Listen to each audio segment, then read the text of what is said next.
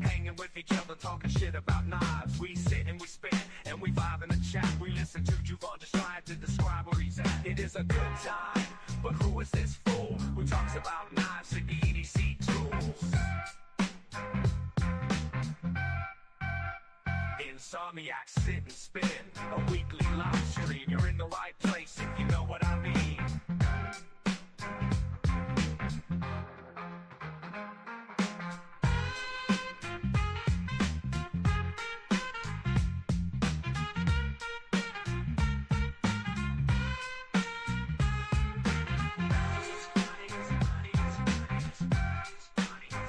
Insomniac, sit and spin, a weekly live stream. You're in the right place if you know what I mean.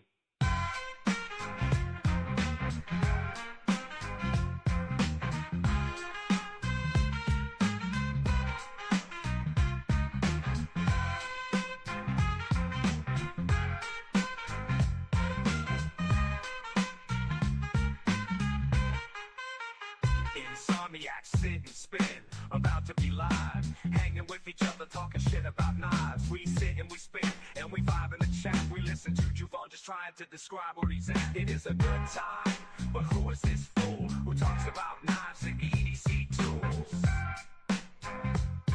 Insomniac, Somniac, Somniac, Somniac, sit and spin, a weekly live stream. You're in the right place if you know what I mean.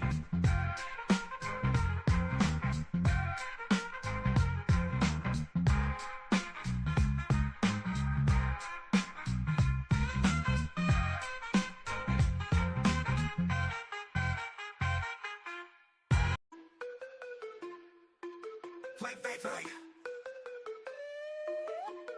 Late night patty whack, give a dog a bone. Grab a snack, sit right back and never be alone. It's time for Insomniac, sit and spin, a knife live stream and a gathering of friends. Insomniac, sit and spin is about to start, so come on in and do your part. Juvon's Knife Flicks is the channel you seek for new knife reviews and a show every week. Fight.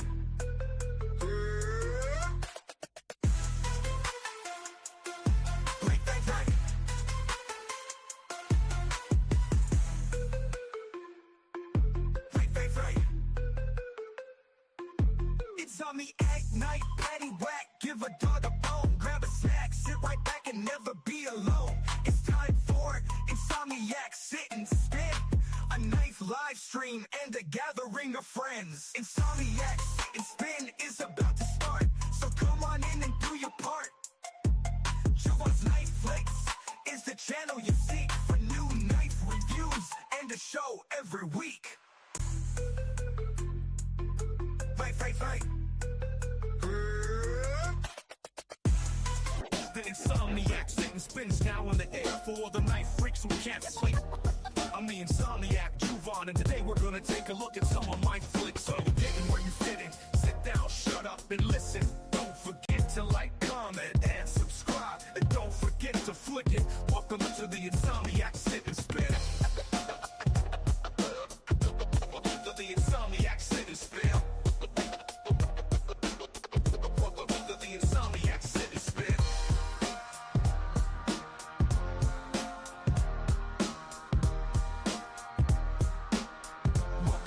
Insomniac, sit and spin.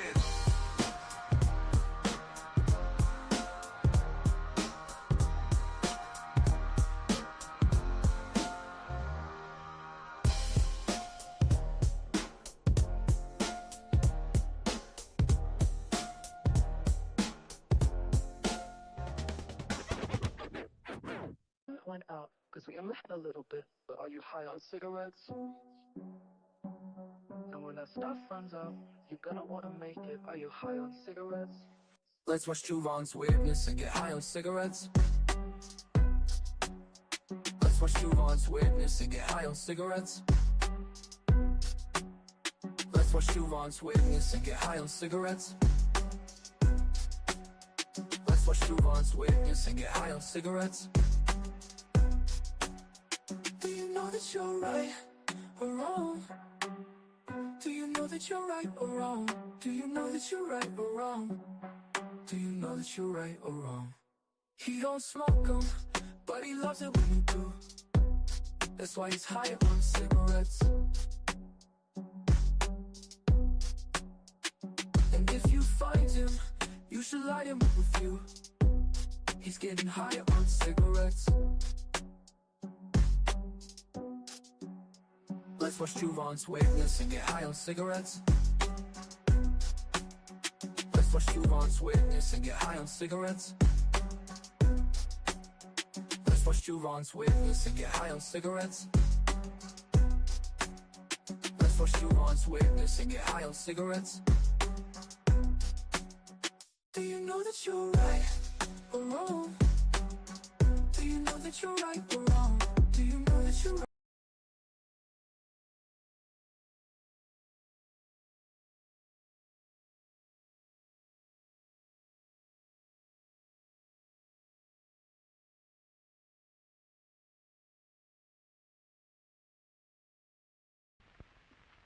Harvey, want anything special for your birthday? Just a decent cup of coffee. You're kidding. I'm serious. Honey, your coffee's undrinkable. It's pretty harsh. Well, so's your coffee. You know, the girls down at the office make better coffee on their hot plates. Well, see you later. And he didn't even kiss me goodbye. You know, if I could just make a decent cup of coffee, I could relax. So, relax. Why don't you try Instant Folgers? Tastes good as fresh perked. Good as fresh perked. I'll surprise Harvey for his birthday tonight. Hey, great coffee. It's Instant Folgers. Doesn't it taste good as fresh perked? Better. Better than those girls make at the office? Honey, their coffee can't hold a candle to yours. Instant Folgers taste good as fresh perked. Try it.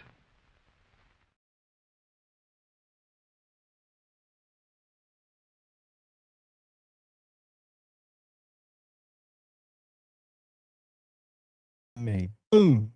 What's going on, everybody? I hope you can hear me. Hope you can see me in turn. Yeah, I was sitting back there playing some tunes, and all of a sudden StreamYard just locked up. So I had to bail. I hoped when I came back that the stream would still be live. But it's great to see everybody. What is up? Welcome, welcome, welcome. Marco Ye in the house. Kathleen Smith in the house. What's up? Neil McKenzie walking right through the raindrops and not getting wet. The Luckmeister, channel member. Congratulations, Neil. I'll get you sent out tomorrow, brother. Neil's been on a streak. We're going to have to do something different Sunday to make sure we flush it out. I've never had an issue with StreamYard, and it's random. And we only had, I think, 12 people in there on Sunday. So it all happens. They all flip around. Paul Mills, my brother, and a channel member too. What's up, Paul? Good to see you, brother. Richard Hopkins, the Roman Gnome, channel member. What is up? What is up? Earth Cheetos are easy. The Cheeto Man, what is up, my brother? Good to see you guys. Good to see everybody on a Tuesday night. I'll tell y'all a funny story about a guy with no door. And one of the rare exhilarating experiences one that drives around without a door can sometimes have. If I remember, I'll share that story. I was going to share Richard's video, which we're going to look at this week, just because it's short and it shows the strength of Shane's knife, because Richard beats it through a log and it looks like it's going to defeat him, but it doesn't. Really cool. So anyway, yesterday, Bugsy Craftsworks is in the house, dudes. Good to see you. I got to make you a moderator because I noticed that you are not a moderator. You can share links. Shane can't put you in jail anymore. And you'll be blue. Hold on. Bugsy, who joined us Friday night, I think it was, and I enjoyed his story. I've told my mom the octopus story. I told Kyle the octopus story via text because Kyle wasn't yet on screen. The octopus story was kind of a life changer for me. We might bring Bugsy up in a little while and let him share it if y'all missed it. Ronald Dobbins, what is up? Be shady. What's happening, guys? What's happening? Both of you guys are killer posters on the gram. If Ronald's who I think he is, but I know B Shady's who I think he is. And guys, it can get hectic here anytime, which is part of the fun of tonight's kind of crapshoot of a sit and spin. Both cats are inside and they're kind of standing off. If you can hear right now, listen. Hear that weird noise? Listen.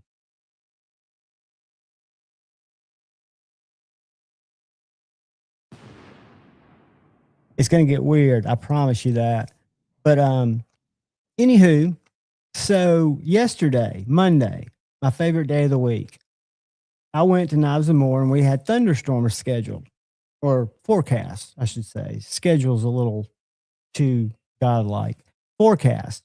So I knew it. So I've got this little system that covers my window up. All good. I don't get soaked unless I'm driving. So right when we got off about 6 o'clock, not only did it start raining like a son of a bitch, I mean, like you wouldn't believe how hard it was coming down, but it happened to be blowing north to south. I was driving west to east, which meant my open door was facing, you've got to picture this or it's not funny, it's facing where the rain's blowing sideways in. And so I get my little tarp, my little secret bat sheet packed up at the back, get in the truck, start heading out.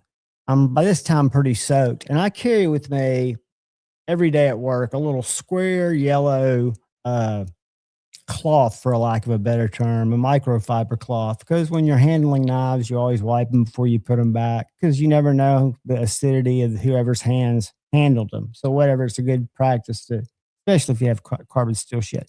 But anyway, so when I'm driving, it's just brutal. But when I hit a stoplight, which I hit one stoplight that I was hoping I wasn't going to, it's like a 5-minute one.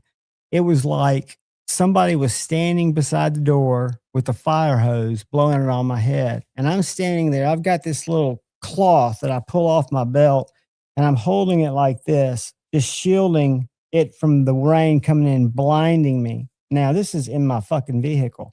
So finally get to the house, get out, covered up, come inside, had to get in the shower, had to put all my shit in the dryer. I was soaked. I could have swam through a pool. I had to take my knives out of my pocket, had to dry them off. I carried this. I wasn't as worried about it, but I also had, I've got the coolest knife, guys. And for those of you, and you'll be in the know because I'm going to do my kind of review, final thoughts video on this knife before the 17th, probably on the 16th. This is an American Blade Works slip joint, really popular slip joint. And this is a frag pattern. This is the first time most people are seeing the frag. It's going to be dropped at DLT. It's not a DLT exclusive, but it's going to be there first. It looks dynamite. That's not the best part of this story. Stick with me. So, blade steel is MagnaCut.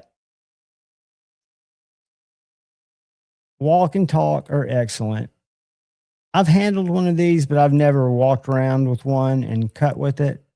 Blade is very deeply hollow ground. It is made by Michael Martin, one guy, American Blade Works.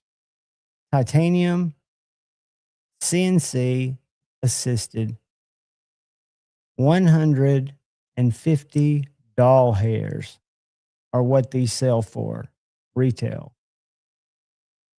150. I bought a case, and I'm not hating on my cases, but there's no fucking comparison. If we're talking about an American-made knife to an American-made knife, that's a $98 or that's a $112 case. It's either 98 or 112. So it's not more expensive, but this is stamped surgical stainless steel. Not rich light. I forget the material of the handle, but a very basic knife. If you look at the two side by side, I I can't stress it enough. And I know not everybody's a slip joint guy or gal. I wasn't for sure for a really long time, but I've got a couple of Jack Wolves that were $2.99. I've got about 6 GECs, which are USA made, that were anywhere from 150 to trade value of 350. The last one I picked up was a $350 knife. That's secondary price. They do go up. And then my QSP Hedgehog, one of my favorites, the one that I got from Traditional Knife Works that had the purple carbon fiber. It was $199. So that's an import that's more expensive than a USA made small batch.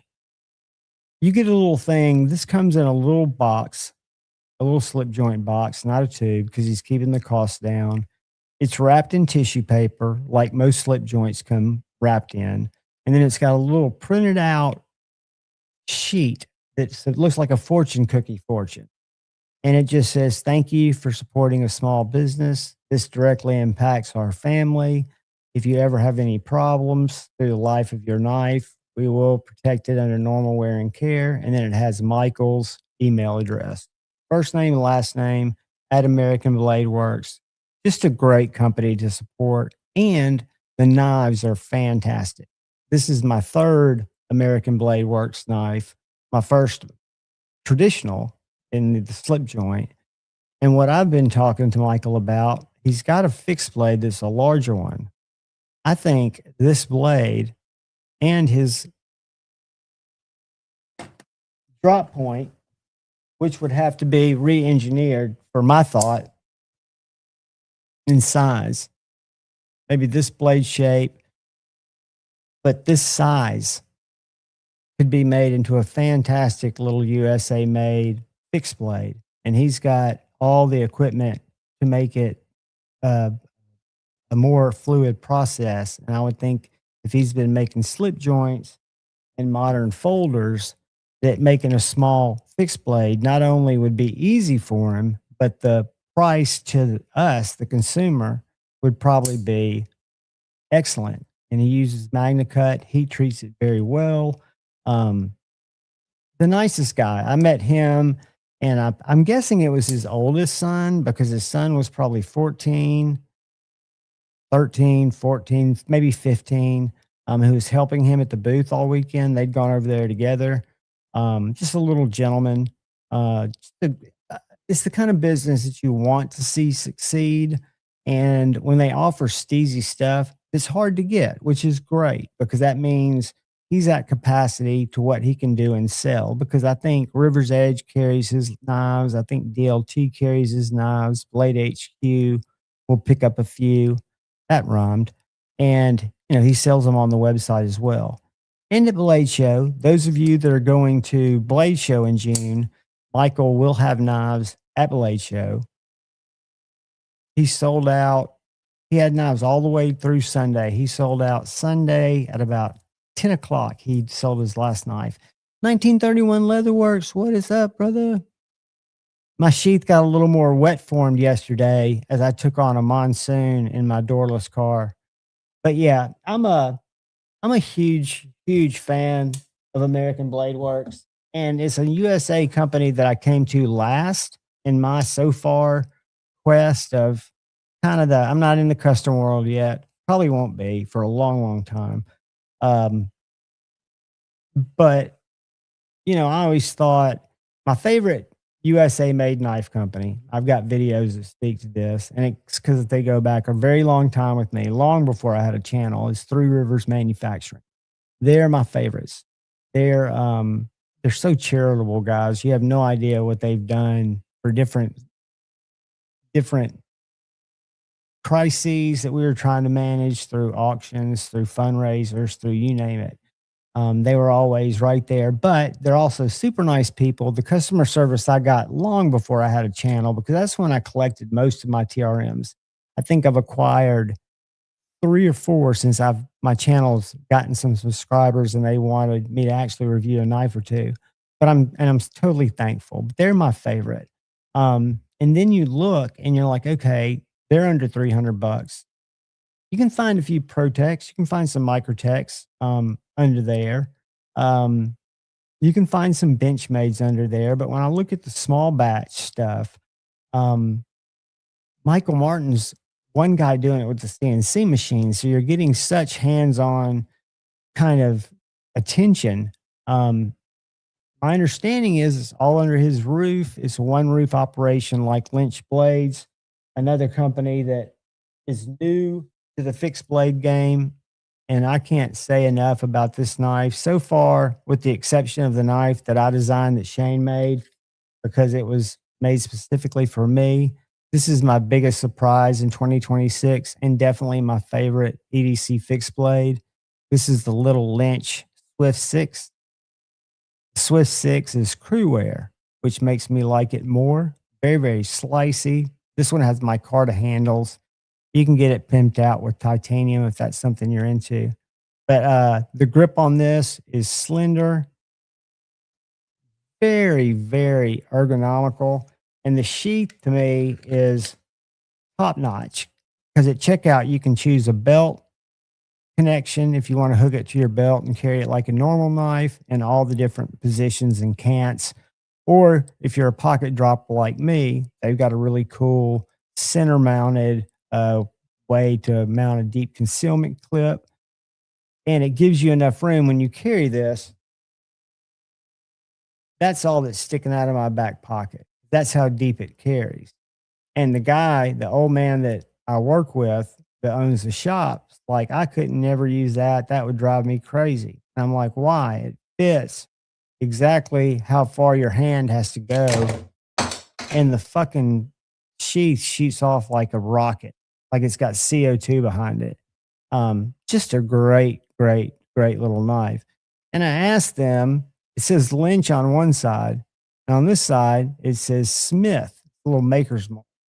And I asked, is this a collaboration with somebody? And it's the head shop manager who does all the CNC machine settings. He drew this little knife out, which I thought was pretty cool. Let me get my thing that I jettisoned.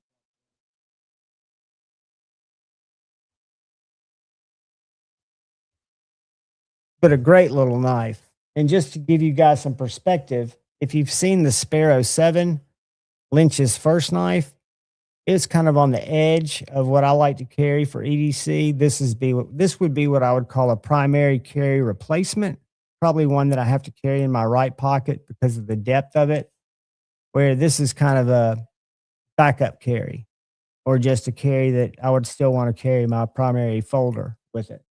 But yeah, Lynch, I like to see them do well because that's another small business that I think is doing it right. They're doing it under one roof, and they're just good people. And then you got people like Gary Creeley, like Waxwing Blades, my buddy Tim Kell, who has a few strategic partnerships to get things put together the way they need to be. And I'll tell you guys, to me as an end user who's cutting with these tools, it doesn't really bother me. I can understand scaling and starting to bring in, some outside sources if you don't have the equipment or the room for the equipment to get your production, your knives into more people's hands. As long as you don't let the quality suffer. It recently, Jacob Creates, who I know B. Shady's a huge fan. I'm a huge fan. I have 3 chickadees, but I don't have any of the Mary series where B. Shady's got several of those too. But he's just recently turned all of his manufacturing over to Millet. It's a little bit bigger company that allows him to put more knives out on drop, which is a good thing for everybody. If the quality stays the same, and you're getting almost the same product, but you're actually able to get it, it'd be nice if he still made some handmade ones, but he doesn't have to because the ones at Millet don't have a reduced price. And I don't think they should. Again, I look at it from a market standpoint of I've been happy paying I wouldn't say happy, but I've been willfully paying for my chickadees. I've only bought one new. It was this one from River's Edge Cutlery, and it was like $245 for a 20 CV. This was a 20 CV drop, but I love this knife, so I didn't have any problem with it. So now that it's being made by Millet, probably a little bit, possibly even better than this knife in terms of the final product. I've not seen a Millet version. Why should I worry that it costs a little bit more? He might not be saving money. He might just be able to turn the knob to increase his production a little bit. And I'm behind it. I'm loving little knives, guys. I'll tell you right now, I've got a little knife coming in Thursday that I'm really excited to check out. Sweet, dude. I'm really excited to check out a little knife coming in that is made by the company that made this Olive Knives Arbor. This is a big bushcrafting knife, one that I've beaten the hell out of. I've used on a camping trip. I love this knife. This is kind of one of my go-to camping knives. It's made out of Elmax, and it's got this Fibonacci grind, which I don't know what that means. It's a marketing thing probably, but it looks cool. Well, they've got a little knife, a little EDC knife called the Venice or something like that, that has the same Fibonacci grind, but it's a taller, thinner blade that's not meant to, wax stumps, but it's more meant to be an EDC knife. So I'm going to have a chance to review that. I'm super stoked. Is Neil McKenzie still in here? Let me see if Neil McKenzie's still in here. I know he has to run in and out a lot. Neil, are you in here? I'll show you what you won, buddy. I've got it right here because I haven't put it in the box because I've got the original box. Neil?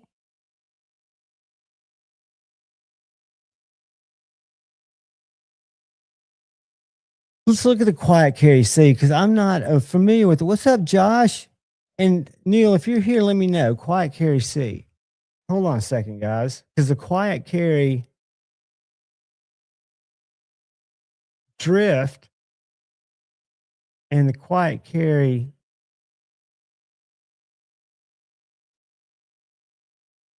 eight or nine are some of my favorite. It's the Drift C, right? Yeah, the Drift C.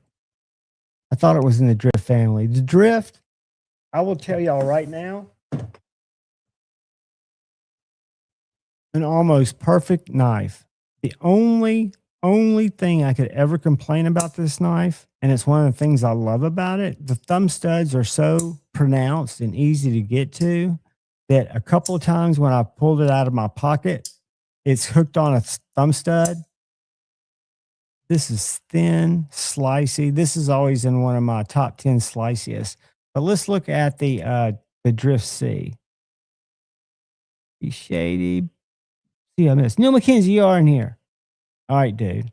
I want you to look for just a second. I'll pause it because this is what you want on Sunday. This is Richard Hopkins. Thankfully to him, he donated this little knife, which is very beefy, small, has a little horizontal scout carry sheath. And then you won one of my OG favorites. Dude, this is the Concept Corvid V. It's got a bar lock. This is probably one of the snappiest bar locks. A medium-sized cardboard shredder. Just an absolute slicer. And you'll get some swag with that too. So anyway, dude, thanks for popping in while you were working. Thank you for playing the secret word game. But let's look at the Quiet Carry Drift C and see what we got here. Because if it's anything like the Drift, I don't know how I can hate it. Because the 9, its action is better than the Drift. Ooh. So contoured scales, I see one thing there that's different. Is the C for contoured? Yep. Yeah, I would recommend without even reviewing that knife because I can only assume it's made on the platform that this one is. It's washers, it's Van-X, 100% allegedly rust resistant or rust impossible, maybe? I don't know if impossible is the right word. But if I could get a contoured version, absolutely. Would I buy a contoured version for that price if I already owned the flat version? I wouldn't because the flat version I really like because it's got the texturing, which this one does too. The texturing on the show side, but the backside smooth and it goes in and out of pocket with that wire clip like a champ. Wonder what the thickness is on this one. Hold on a second. I approve. I approve.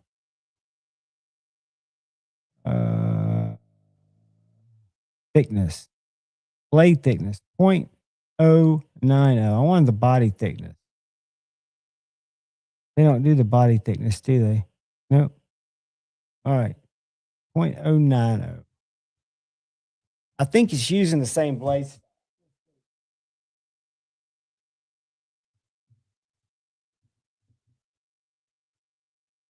Let's see what we got here.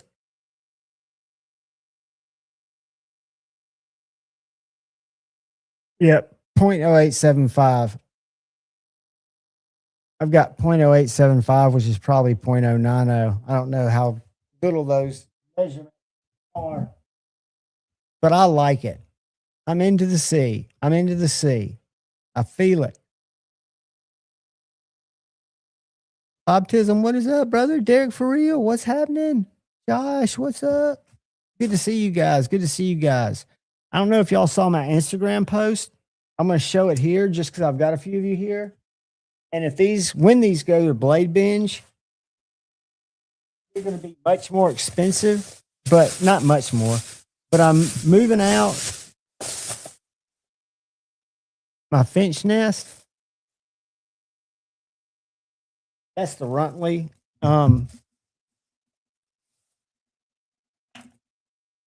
That's a Roadrunner. So Finch was a knife company. I used to buy all their knives, not like Big Red, but I collected them up through this knife. And they were traditional, modern traditionals before Jack Wolf came to be.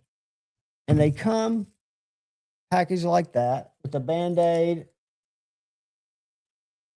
a sticker, and a warranty. And the knives are really cool because they've got a loom. That little crest is glow in the dark. This is the Roadrunner, which is going to be a dagger grind. They're all in 154 cm.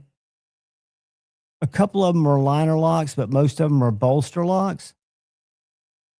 They were about 100 and a quarter, and I'm selling them in the box, shipped in the continental USA for 75 a piece. If somebody wants all 7 because they want to collect finches, we can probably go lower per knife. But I would have to see what shipping was. But I made a post on Instagram and I've got 7 of these. This is the 1929. This was a really popular one. And this is going to look like an old knife to you guys. This was something Lefty influenced me to buy a lot of stuff because he would show cool stuff. But Lefty really got me knowing Spencer. I think that was his name. Spencer and Austin, I think, were the guys that started Finch. And one of the two came from the watch industry. And that's why they made the crest the loom. So this one got a battery, got the warranty. And this guy looks like an old knife. Let me stop sharing this. Uh-oh. Let's do this.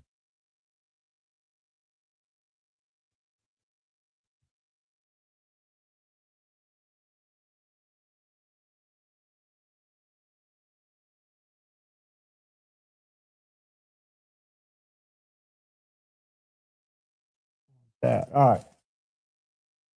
So this is probably one of the more popular patterns. This is the 1929. This is the Doc Holliday.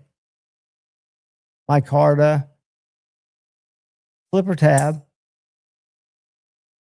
A little spade blade. And these are like new in box. For those of you that are wondering, a couple of them have been used. Have a few little blade scratches, but nothing major. They're all 154 cm, and they're all on my Instagram. And the reason I've got them boxed up is I was going to trade them down at Knives and More, and they do not have the space right now to take them in. And so I figured while I had the boxes, I would try to let them go. I don't have any room to store folding knives anymore. The Finches I've had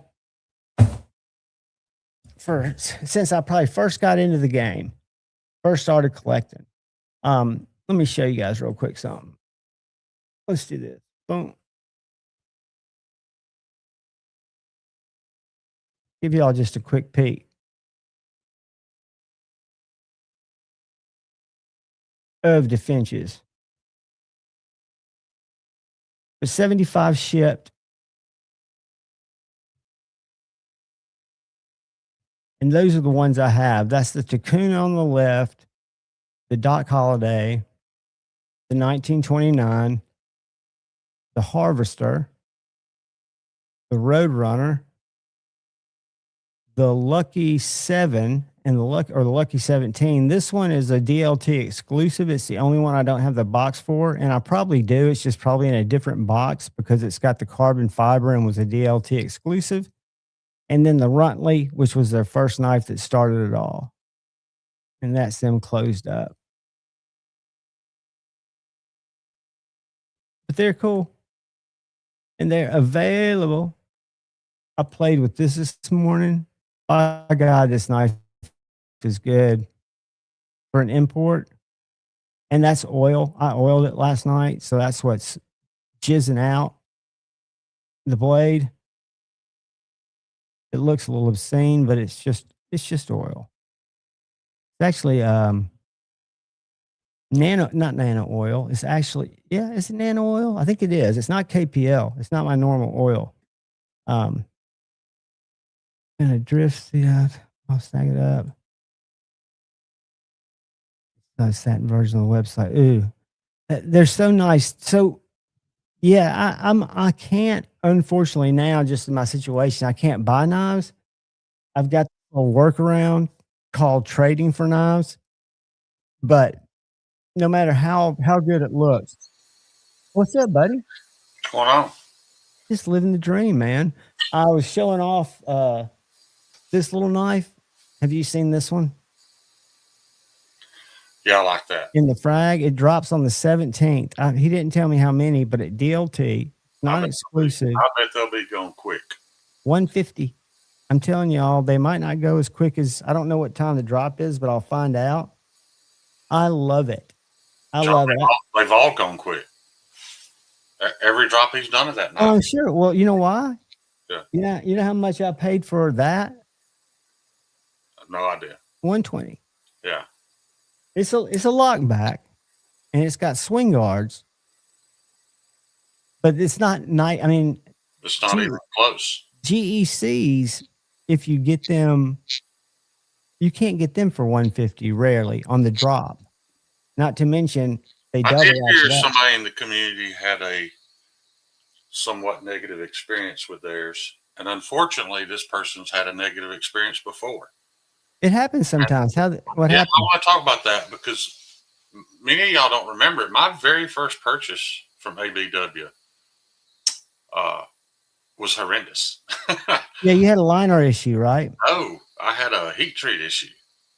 And not only did he fix it, he completely revamped how he was doing things to make sure it never happened again. And the product is now better because of it. But let me say this. I think Michael's in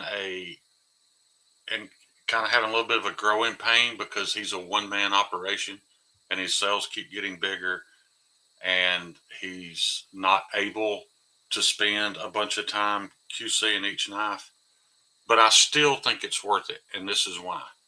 He's the only maker I know that if you're just not happy, he'll just give you your money back. Yeah, keep talking. I'm gonna go get this little this thing that was in my knife. Keep talking. I say that to say, as much as I've touted ABW, and as much as I support them, I will say there's probably a slightly higher chance of you getting something from ABW that might need sent back than some other companies. I just say that,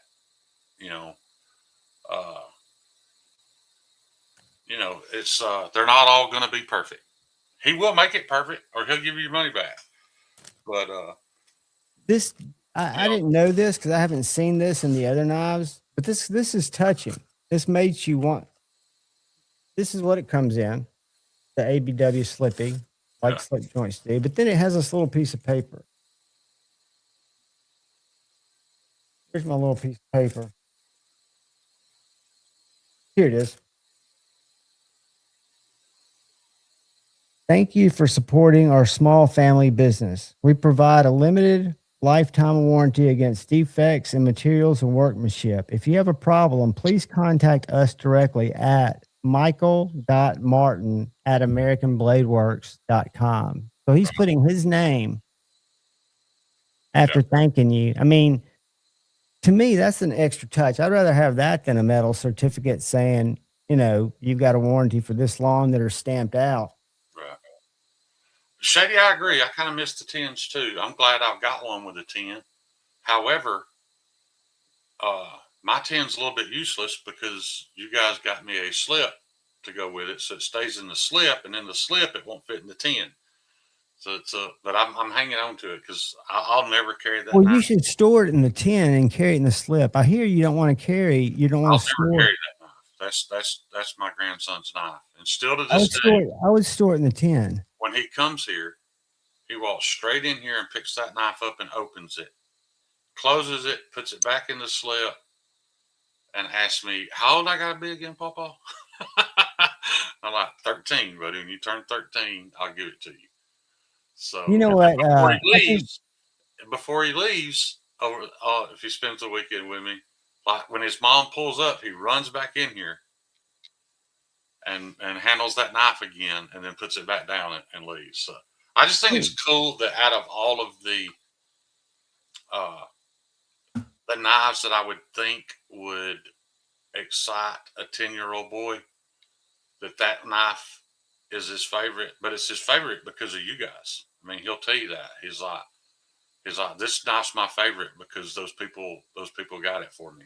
Shane, I bet you it's his favorite because it means so much about your character and what those people thought to make sure he had that knife. That knife is going to start him off on a journey. If it's his only knife, I guarantee you that's a tear-jerker story.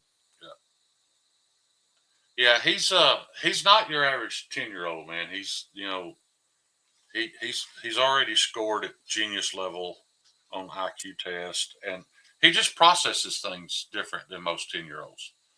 I don't think the average 10-year-old would understand that sentiment, but he does. He knows how important it was and how big a deal it was. But Terry, you won't regret it, buddy. I mean, when I first found slip joints and started buying them, the Jack Wolf I had to think about it for a long time, but they were so inexpensive. I could buy a Rough Rider for just what I'd been used to buying knives for.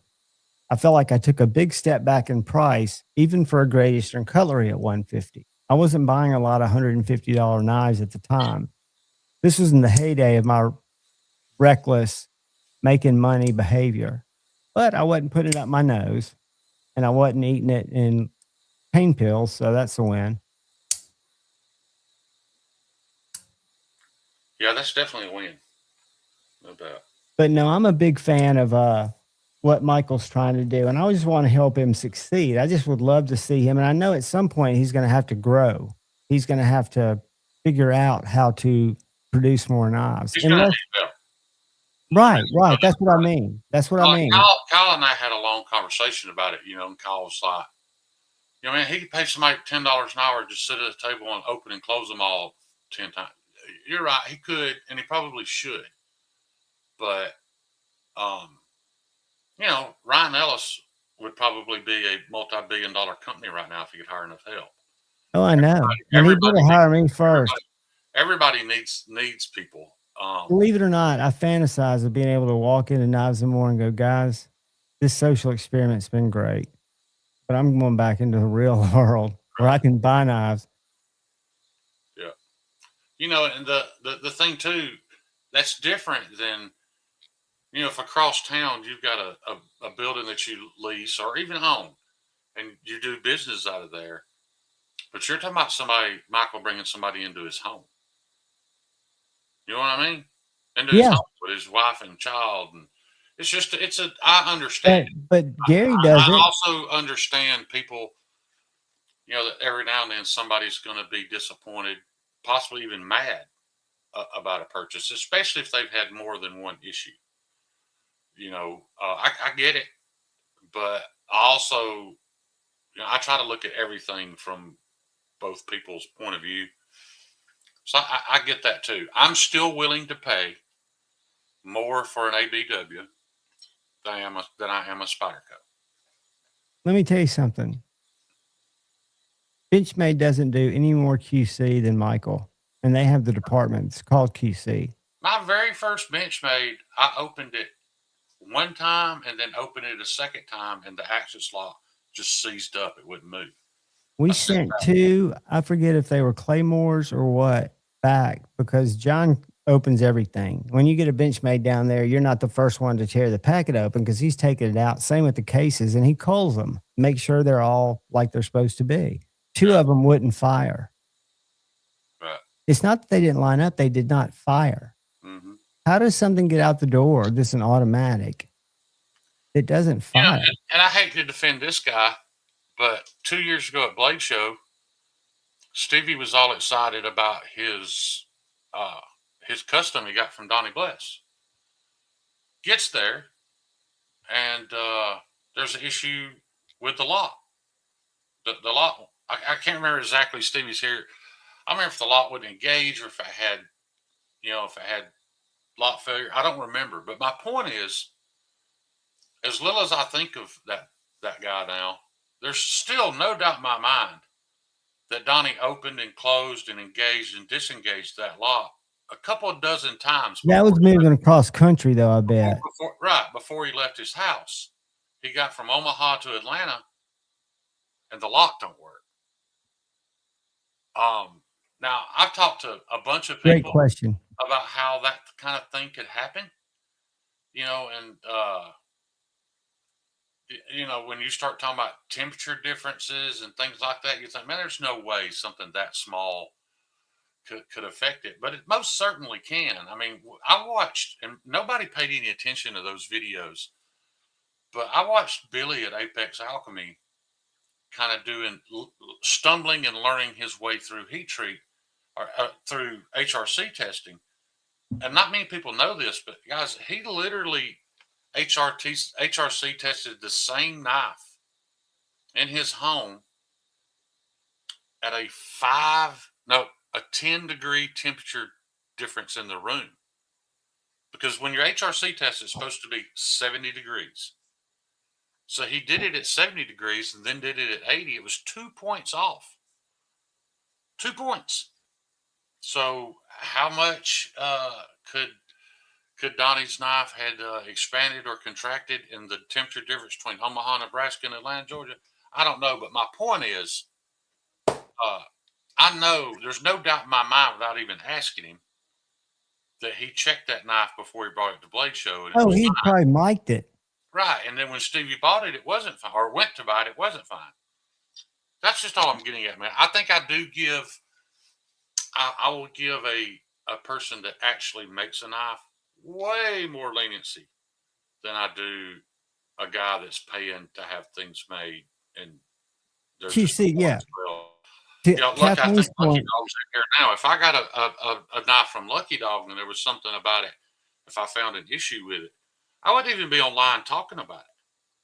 I'd call him up and, me and him would get it handled, and I would never badmouth him because of it. Andrew, let me know if you want a link. Because he's a guy that makes knives. He has a guy make knives, but he does make knives. He and David Mary Customs over in Canada makes the Lucky Dog knives. Right. A hand. I'm thinking of a very good knife company. I'm sorry. Yeah. But And Andrew's, but think about Andrew. Andrew could have gone to China with his designs. He chose to do 9 at a time and go. He couldn't find a USA, but he found a Canada, which is, hey, that's handmade. See, John, that's another thing. People think I'm against. No, I wouldn't have.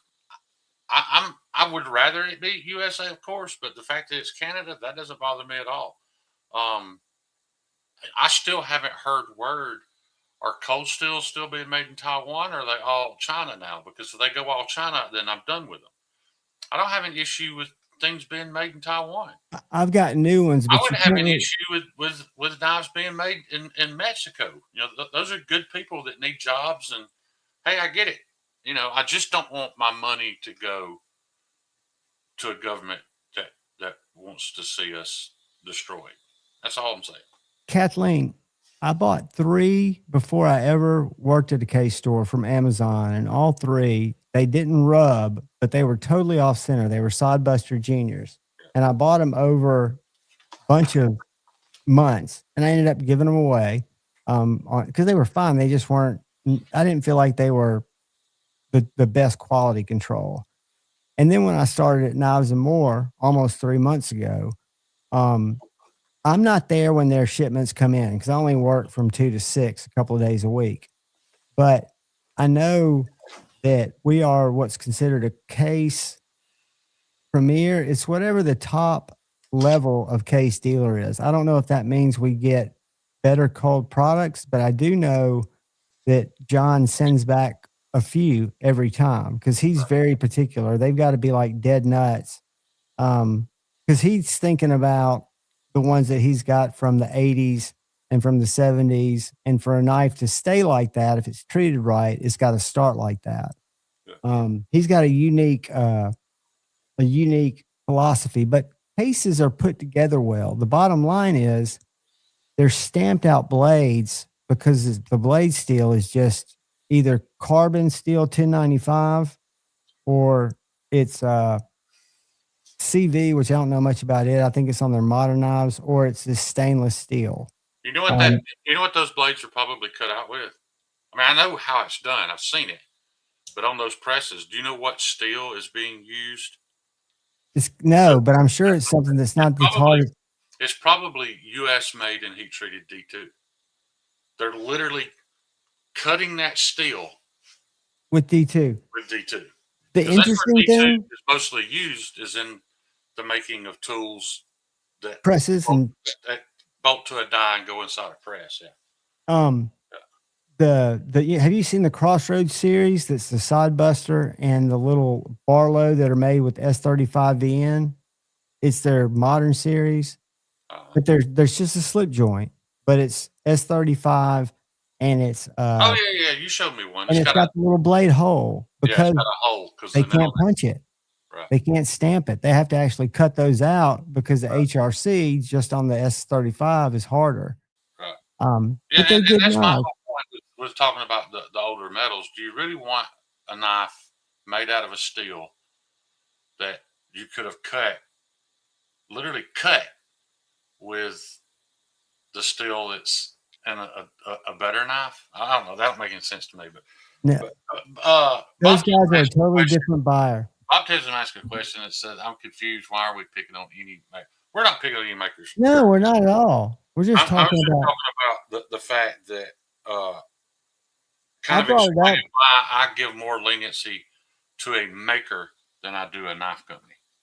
Because there's definitely a difference. But I just got this. It started from talking about quality control shortcomings here early on that have been corrected, and the fact that the way that they were handled made the issues not seem as grand because they were all handled. I just got this back from Kyle. Tell me the story of that. This is my Jason Grant.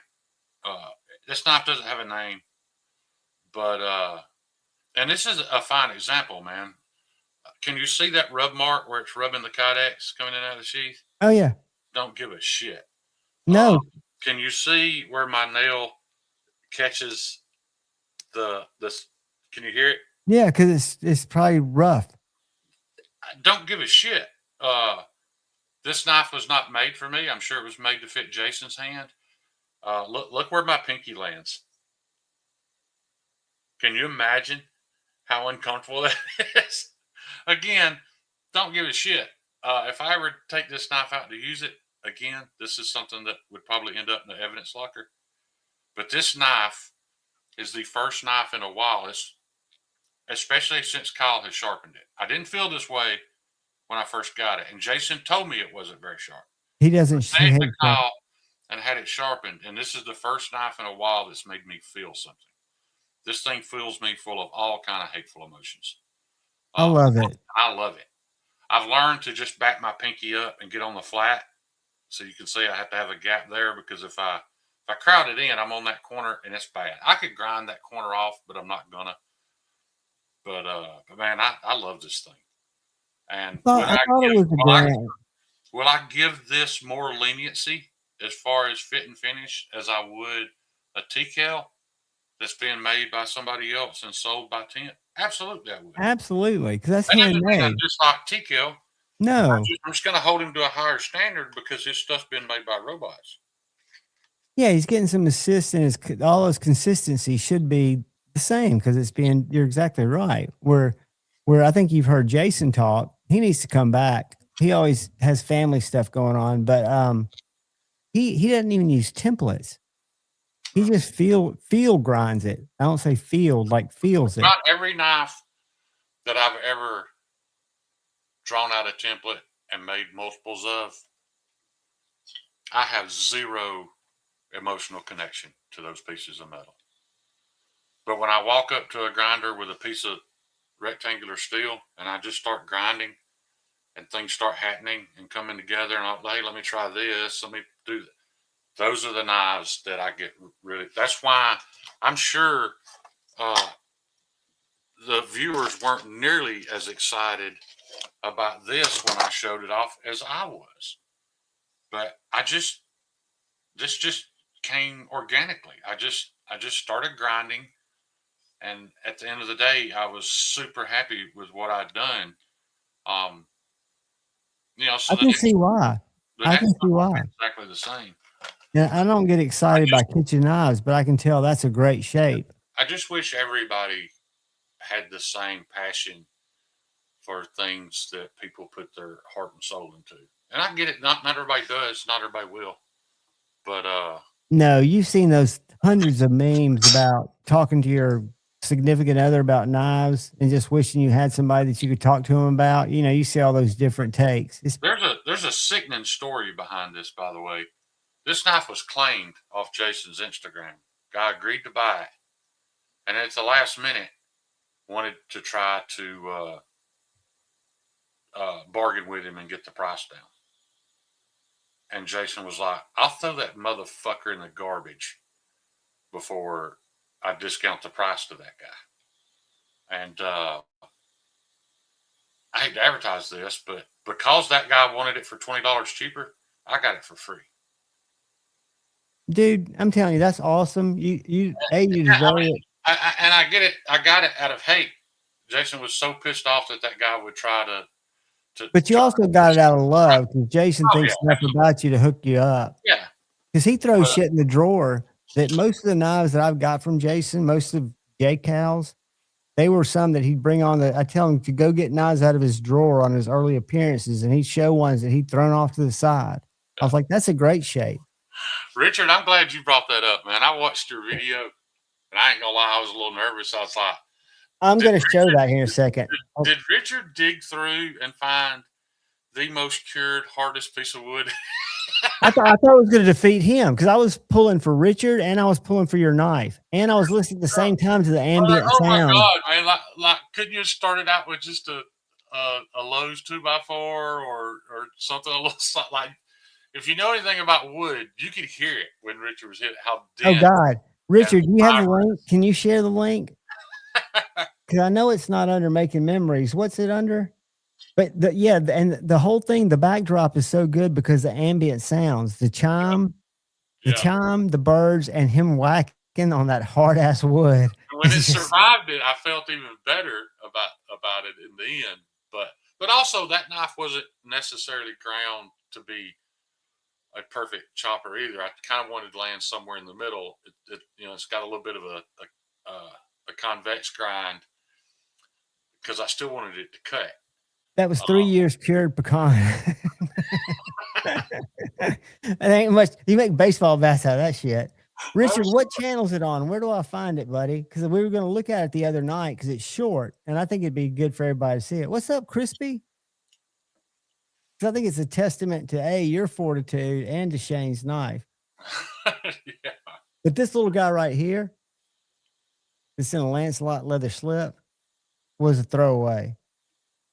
Why? I said, finish that out. He didn't like the way he didn't like the way it ground. It's not perfect. You know what? I had a phone call with Jason, and he was telling me that you're getting a hug interruption. Go ahead.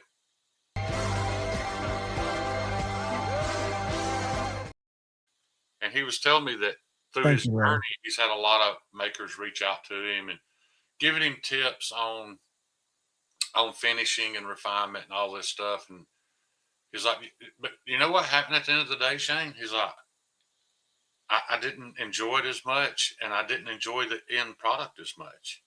He's like, that's just not me. He's like, I don't have any interest in making this perfectly refined, beautiful, slick show knife. He's like, he knows people like him, but his thing, and I don't know if you remember from his early lives, he likes to take what he's developed in tattooing, which is stippling, and you know about this, Shane, layering, using different pressure to get different effects, to use that same technique in metal to get the kind of what I call rustic. Not so rustic, industrial. Yeah. And like you look at this, and it's got the gripper jimping. Yeah. But it's got a very clean, thin blade. Yeah. Well, as thin as it can be for that thick. Yeah, for that thick. I mean, that's thick. Yeah. But it's hollow. Yeah. And he just wasn't pleased with it. Yeah. Well, Jason's an artist, man. And that's the thing I was going to say. He's a very prolific artist. He did that one with North Mountain Blade, and I'm surprised he hasn't had more knife companies partner with him. He's also a deadly motherfucker.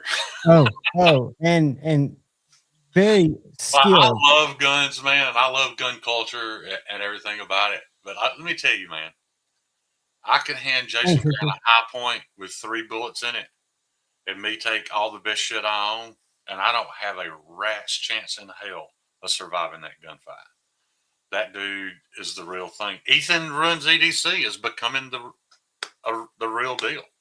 He's becoming more dangerous every day. Because it just takes time and the training. I think he's had training too, and he'll tell you. Oh yeah. All right, here we go. I'm going to share the screen. Can y'all hear that? Y'all can hear that, right? I don't hear it or see it. Well, I stopped it, and you can't see it, but you're gonna tell me if you can hear it, because you got to hear it for it to be good. I heard a voice in the background. Okay, that was it. Here we go. I'm gonna turn it up. I just got a new camp knife in from a friend of mine. It's gonna lag a little bit. I'm sorry. Let's see how that.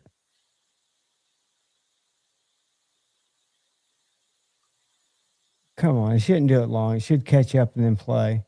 Yeah, I was thinking when it first started, I was like, hell, he might as well just went over and try to chop one of those bricks on his house. Oh. And then he went through 2 more. Yeah. And keep in mind, that Pro Cut wasn't, there's 2 heat treat protocols for Pro Cut. There's maximum toughness and maximum edge retention. And that one was heat treated for edge retention, not for toughness. But it just shows you how much tougher than 1095 it is to begin with. All right, when I stop sharing, it goes fine. Had that knife shattered and shot into 2 pieces, I'd have been embarrassed, but I wouldn't have been upset because that's not necessarily what it was heat treated for. Blades in Alabama. And here it is. It wasn't doing that until I shared it.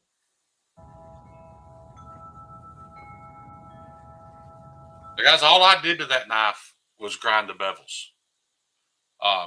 Heat treat, even Mayhead even heat treated it. He's followed the exact same protocols, that same oven that I use. But he did I'll all share of it it. again. Every time I stop sharing it, it just goes. I'm gonna let it run for a sec. Hold on a sec. I'm gonna let it It's load up up. there. People can watch it. They click on the link. Yeah, but I want it's something we should watch together because it's so good when he starts beating on it. Let me get him to beating on it. Let me do that. Then I'll share it. All right. I ain't gonna lie, I was nervous, but I assumed that it didn't break because he posted the video. No, that's Richard's first video. Richard did. I mean, that shows a lot that he likes the knife for him to make a video about it because we've talked about that. It's not something he likes. You know, he's not driven to do that. Here we go. We're in the process of making another one. We're gonna do those one at a time and put them out there, and whenever it sells, we'll make another one. So we're not gonna do them by batches. We're just gonna make one, and if somebody wants it, then there'll be another one later. See, it's just when I go to share it, it stops. It plays fine. What? Here we go.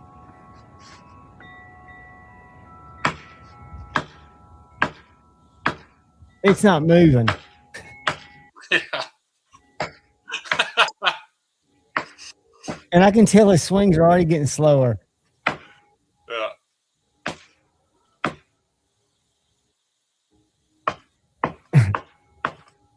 But he stuck with it. Yeah. He did. And I'm sorry it's lagging. This is pissing me off. Good job, Richard. Yeah, he gets all the way through it. Yeah. I love the ambition. I'm gonna share again. See, right when I stop sharing, it looks fine. The hardest, most fibrous, abrasive piece of wood that I own. And that didn't do it justice because he slammed it. Look at that. Y'all go watch it. It's a short video. It's 4 minutes, but it really does show because he goes back and he hits more. Yeah. Watch. Stop sharing. It'll just start. I mean, what is that? Why am I using resources? So that's one. He knocked it in half. Can y'all hear it? And then he goes for the smaller one with the knot in it. Yeah. And just starts beating on it again. Yeah. That was as much of a test as I could have ever done to it.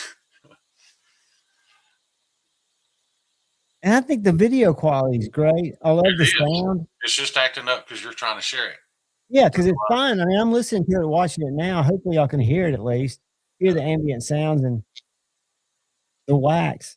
He's putting some hardcore wax. I don't know where Kyle and his beautiful hands are. He may have a blister on him, though, y'all. Kyle's been working. He'll show up, Elite Lurker, working on your mom's cooter. Oh, that's funny. Yeah, that is the pecan. That is that hard pecan. Yeah. Yeah, had I known he wanted to torture test it, I could have did like all the other knife companies and made a knife that was actually designed for torture. You know, I could have ran it at 60, ground it like an axe. Probably would have split that piece of wood a little better, but I'm glad that even though that knife wasn't necessarily designed to do that, that it stood up to it. I mean, I wanted to be able to baton with it. I just didn't expect aged pecan.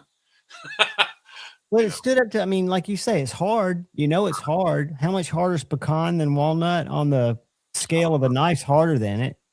I don't know. But the handles on that are that Brazilian Ete or whatever. And I've learned nearly every knife that I put that stuff that I use that for handles on, I'm going to have to rehandle. Why? Because I didn't realize that it's almost like that wood never stops producing oil. So even though I cleaned it thoroughly with alcohol, the oil seeps back into the wood where it's contacting the epoxy and breaks the epoxy down, and the handle will fall off. Is there a way you can Now, stabilize that? Richards are bolted on. No, you just bolt them on. You don't glue them on. You can't glue. You can glue it, but over time It's going to come unglued. Yeah, so I've got one on its way back to me now that I've got to redo. I will look them up, Bugsy, because I do not own any Selby's. Selby knives. Bugsy, tell me if you want a quote. I mean a quote. If you want a link. SELBY, right? Yeah, and that's something I like about having the guys from the chat like Bugsy, and I mean, there's plenty of people in the chat that could do this, but I enjoy people bringing up brands we haven't heard of and going and look. Because to be honest, guys, I enjoy Cole's when he strolls through Blade Binge. I like that. Well, dude, I could shield through Blade Binge, and I can do that too. Do it though. Is my point. But it is Selby, right? I got it right. Yeah, you got it right. Yeah. The Sculpin, $200. Nitro V. I just pulled that one up. Rich light handles. Look really nice. Are they? Looking at that knife, John. Even if I wanted to make something tougher, I'm going right back. I'm just making sure I'm following them. I know for a fact that saber grinding it like that would make it tougher. I just can't. Like when I go to grinding a knife, even if I have a nice, pretty saber on it, my OCD is just eating at me because I know if I full flat grind it, it's going to cut better, and I just can't. I can't not full flat grind it. And I don't understand still. I still don't understand the saber. That's not a saber, is it? Yeah, it's just a flat grind that goes halfway up the knife. Okay, so as long as the flat, it just don't go all the way to the top. So that's a much tougher geometry. Maddie, you lose some cutting geometry out of it. Ivan Kodak, what's up? Maddie, I was thinking of you earlier, dude. I had 4 glizzies for dinner. Not just regular glizzies. I've learned that the best hot dog making wiener are those Eckrich smoked sausage that they sell at Dollar General for $3.50 a pack. That's an interesting little design. I like that. I think it's a Skinner. Let's see what it says. But it says lineman Skinner. It's for not for like an electrician. Table, yeah. Yeah, I like that. Purpose-built knives. You're right, Terry. That's what a Scandi is. It's just a saber grind with no secondary bevel. Got some folders, $400, USA made. Those are going to be a stretch. See, Ryan was talking to me about making knives for electricians. Look at that. They're currently buying $25 knives. I just don't know if they're going to be willing to pay more for. Ryan's going to gift it to him and try to get him addicted, and he's not going to have the percentages like if it was gifting it to us. Because the bottom line at the end of the day, that Matika is going to cut fine, right? Or what do they call them? Not Matikas. What do they call the ones that's the red one that everybody buys at Home Depot or Lowe's? Milwaukee, yeah. Because I think that's a fine knife that's improving. You mix Milwaukee and Makita into the same word. I know. I like that right there. I'd like it better without the ring, but that ring's big enough to where it's not. I really want to do some ring knives. I'm not going to do batches of them. You just want to make them big enough and thin enough. A lot of Tim Kell's rings, I think, are a good lesson in rings because they're so thin that they just are there to help you grip or to beat somebody with. Yeah. I like the shape of that knife, though. Yeah, I mean, and because I was talking about doing some thugs with a ring, and that does kind of resemble a thug with a ring. And I'm going to eventually. I'm just not going to do batches of them.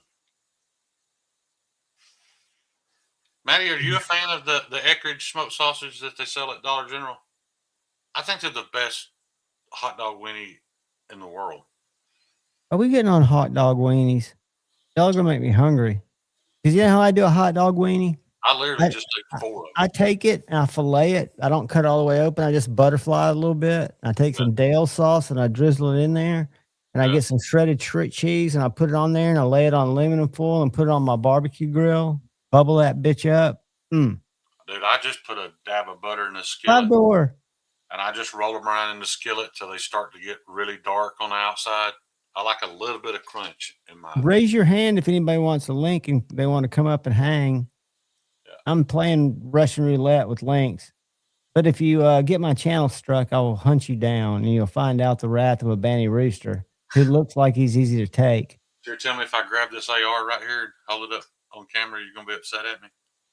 I'd be upset. Not at you. I'd just be upset at the situation. I'd feel like Lefty did. I tell you what, Lefty handled his situation is cool, calm, and collected and kept communicating with the people that were asking in the YouTube group chat. He kept leading that group. Lefty's kind of a natural, I hate to say this, but he's a leader. Yeah. And he helps those guys out in terms of, giving them advice.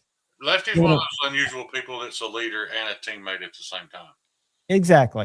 The things Lefty did for Knives Live, he'll never get enough credit for that. Nope. I'll stop talking about it, but Knives Live would have sucked without Lefty. It would not have been nearly as rewarding for anybody that participated. Everybody that got all that free shit, 85 to 90% of it came through. Was Lefty. Yeah. And Lefty called in favors. I don't want to take away from that. No, I know. But he Lefty literally couldn't use his living room. Like his living room was stacked with boxes of shit that he collected. And he had 2,000 subscribers at the time when he was getting all this stuff. Yeah. He didn't have a lot of clout, except Lefty just kind of created his own clout. Well, Lefty also, he tried to teach me that. He's like, Shane, you just got to ask. Just ask. I just don't have I don't have it in me either. I don't have it in me to ask. Yeah. Speaking of asking, I know what I was going to share tonight. Uh-oh. Where is it? Here it is. I like that one right there in the middle. The one by the T-shirts, the full-size kind of combat-looking knife. In the middle that's got a little bit of a recurve? Yeah, I'm not sure about that trailing end on the handle, like where it gets skinny. I'm sure it works. But this one right here, the Folsom XL? Yeah, I like that. You're talking about right here? Yeah. Yeah, I just wish I had a little curve out right there.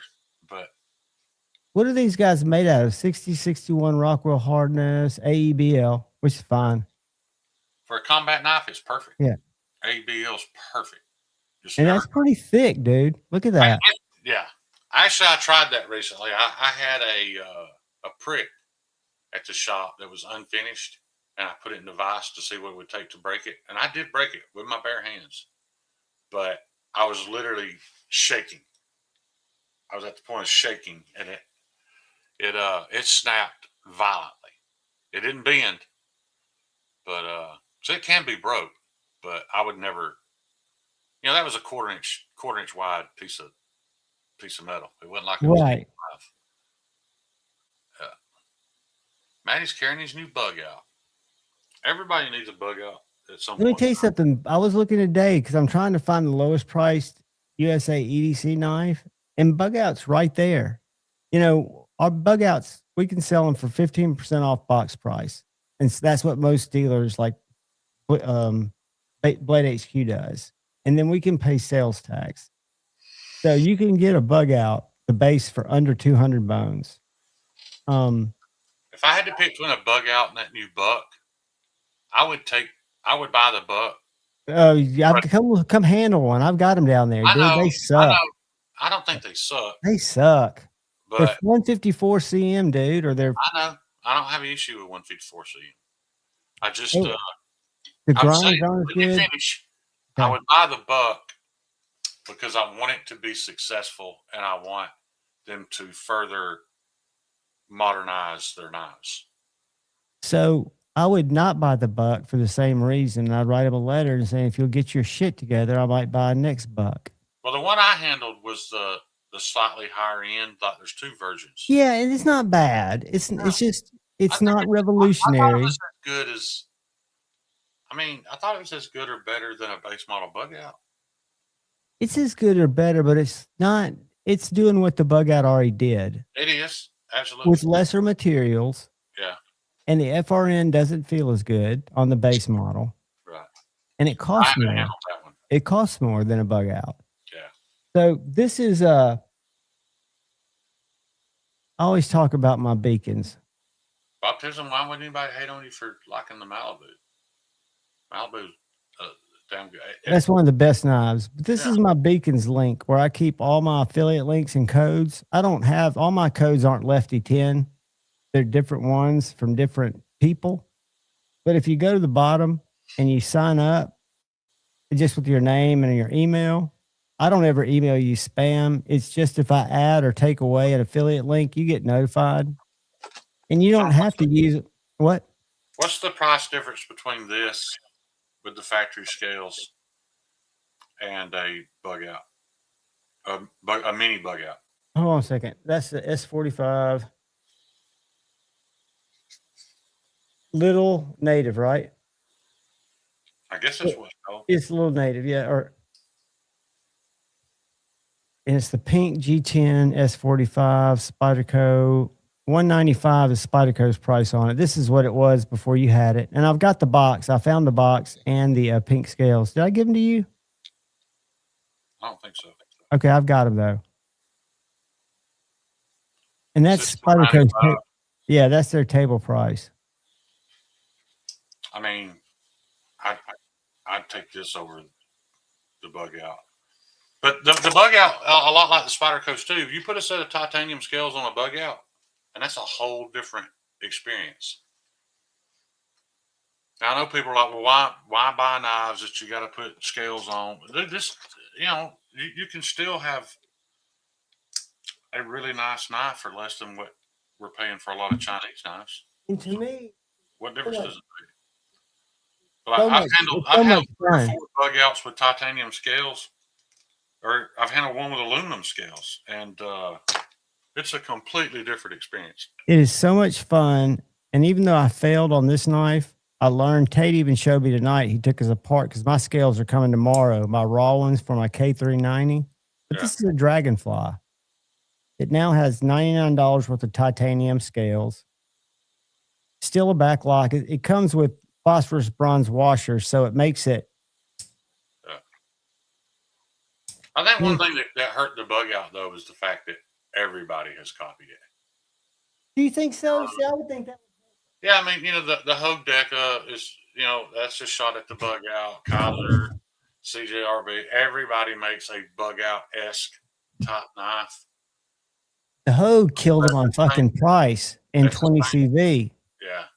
And this is an old one. Mine's an old one. They're Magna Cut now, but they were 20 CV. This was $118. It was all black with G10 scales, not FRN. Yeah. But I don't carry it or like it as much. My bad, Sarah, Rick.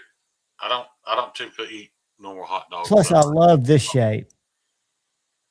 This I- Deca. My only issue with that shape was I wish they'd have just made the blade perfectly flat, perfectly straight. Instead of having a little belly. Yeah, I don't like Yeah. the little corner there. Well, it's got that compound grind too, I know. which I don't get that. Of course, then it would just pretty much be a folding version of the Thug. So it is what it is. But Maddie and I are bug out twins. Does Maddie? Which one did you get, Maddie? Well, this is his you got old one. titanium scales, don't you? This is an old one he's got. I think he said he got another one. I've got. What do you mean? This is an old? Is that yours or his? This is mine, but we're twins. He's got the same Met and Boss scales. Oh, yeah. See, that makes that knife a completely different monster. It does. And what I was going to show you is I got a base one. Jim Allen donated to me because he wanted it on Zach's channel. And I put those Lex Rex custom scales on it. And this is my size comparison knife. But it just makes it so much better. It's funny, Maddie says that Coastal Airlights are the one true bug out.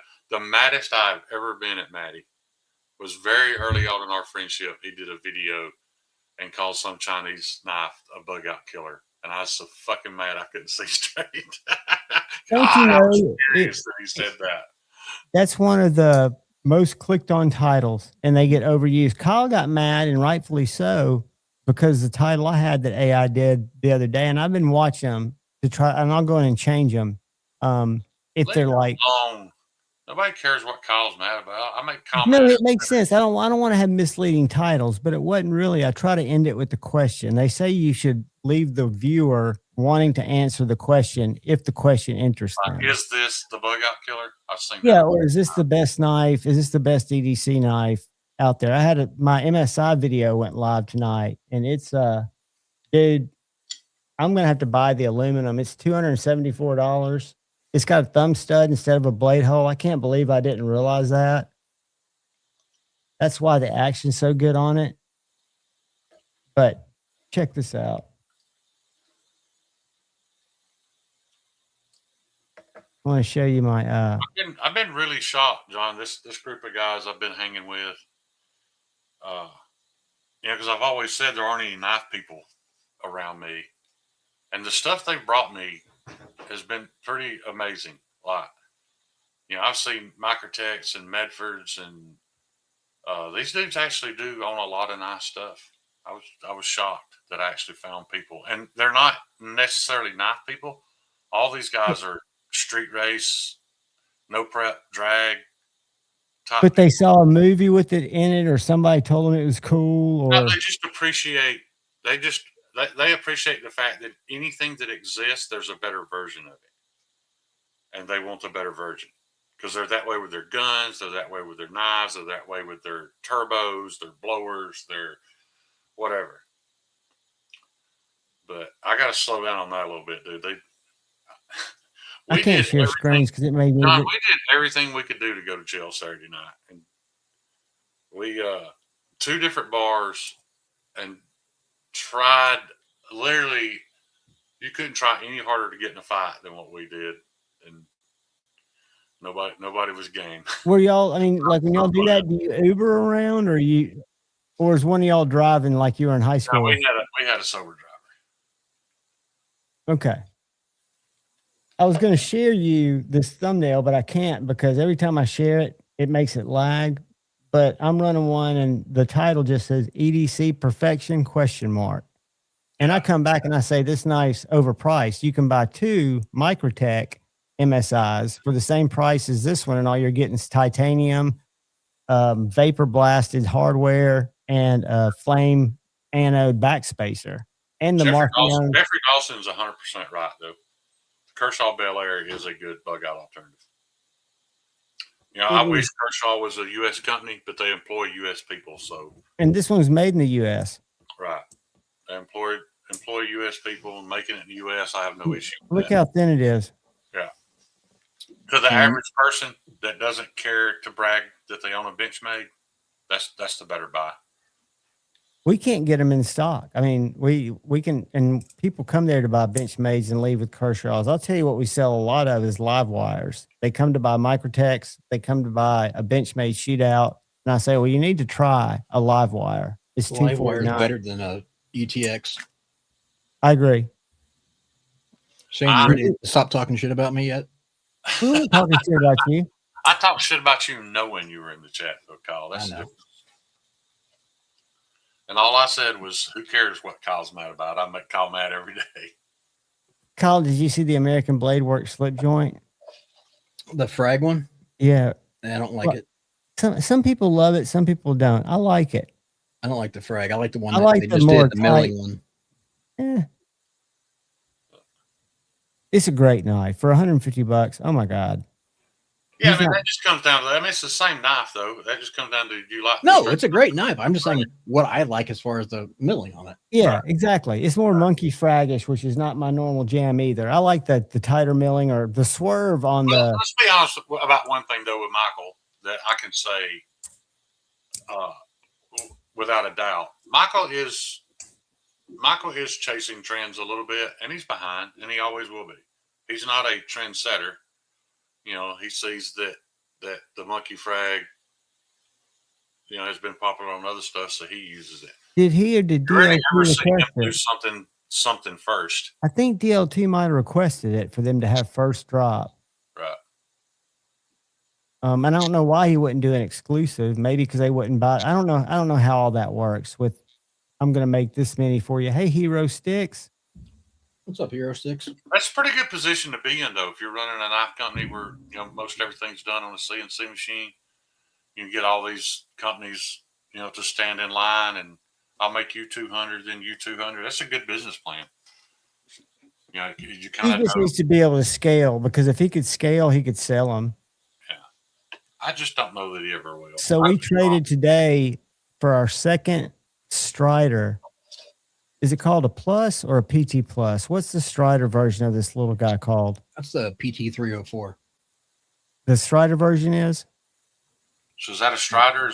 This is a ProTech, but I'm saying we traded for our second Strider version of this small model. This small, I think it's the something Plus. It's a Strider knife, and the first one sold in a day and a half. It's a little knife, but it's built thick. Both of them were full tie. They look just like an SNG or an SMF, just much smaller. Tate bought the one that came in today. He took it. What? What did that sell for a small Strider? I think he put 4 in it. I guess. I'll show it to you because I took a picture of the one. Back to work. Is he doing good? He is. He's doing good. Now, he makes me nervous, dude. I'll tell you. I'll be honest. Because we're there in the afternoons, Monday and Tuesday alone. And he's got a big thing about, like, falling asleep in the back. Yeah. And he's, like, snores. And I have to go back there and check on him because I don't know if it's his meds, if it's his kidneys, or if he's just lazy. And he's not lazy. I think it's a lot of this stuff zaps the shit out of him. Right. But I don't want to have to. Well, he could be a little narcoleptic too. Yeah, but I don't remember that before his big procedure. I don't remember him doing that. A lot of times those medicines make him drowsy. So yeah, I'm sure. Because he's in. And it's not always a circus in there either. It can probably get kind of quiet and boring sometimes. It can be. And I'm telling you, as soon as we get Spyderco's in, it's due for me to do another big walkthrough video like I do. That's my 2 best performing videos were in that store. They're fully stocked on cases, which doesn't excite me, but it excites some viewers. So this is that little PT right here, or whatever they call it. Right where? John, that's the PT Plus. I'm just giving you hell because you used to make up all the numbers. So both of them, this one was like raw tie with the titanium or a MagnaCut blade. They're Gen 3s, Tate said. And the one today was a Gen 3 and a blurple with the black. He said the guy trading it was DLC, but it was a flat DLC MagnaCut blade. And they're little guys. But they're made just like a bigger Strider. And this is a great knife. I did not know until I did the review or the overview that there were studs there. I'd been playing with it several times, but that one to me is not double the price of the Microtech version, which is the only difference, aluminum and no double. The new one they just came out with, John? Is that no? Is that not it? They came out with the full tie, but it's in DLC. Oh, I haven't seen that one. Guess what they're asking for? $650. $673. Because this one's $533. The Marfione is $533 like insane. this. I agree. Because are you at least getting a decent heat treat out of that? No. You can. Well, I'm okay. It's like 60 to 61. Oh, okay. So it's low for M390, but it's basically production M390. Right. Can y'all see those 2 right there? Yeah. Okay, the only difference is they're made in the same plant, I'm sure. You've got nice titanium scales and the double vapor blasted hardware. And then you've got some stonewash blade as opposed to their apocalyptic or whatever. But the Microtech is aluminum scales, same M390 MK, same everything. This knife to your left is $274. The knife to your right is $533. And then the DLC is $675. That not So, and not to say that anybody that owns one, if you have it and love it, I'm great. It just doesn't excite me. I'll tell you what it is. I think it's a cool knife. I just think that the proposition for value is not there. I think Kyle, think about it this way. It talks about in the paperwork that I don't think it's about a proposition for value. I think it's about a collectability. I think it's about the enthusiast because they always talk about this is the collector's knife. The Marfiones are limited numbers. they're not a numbered system, but it's for people that want Ryan. Ryan would buy that knife over the aluminum probably. Right. And I'm not knocking it if you like it. I'm just saying I don't see the value proposition. I don't either. We talked about it with the customer who ended up buying the ProTech Avalon. But he said I could buy two, because a little less, but you could almost buy two of the Microtechs for the price of one of the Marfiones and have the same knife. Maddie, don't you get a smart mouth about my Eckrich sausages from Dollar General. The crazy thing is I absolutely love the MSI design and the looks of it. I think it's gorgeous. I think it's a cool knife. I just don't see the value. But they are cool knives. I mean, I understand why people like them for sure. You can't see the value in the MSI in general, or the MSI titanium when we're talking about. In the G10, I think it's a good value. In the aluminum, to me it's a little bit overpriced. In the tie, it's completely out of pocket. Yeah. So under 300, I think with aluminum. Well, somebody's probably going to make scales for that, titanium scales for that for $100. Yeah, they already are. You can buy the G10 one, put titanium on it.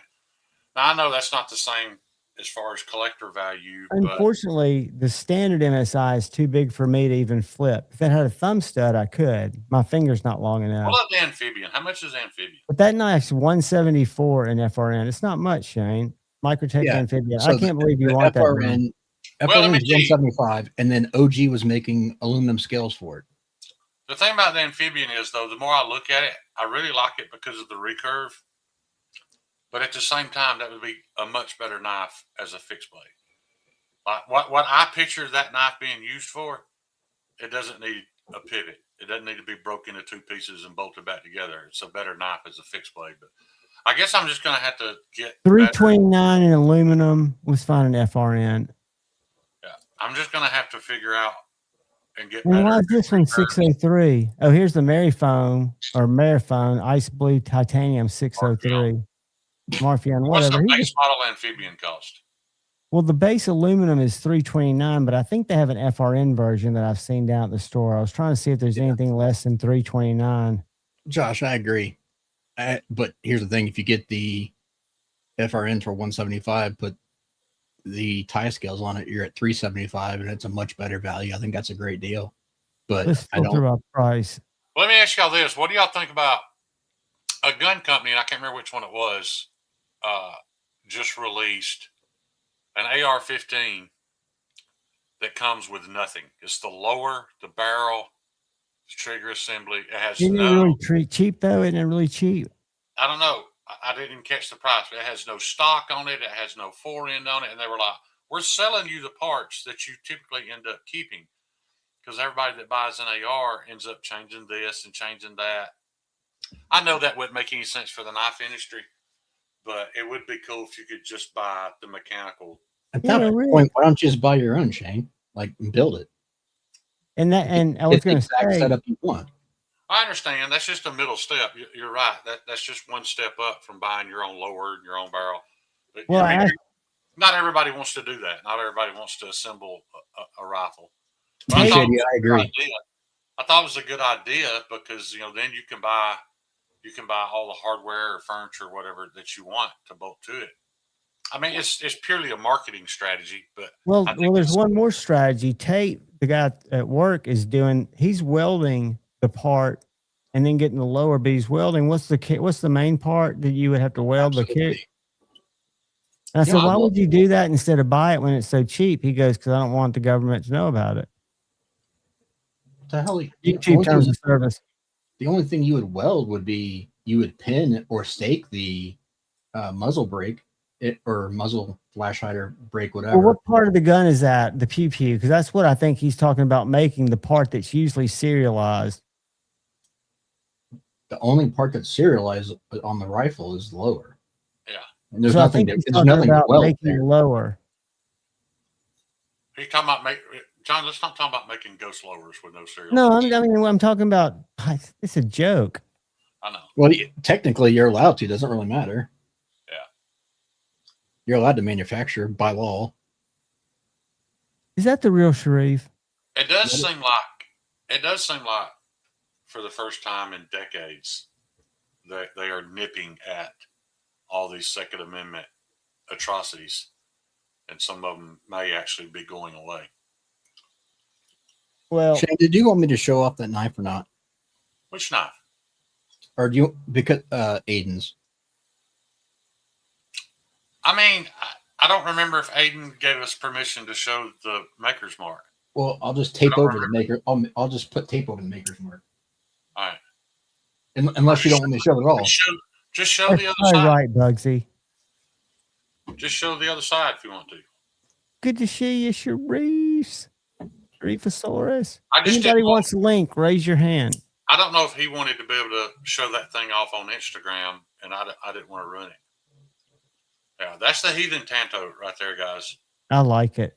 I've got a couple of those ready for handles, and Kyle's probably doing more work to that one than he should have had to. But, you know, the point behind that was it was supposed to be kind of rustic and not highly refined. Well, I didn't take this one crazy. This one is only I took it to 320 on the Five handles. Doors got issue with you. Huh? I don't recall getting permission for showing off my edgy curly. I don't know what we're talking about. I think he's fucking with you. I'm sure he is. It's 5-door, but I just don't know what he's fucking with me about. Dr. Drew, dude, I got you, man. Ghostbusters don't come around like they used to. Sharif, I'll send it to you, buddy. Yeah. Sharif will join the homies. I'm sending him a link in Instagram right now. I already got it. All right, cool. Guys, I will be honest, that Heathen, unless you want one and specify it, that is a tougher knife. I didn't grind that to be super thin. It's still full flat ground if she cut fine, but what do you think that is behind the edge, Kyle? I mean, it's still better than an Essie, but okay. So hang on. I'm sending this. I'll be right back and show you It's very thick behind the tip, but it's not thick on the flats. Right. So it's probably. I wanted to tip you could stab it through a car door and not bother it. It's probably 30. That's what I thought you was going to say. On the tip, and then probably 20 on the flat. That's still thinner behind the edge than most fixed blades. But I'm really happy with that knife. It just doesn't get, I don't know why. And maybe there's just not enough of them out there. And I haven't shown it enough. It doesn't get a whole lot of attention. Okay, so Shane, this will, oops, sorry. Hit my mic.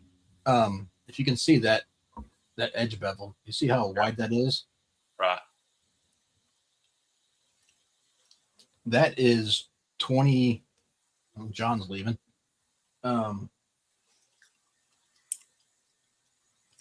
That's 20 degrees per side. No, that's 26 on the tip. Okay. And then I did 26 on tip, and then 21 on the flats. Right. And then blended. Did y'all all go away, or was it just me that couldn't see anything? Just you. Good. I mean, as long as that shows up in Atlanta and doesn't suck. I can't believe you may be right. I mean, that's my tactical design, and I get that not everybody's into that, but I've got a couple of them sold, so now I've got a couple that are still available. John, pull out all your GECs, Toyota and tools. I can do that because I've got them right here. Well, I've got one. My locking one's over there. Craig, by the way, I saw your comment earlier about the Booker. I'm glad you like it, buddy. Craig was the one who won the Booker giveaway that I did. Sharif. What up, Sharif? How y'all doing? Doing good. Sharif, did I ever get with you on a handle color preference for your homestead? OD green micarta, dude. Okay. Yeah, simple. This is my Absolutely smallest simple. GEC. And then we go to my favorite Ooh, GEC. Toyota, I'm catching up, dude. I owe you messages. What's happening, Sharif? Dude, just the last few days, I was like literally just complaining. There's not enough hours in the day to get all the stuff I want to get done. And I'm running 100 miles an hour, but it's good. It's all good stuff. You're killing it, buddy. You're doing an excellent job. I know it's taking a toll. This is probably my favorite. This is my I think it's the Viper, number 47. Swayback. Yeah. This is my most recent acquisition. I traded a Pew and a little fixie for that. And then before that, my favorite is this little Rosecraft Barlow. Sharif, is the green and black, is that cool? It's not my favorite, I'll be honest. I definitely prefer just straight green. I'll see what I can find. Gary, it's showing devices not connected yet, buddy. Wow, someone's being nitpicky. I need all green. If you need me to or oh no, Shane, do you want to work on with Gary, some try to come back in fun again. It's stuff? not picking up your Some camera weird or your stuff? mic. How fun? When you're talking about fun, like there's a high chance of me ruining it. As in, I got more if you do. Tell me it's not camo quartz. It is Kami Karda.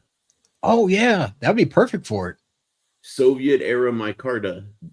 Yeah, I can do that. Send that to me. Hell yeah. All right. So yeah, I just remembered I have it, and I got like how many slabs? I got Toyota Tools, that's them with the exception of my lock back. I got 6 slabs. There you go, Shane. Yes, sir. Just pick the ones you want me to use, and I'll make that happen. Sweet. Come back, Gary. I got something to show you, Sharif. I'm gonna go grab that. I'll be right back. These two look the flattest. I'm sure they're going to need some work, but they're fairly thick. You know, they're let me see. I can tell you. Let's do it inch fractions. I missed out. What are those handles for? For Sure. nice thinking. Homestead. Oh, I got you. These are just about 7/16 thick, Shane. Oh So yeah, I got plenty of room to work there. Yeah, just under half an inch on each. So You want a slightly bulkier. I tend to make my handles a little thin for some people. I like thin handles, but you want them a little more. no, actually, thin works for me. It's just it gives you more room to mess around and make some Understand, adjustments. guys with big meaty hands, a thinner handle you get a hold of. It's kind of like a 1911 versus a Glock. You can get your hands around it better. So that's really interesting because I just got this guy and I had been searching it for a little while after I handled the Matt D's. So credit goes to him for showing it to me first. But look how thin. I say I love that. You know, here, let me do it against like white so you can like. Yeah. Oh, it gets super thin towards the tail. Yeah. And it Coke bottles like right at your back 2 fingers, you know. And I was surprised at how comfortable that is in hand, you know. So that's what I did. Most of mine are 0.125. Yeah, I'm down with thin. I mean, you could probably out of these, if you go thin, you could probably get 2 out of 1. But I like the this side being on the outside, or you know, give you that material. So I mean, I'm going to sand that, so that black's going to go away. Hey, Gary, try to come back in if you're in the chat. Yeah. It just wouldn't pick up your camera or your mic, and I couldn't bring you up. I'll put those aside to send to you. All right. You want liners? You want a liner? Yeah, I'm trying to think what would look good with that. You got white? Bear with me a minute, but red would kind of pop with that. It could, yeah. It is a little bit of a more reddish micarta. That's for sure. Maybe. Yeah. Give me a sec to think about it. I also have this paper micarta that's You just send me all that shit. I'll make it bigger for a second. I'm not good enough to use paper micarta. Paper micarta required to make it look good. It has to be extremely highly finished, and that's just not my thing. Yeah. If it's not mirror finished, I don't think it looks all that great. That's good. That looks like a really well made material. Yeah, this was I think it was Ice Age or one of the guys. They had some just a bunch of Soviet era micarta. If you can take a link, I'll send you one. Shane, that's coming to me though, right? What is his knife? Eventually, yeah. Yeah, I mean, when I'm done with it, it'll go to you, then him. Well, don't worry about the finishing then. Okay. I mean, if you want to mess with I just haven't had much luck with. So what I found out with paper micarta, you can't put it on a belt at all. Like it burns instantly. So you have to like file it and then just hand sand it for hours to make it right. But I think that knife, I think that knife would look better with that burlap looking micarta you had. Yeah. Let me ask you guys something. It's just like heavier canvas, you know. Yeah. Yeah, dude. Were y'all fans of the concept or the Kaiser sheepdog? Primarily the medium sheepdog when they added the blade hole. Do y'all remember that knife? It was one of my favorite flipper knives when I was collecting one of the best Kaiser. Chinese knives ever made.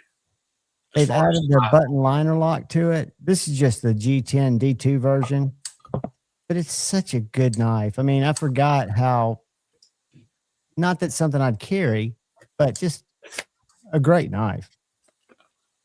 Yeah. Sure. If I got something to show you, buddy. What up? Now, take this with a grain of salt because this is just rough cut.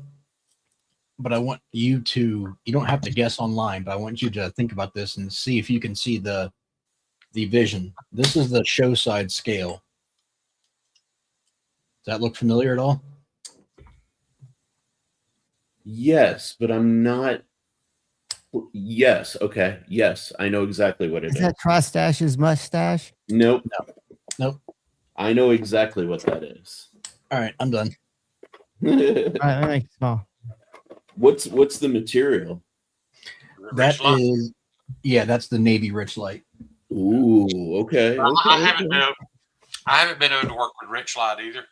In order to use Rich Light for a scale material for me, then I'm going to have to use a router because I can't even cut round the corners off on that stuff without it burning. Really? Is it my grinder the variable speed? It's not variable speed, so that's probably got a lot to do with it. Yeah, but I mean, I was burning the hell out of it. As soon as I touch it to even a 36 grit belt, it's brown, like it's burnt. Oh shit! Okay. I started off on 80 grit on those, Shane, and like at 3,000 RPMs, it would melt it. Yeah. But then I turned it down way low to like 1,000, and I was able to get close to the line without burning it. Okay. Crispy, just saw your message. Also, I'm gonna give you a call tomorrow, dude. Dude. So here's a question though. Like, what is for handle material?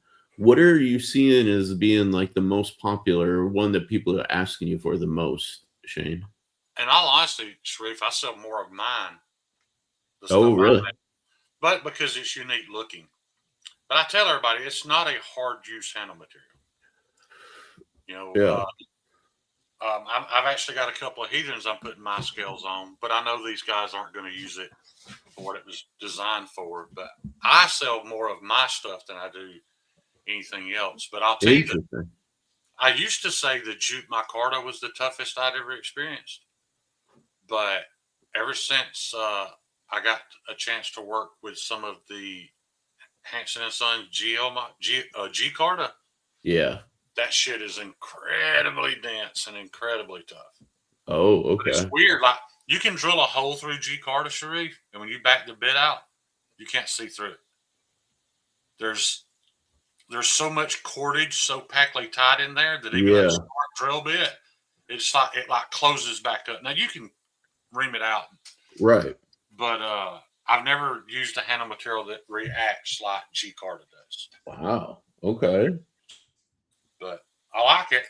I don't know what it's going to take to finish it. You know. Yeah. I like the way it looks left kind of rough, but I don't know that I've ever seen it rough. This is a common 5-door. That's the crazy thing about that is when it came out, it got such a bad name. Yeah. Because of it was being used as a quote unquote budget material. Mm-hmm. But it's a micarta. That's what it is. Yeah. And it's a great material. It finishes up phenomenal. And it's awesome, but it's a matter of how it's finished. But yeah, it was Kaiser brought it out and some of the overseas brought it out. I don't think it was like good Richlight.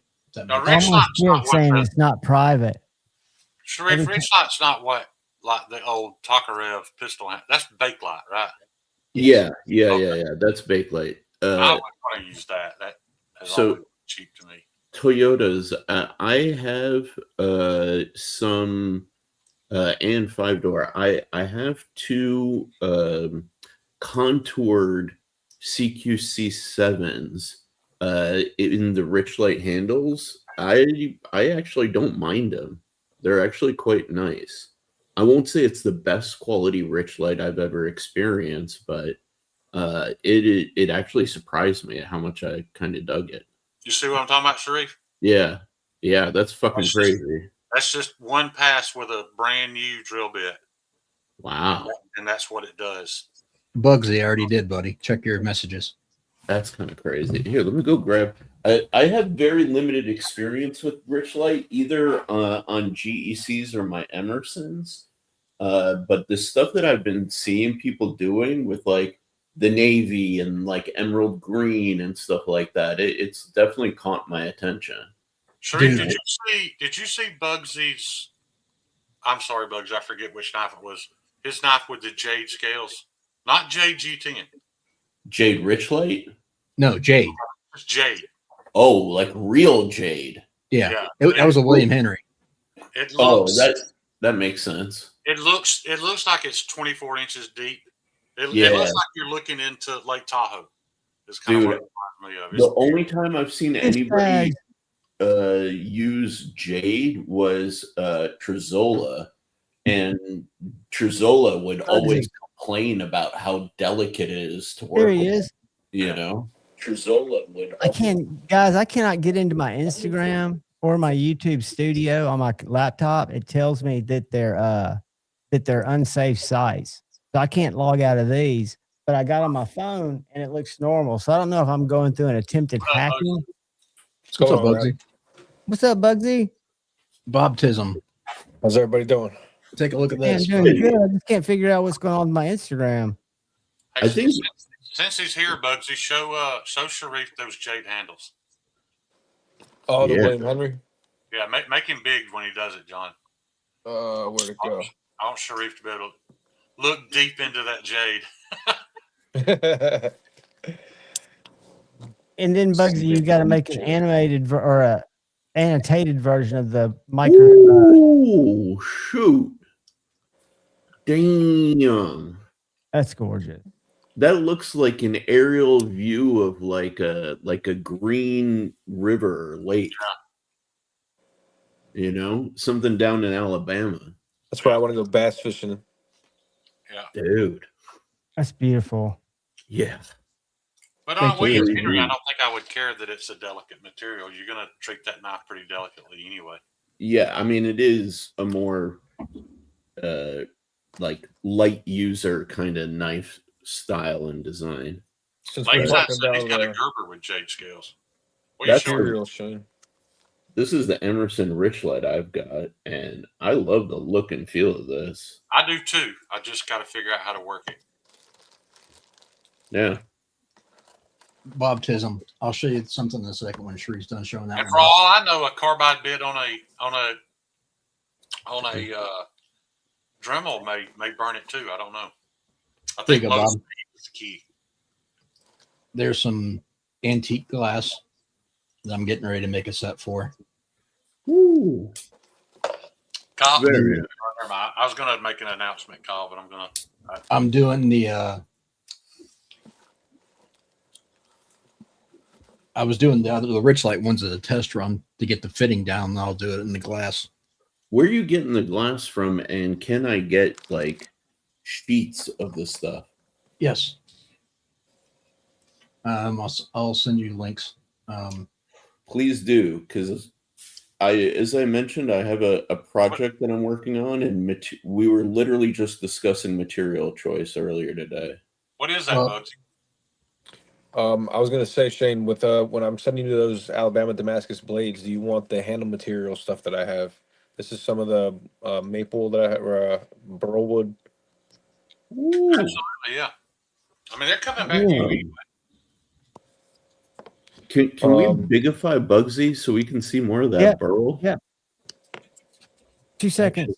It's hot, dude. That looks like freaking the galaxy. Sharif, you remember all that burl I bought at Blade Show I was bragging about? Yeah. Oh, Jesus. That looks like the scape of the moon or something, or holy mountains of the crap, moon. man. That looks like the inside of Riddick's soul. No, man. I also got some of like the I forget what this stuff's called now. Kieranite or something like that. Yeah, that's right. That stuff's really easy to work with. You'll grind slap through that in a second if you're not careful. But I've used it. I haven't had any issues with it. I forget what this is exactly.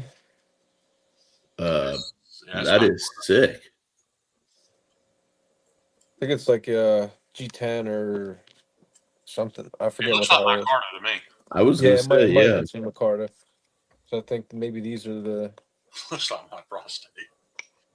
Oh, that looks like some layered up stuff that it would just press up. Hell yes. That's going to need some contouring for sure. Yeah, that definitely needs to be contoured.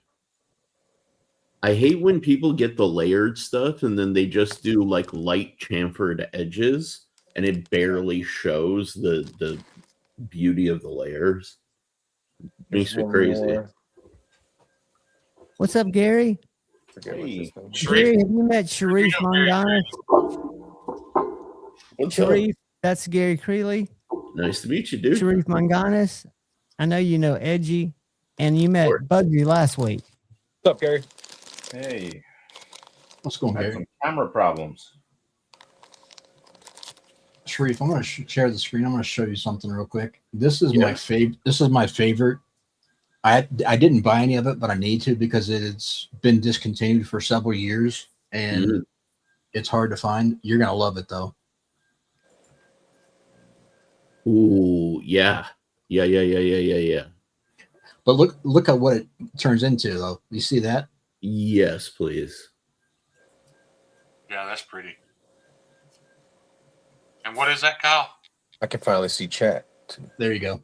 It's called Green Mountain Rich Light. It was an exclusive they did years ago, and then they quit making it. But look how that finishes up. Yeah, dude. It's like a greenish blue. It is freaking sexy. Yeah, that is freaking incredible, actually. It's a little jadey looking.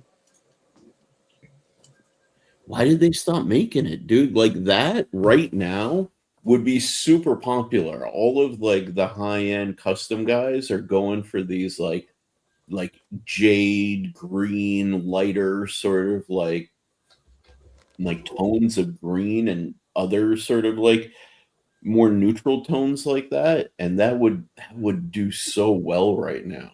That, and they've got one. I don't know if you ever heard of it. They got one called R50. No.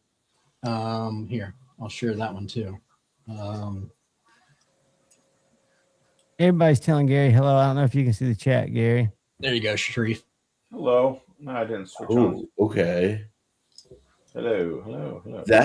That could be good. It's also at risk of potentially looking poo brown if it's not done well. I was gonna say, I like looks a little bit like a brownie. But Yeah. look at the finish on it when you get it finished, though. Yeah, I think if that was contoured like dramatically, it would look good. The way they contoured it, though, kind of looked a little too soft. You know, Is it expensive, Kyle? No, it's dirt cheap. But here's the crazy thing. In segments. Here's the crazy thing about that. That stuff is made. It's Rich Light, but it's 50% of it is recycled cardboard. Oh, okay. Now I understand where the tone comes from. Yeah, that makes sense. So is Rich Light just a pressed cardboard Paper, I micarta? think. Yeah, it's a micarta. But it's based off a different material, right, Kyle? What's that? I'm sorry? Rich Light's based off a lighter material, isn't it? Based off of paper more than cloth, or not necessarily? It's more based off of. I think they can do it whatever they want, but it's more paper based than it is anything else. Because it's a finer. It's not as fine as like a standard paper micarta, but it's not coarse like a canvas. Gotcha. Paul, I went titanium eventually on all my TRMs, and then I gifted out a lot of my micarta scales, and I miss being able to go back to the light micarta from time to time. So I agree with you. Titanium is my go-to on my hinders and stuff like that. It's not But I do like the lightness. I love the fact that the neutron and atom are swappable and the nerd. So if you upgrade to titanium, I urge you to keep a set of light scales, even if you feel generous, because you might want them one day. The two scale materials that caught my attention, just like on stuff that people were already making, this is that Taro Tough stuff. Yep. That's like rubber infused. And I wasn't sure how I would like it in hand, but it actually feels really good. And it's weird. It doesn't have a give, but it almost like subconsciously kind of feels like it has a little bit of give.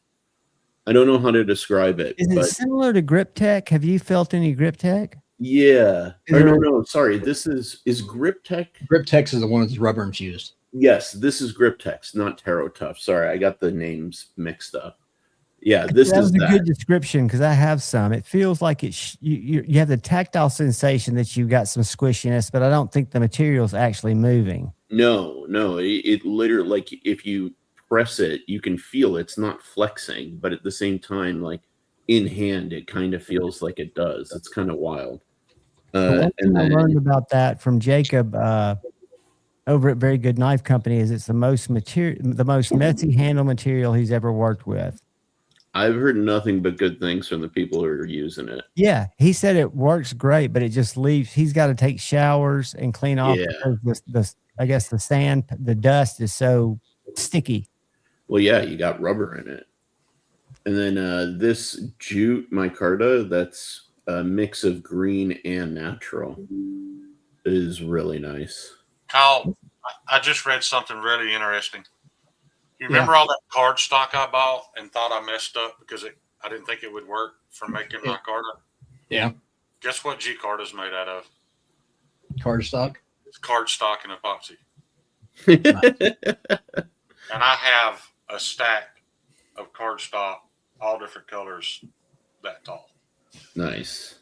So Sharif, you brought up Taro Tough. That's the crazy thing, and the cool stuff about Taro Tough is it's non-phenolic based, so it doesn't have the carcinogens when you're grinding in it.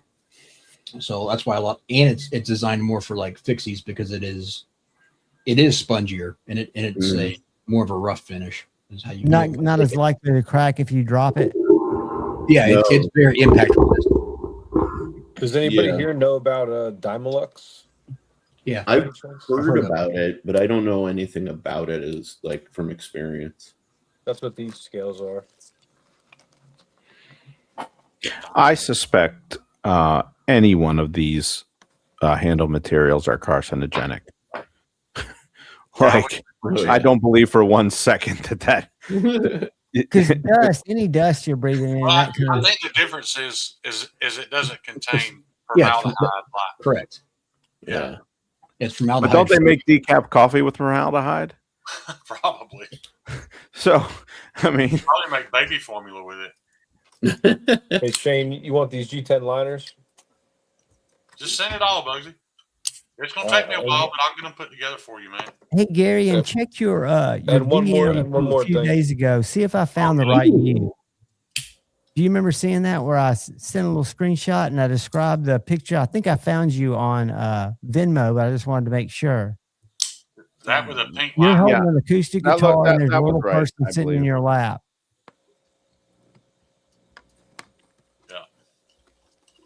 All right, so here's what I'm reading. It's TerraTough is made with 100% polyester resin and fabric with no fillers. It's non-toxic, chemically resistant to most cleaning supplies, and does not swell in water. But it's also been tested to have no noticeable color change after 27 weeks in continuous sun. Okay. I know a lot of guys are doing it for fixed blades because it is a rougher finish. I mean, But I think that what Gary was getting, I believe grinding it, you still want to be respirated because you don't want to, I think getting it in your lungs would be bad, but I don't think that it's carcinogenic like all the other I ground it microbials. all. It hasn't bothered me a bit. Well, that's because you don't believe in any protection, you dumbass. Your ocean's worst nightmare. Yeah, I'll be lucky. There's things that we know that are carcinogenic, and things that we will find out they are carcinogenic. Right. Like enough of anything is probably. If it's not air or healthy food and you're putting it in your body, it's probably horrible for you. Yeah. What is that? Exactly. That's one of the Selbies that I was telling you guys about before. Oh yeah. That we were just looking at. That's that Selby Warncliffe. Is that the ring? Does that one have the ring? Yeah. That's pretty wicked. Yeah, I appendix carry this one all the time. I really wish this had a ring, to be honest. I think a ring would have landed perfectly for this thing. Hey, Bugsy, give a quick 5-minute octopus story. I tried to text Kyle. He missed it. I mean, dude, I've told my mom about it. She sat there with her mouth open. Just a short version of, because to me, that sounded like some kind of communication going on. Well, no, I spent a lot of time in the water there, and every once in a while, it was actually the second occasion I've noticed like a fishing line pull tight as I swim by. And the first time that happened, I pulled it out and it was a fish on the end of the line, and I didn't have to keep spearfishing for the rest of the day because I had a decent fish on there. So the second time I saw it happen, I kind of got excited. I was like, all right, a lot less swimming today. So when I pulled it, I was pulling the line out and it just really wasn't coming out. And I was just kind of wondering why. So I started getting a little bit closer to the rock because there's, when you're in the water, as you pull on something and it resists, it just pulls you closer to it. Yeah. Sure. So I was pretty close at this point where I could like reach out and touch the rock if I wanted to, but I stopped and I stopped pulling. And as soon as I stopped putting pressure on the line, an octopus came out of a hole probably like the size of a basketball and just like unfurled right in front of me. And it just stayed still. It just stayed there with I could see the hook in its face. I had all the line in my hand. And I kind of looked at the line in my hand and I looked at it and I was like, all right. And it just stayed so still that I just reached over and grabbed the hook out. And as soon as I turned the hook, like to the point where, like if a hook went through your finger, you'd have to kind of turn it back. Yeah. To like actually do that last pull to get it past. As soon as I turned that hook enough to where it pulled past the barb, he shot back into the rocks. But it was a pretty surreal moment because you don't really interact with stuff underwater like that. Hell yeah.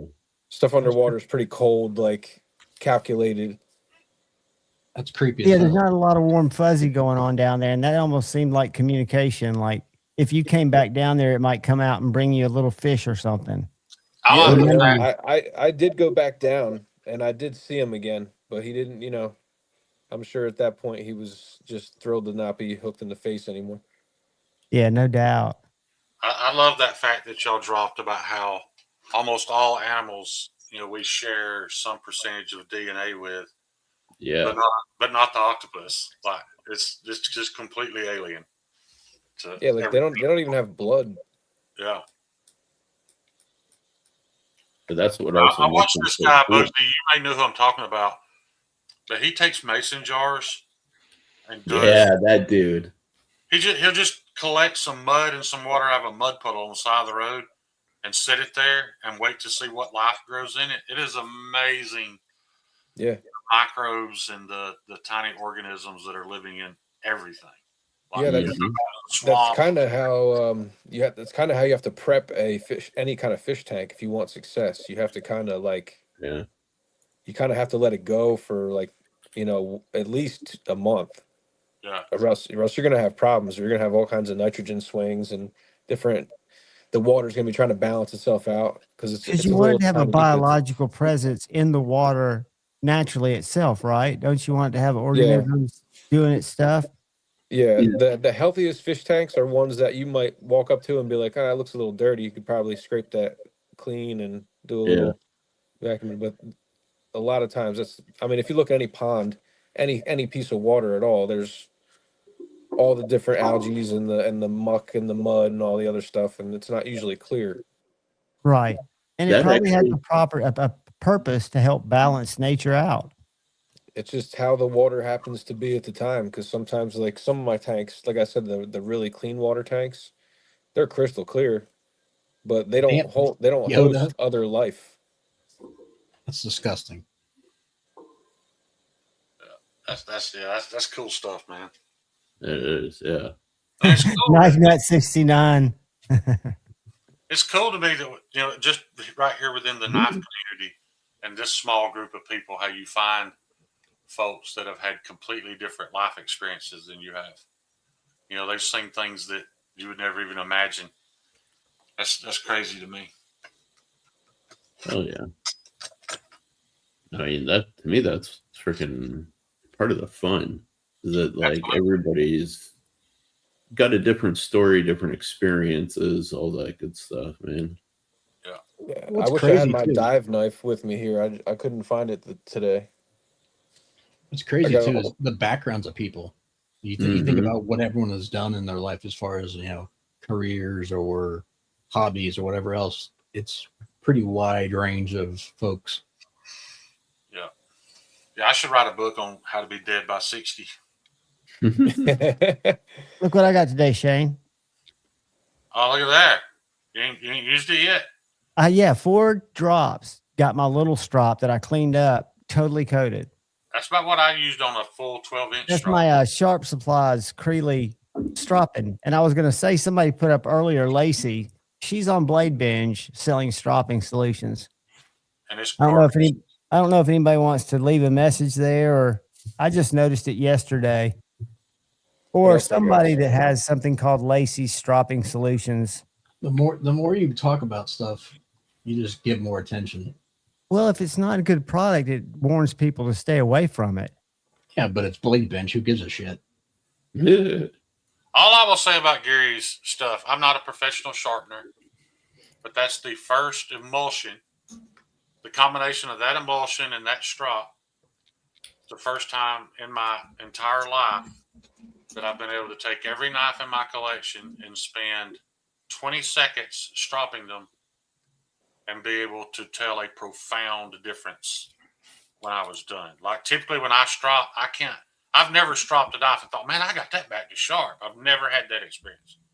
Which micron did you get? You got the 6, right? The green? I got the 6, yeah. I got the 3. That's because they were out of the 1. I dropped off their shipment today, so they'll have more soon. Oh, did you? Yeah. Oh, so you can just drive it by there? No, I dropped it off at UPS. Right. I had a pack. I'm terrible. I hate shipping. I'm terrible at it. Me too. John, let me say, this package you shipped me, that was very professionally packed, sir. I put some stuff in there, and I didn't want that thing to jump out. I didn't want anything to get away from it. I didn't know it was going to go to Memphis before it came 45 miles to you. Gary, I've sent boxes to Kyle. That's what I was just getting ready to bring up. And he will come on camera and shake them, and you can hear the blades bouncing together in the box. So not only do I hate doing it, I'm not good at it either. I've been working on systems. I ship in knives and tubes. Yeah. Like pretty heavy duty tubes, but the minnow bounces around in the tube. Now, but it's not going to hurt it. And then I put the tube in like a bubble envelope, and then that's how I ship them. Is the bubble I'll say envelope? this. Have you seen those packages you can buy from TSA by the pound? Those confiscated knives. Yes, I've seen those. That's kind of how I ship my stuff. It's just all in a box, beat against each other. It was called NAF. It was called something NAF. NAF sale. NAF sale. NAF sale. Yep. I just found a few pictures from, or a few stickers from a purchase that I bought from there. I'll still say this real quick. This is the best deal. If you ship a lot of stuff, this is the best deal, period. These bubble envelopes from USPS are free. You can get them shipped to you by 50 at a time. Yep. They're padded, and you can wrap this stuff up and put it in whatever you want. I use these just as, like, instead of using bubble wrap or whatever else, this is free bubble wrap. You don't have to buy it. Like, See, I didn't know that ahead of time because I use FedEx. They've got all these shipping materials over there because I have an account. They're free to me, so I've started using bubble wrap and whatnot. It was the boxes from a couple of years ago were pretty insecure. And Kyle, there's a couple of manufacturers. T is one of them. Because envelopes, padded envelopes, if you measure them flat and then fold them up, it's the same thing. And they ship, because you only have 2 dimensions, they ship cheaper than a box does. So what I don't ship does, those. I just use that for packing. Well, what Tia does is they wrap their boxes up in one of the envelopes and fold it up like you did, and they put it into another padded envelope, so it's double padded, and ship it. And I've never even had a box get crushed because it's the first bubble wrap envelope is kind of tight and wrapped around it, and then it's put in the second one, and then maybe folded over once. And I know you don't want to ship the stuff you're shipping in it, but for people like Gary, I can see why he puts a tube in a bubble envelope, because the bubble envelope would be cheaper than putting the tube in a box because you've got 3 dimensions. Yeah, when I got one of my Buseys in the mail, the box came with the tip sticking through it. Yeah. For me, the knife is in the Kydex, and then the thing is in the Mako. Actually, is exactly the right size. It kind of gets jammed into the tube, so it doesn't move around. So it's not going up and down. But the minnow's like bing, bing, bing, bing, bing. So sometimes I just get a paper towel and stuff it in there just to. You're like this, Shane. Oh, yeah. Well, if you ever need a box of packing paper or bubble wrap, I'm not a hoarder, but I keep some of that stuff from both the knife store that I part-time at and when it comes into me, because I ship a lot of stuff out. Every week I do a giveaway and ship stuff out. So I can always send you a care package of paper. We need to get together sometime and share ideas on that battle belt you were just showing, because I'm sure mine could use some upgrading, even though I'll never need it, but it's a hobby and I enjoy it. Well, for me, it's like I can grab that and I'm set. Yeah. There's going to be at least 7 people that have a serious problem. Yeah.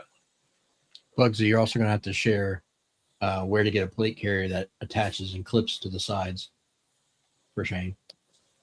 Yeah, tactical. I don't know where to get big dog size stuff. Tactical companies don't usually tend to have 3X. But Kyle, from that picture I sent you, you should know that I don't need a big belt. I just need a big chest rig. You son of a bitch. Hey, even I run suspenders. Sharif, just so you know, we had a little outing Saturday, and we weren't on our best behavior. And somebody caught a picture of me at the toilet, like kindergarten style, with my pants and my underwear at my ankles. Oh man! Kyle, the villain that you put on there from The Incredibles looked exactly like Shane's build. Do you know his name? Groot. Yeah, Gru from the Despicable Me Put series. him on share a screen because it looks exactly like Shane's build. Yeah. He sent me that picture of Groot back, and I was like, he's not wrong. I've lost. What was funny about it is I've lost 140 pounds. I really had no idea what I looked like until that picture, and I was like, man, that's pretty embarrassing. And no, we're not going to share the picture, just in case y'all are wondering. Aw. Sharif, prototype news says Knife Nut 69. Nothing that I'm going to share. Let's just say I had a good phone conversation today with somebody that I'm hopeful that the collaboration will work with right now. And I am also talking with China about the next order of Aurelias and a few other fun things for later on this year. So, I've got to eventually get an Aurelia. Gary, are you familiar with Mangana Steel and Sharif's company and his knife, the Aurelia? No. I'm going to have him show it here in a second. The guy on the right is what Shane's build looks like. It's funny because it's true.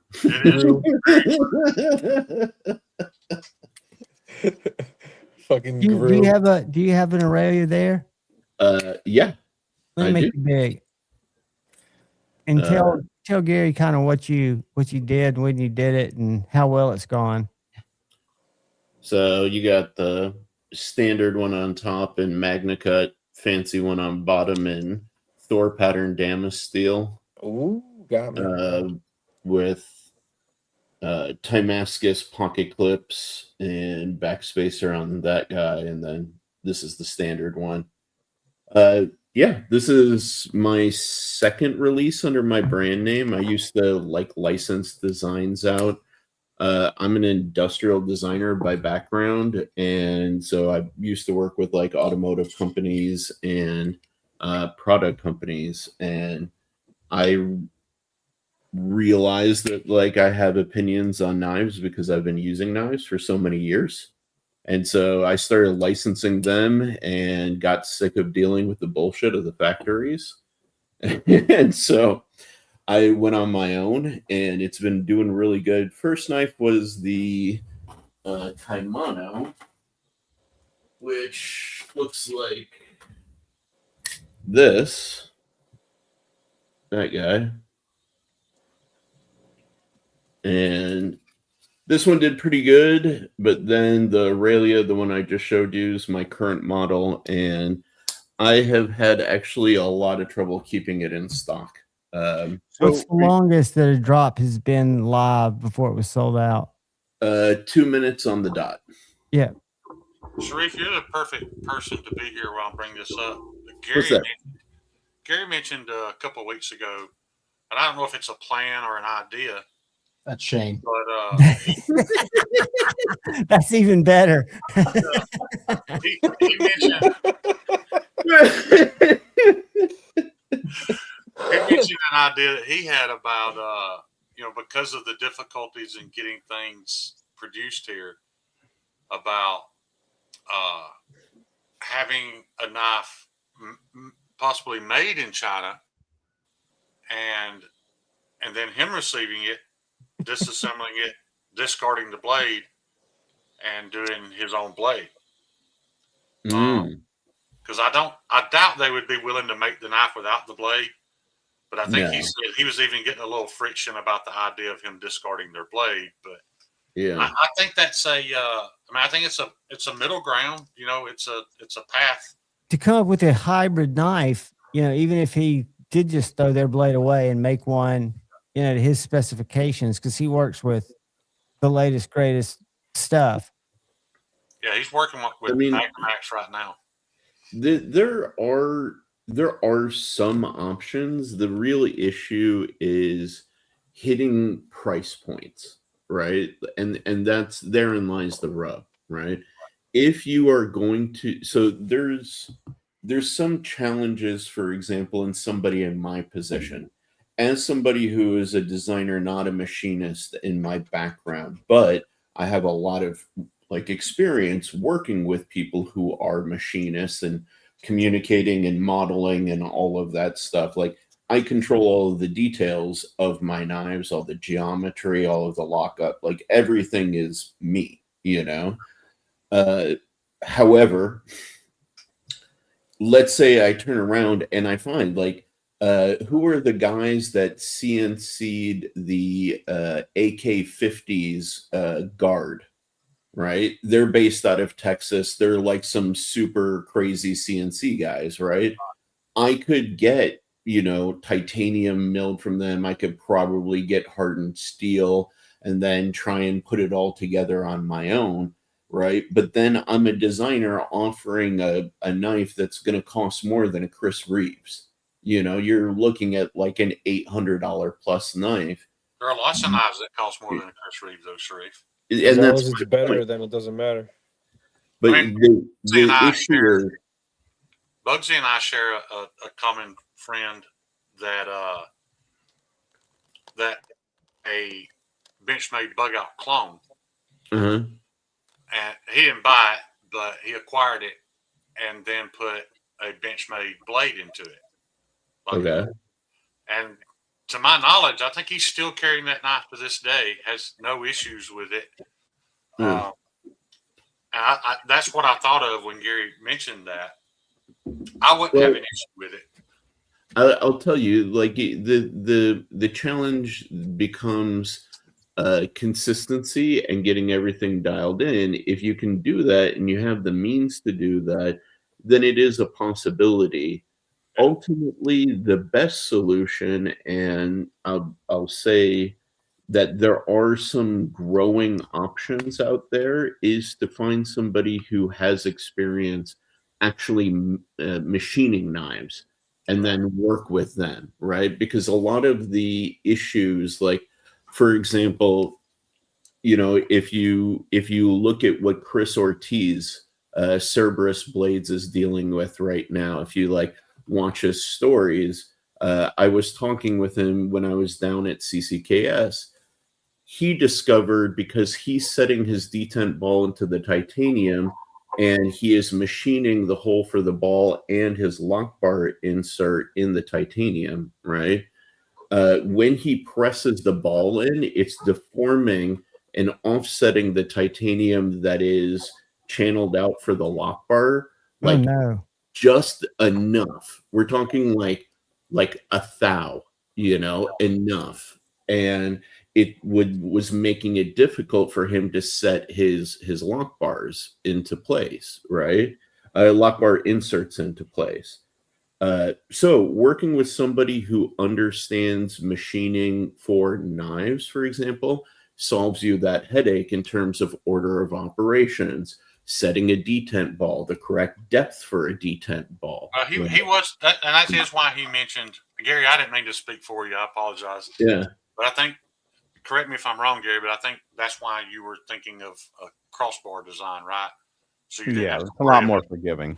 Yeah, you didn't have to worry about You can't make a blade for a frame lock somewhere else. Like they got to be in the same facility to set all that up. No, but a crossbar lock or an access lock, whatever you want to call it, that's a lot more forgiving and a lot easier to make the blade. And I would be looking, you know, honestly, I mean, I don't want to pull back the curtain too much, but I would want to get that knife, you know, G10 with, you know, I don't know, I don't care, 8CR, 14C, 20NN, you know, for $30. Then I would make the blade here. I'd probably have more money in the blade than that whole knife, and then change the blade out. And with the crossbar lock, I think I can do that. And then I have access to whatever steels I want. And usually when you go to China and you put in a nice steel, all things being equal, that really jumps the price. No, it doesn't. No, it doesn't. Actually, the boats I got it did. It depends on which factory you're talking to, but the honest factories, the price differences between grades of steel are at most $1 to $3 per unit. No, the blade, Yeah. the steel. It's I make thousands of knives a year. In my shop, just steel alone.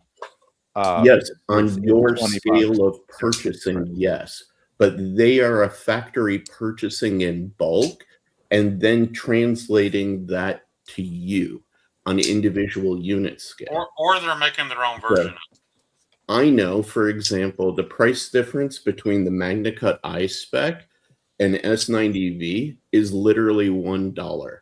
The price difference between Oh yeah, they're about the same price though. Right, but at MagnaCut and S35 per unit He's talking about is HCRs. literally, yeah, is like literally $3. But if like, you go from 8CR to S90V, that's an enormous jump. Depends on the factory. Depends on the factory.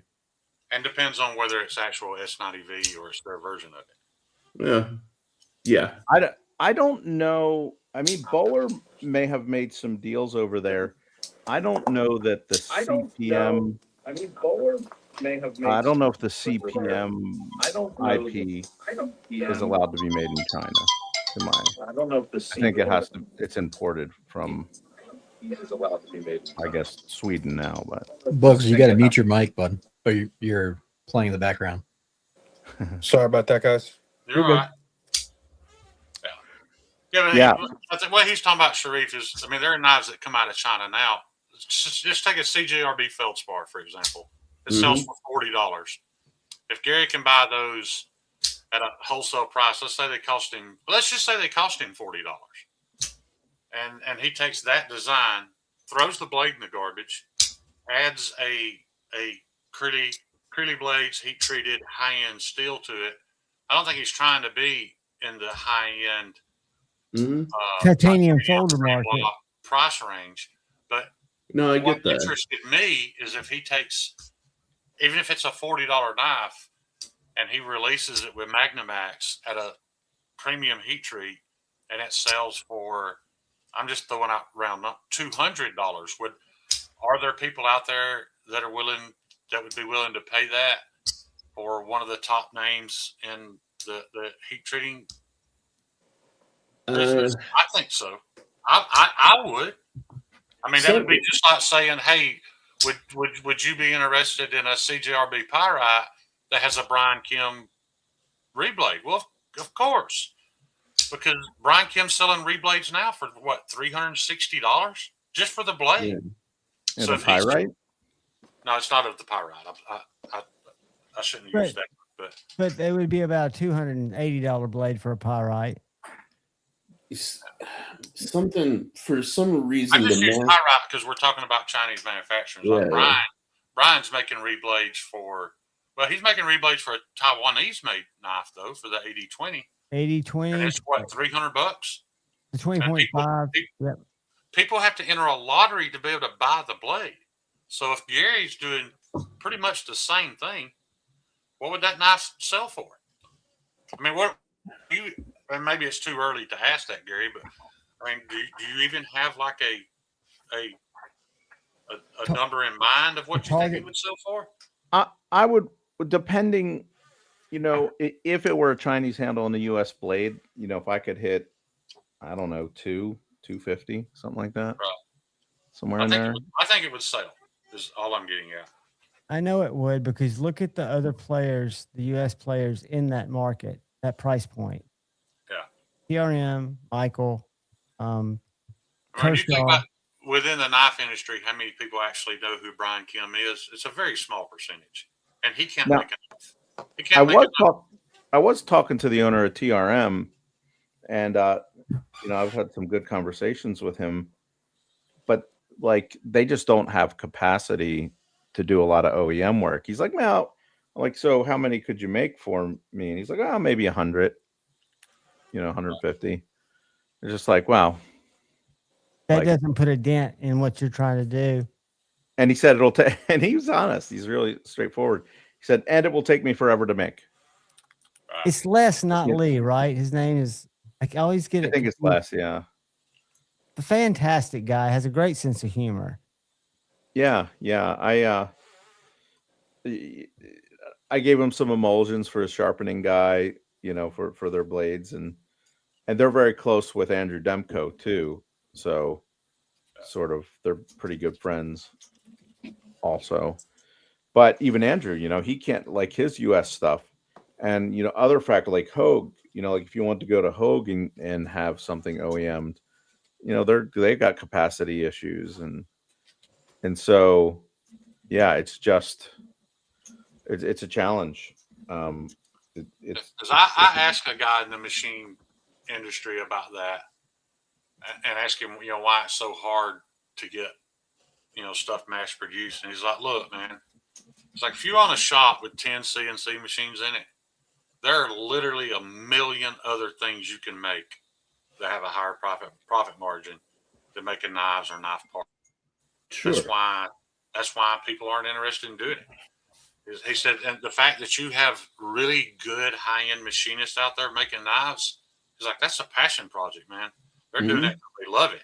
They could literally be making stupid little parts that you wouldn't even know. You can make an impeller for a water pump, Yeah. And basically print money. Right, print money. Well, if they're making knives, they're doing it with knives. Look at Grismo, man. Like their main business is not knives, right? And that's I didn't know that. Yeah. No. Like the knives are, or at least in the past, and I don't know if that's shifted in the last, 2 years, but if you watched like a lot of the old Grismo videos, he would talk, oh yeah, these machines are working on other projects, other stuff, or other clients, and then he would set aside like a couple of machines to be doing like the Rask when he was developing it, or the pens, so yeah, if you really want to amortize the investment in your machining and your tooling for like a CNC shop, knives are not the way to make that money. If you I worked in a machine shop in high school, and the owner I agree with you, Bob. This piece that we're making, and he told us that it had to do with the fuel metering on the space shuttle. Yeah, I was just about to say. He's completely full of shit. He told us that because as being young, well, we were kids. That put some level of importance on these parts. What they actually were the R134 conversion fittings for automotive air conditioning that they made 180 million of. Probably more than that. They've made billions of those things. But that's my point. He could have made, because he did make part of the arm for the space shuttle. Like we had the prototype in the shop. He made that. But his money came from making these stupid little screw-on conversion fittings for automotive air conditioners.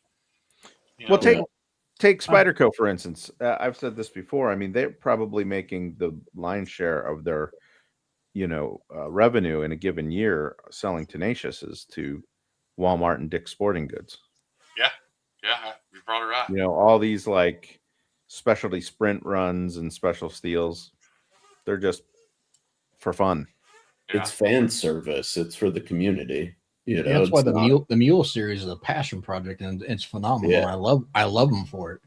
But Shane, my buddy Tom, who's the gun guy, the Cerakote, he's got. I want to get him on one night and do a shop tour because he's got an absolute phenomenal setup. He's got, I think, 2 or 3 Haas CNCs now. He's got a huge Haas lathe with a bar feeder on it. He can do anything, but I was talking to him about doing some parts for knife stuff, and the issue for him is it's the tooling. The cost of the tooling is so much extra compared to what he's doing with it now.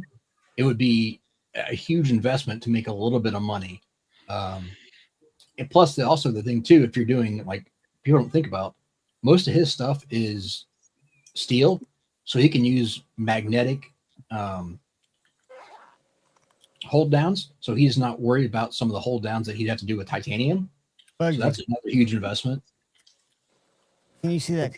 Question: it's the second time it's come up. Yes. What's Bugsy? that? Say again. Is that a friction folder, the one you showed the night before the Spyder Co? Yeah, this is another one of the Peach Smith knives. Yeah. This one's set up as a lefty, and it's a little shorty. That's pretty sick.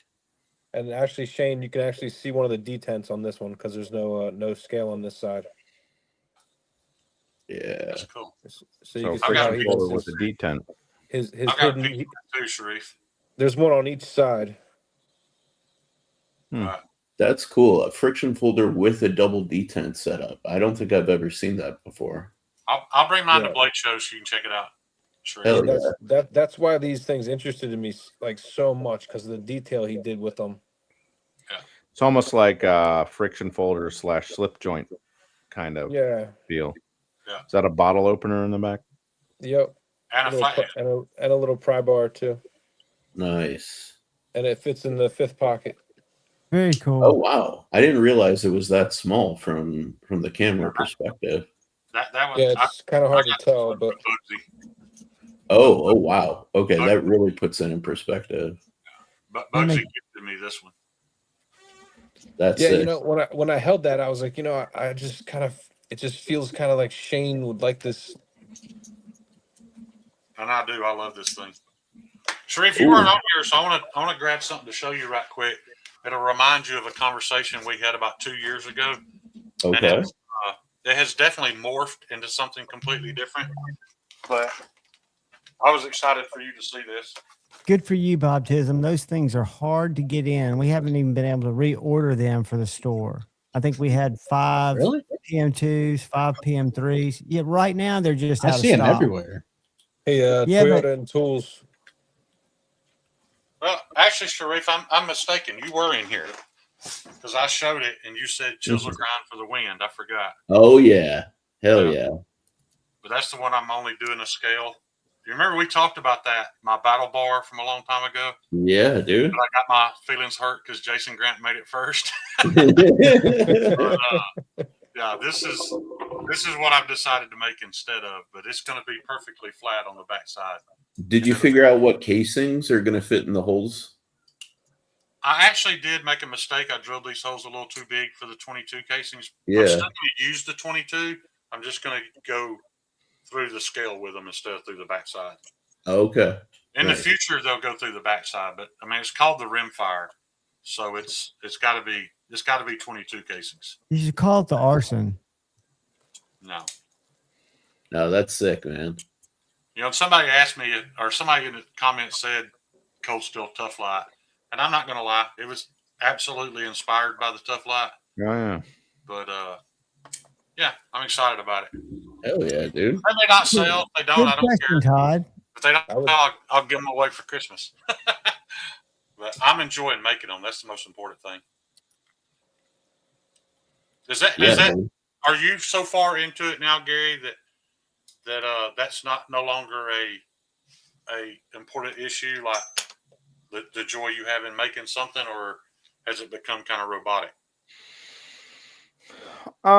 You know, it comes and goes. You know, it sort of waxes and wanes when you're doing something new or something interesting. You know, I was just cutting out omnivores, which is one of my kitchen knives, in Magnamax, in like 85,000 Magnamax.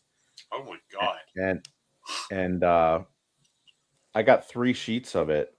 They had some of the thin stuff, and I chisel grind all my kitchen knives. Yeah. It's sort of my, I don't know, it's my trademark or whatever. But yeah.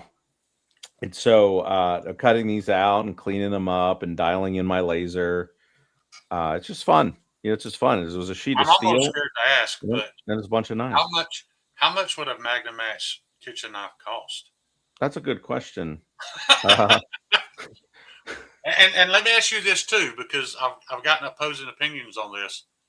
Let's say I'm just going to use a round number. Let's say it's $100 more than a ABL kitchen knife, which is probably not. But let's say it's just $100 more. With the exact same geometry for the average person, just say me, using it to cut up potatoes and carrots in my kitchen, do you think I'm going to notice that big a difference between a Nitro V or a Magnamax? From Nitro V to Magnamax? Oh my gosh, yeah. Yeah. Yeah, I mean, you're going to be like triple the edge retention. Right. Now, I make them in Magna Cut, so you're probably going to be double Magna Cut with Magnamax. It's got to be along the lines of S90V in terms of edge retention, but Well, tougher I've got than some that. S90V. I've got some S90V that I'm about to make some kitchen knives, but they're already planed. But my point is the cost of making that knife is so much higher. I'm almost embarrassed to price it, and then I'm like, is this guy just this normal guy? He's not a professional chef, and his wife, are they going to get $200 more use out of it? I just don't know.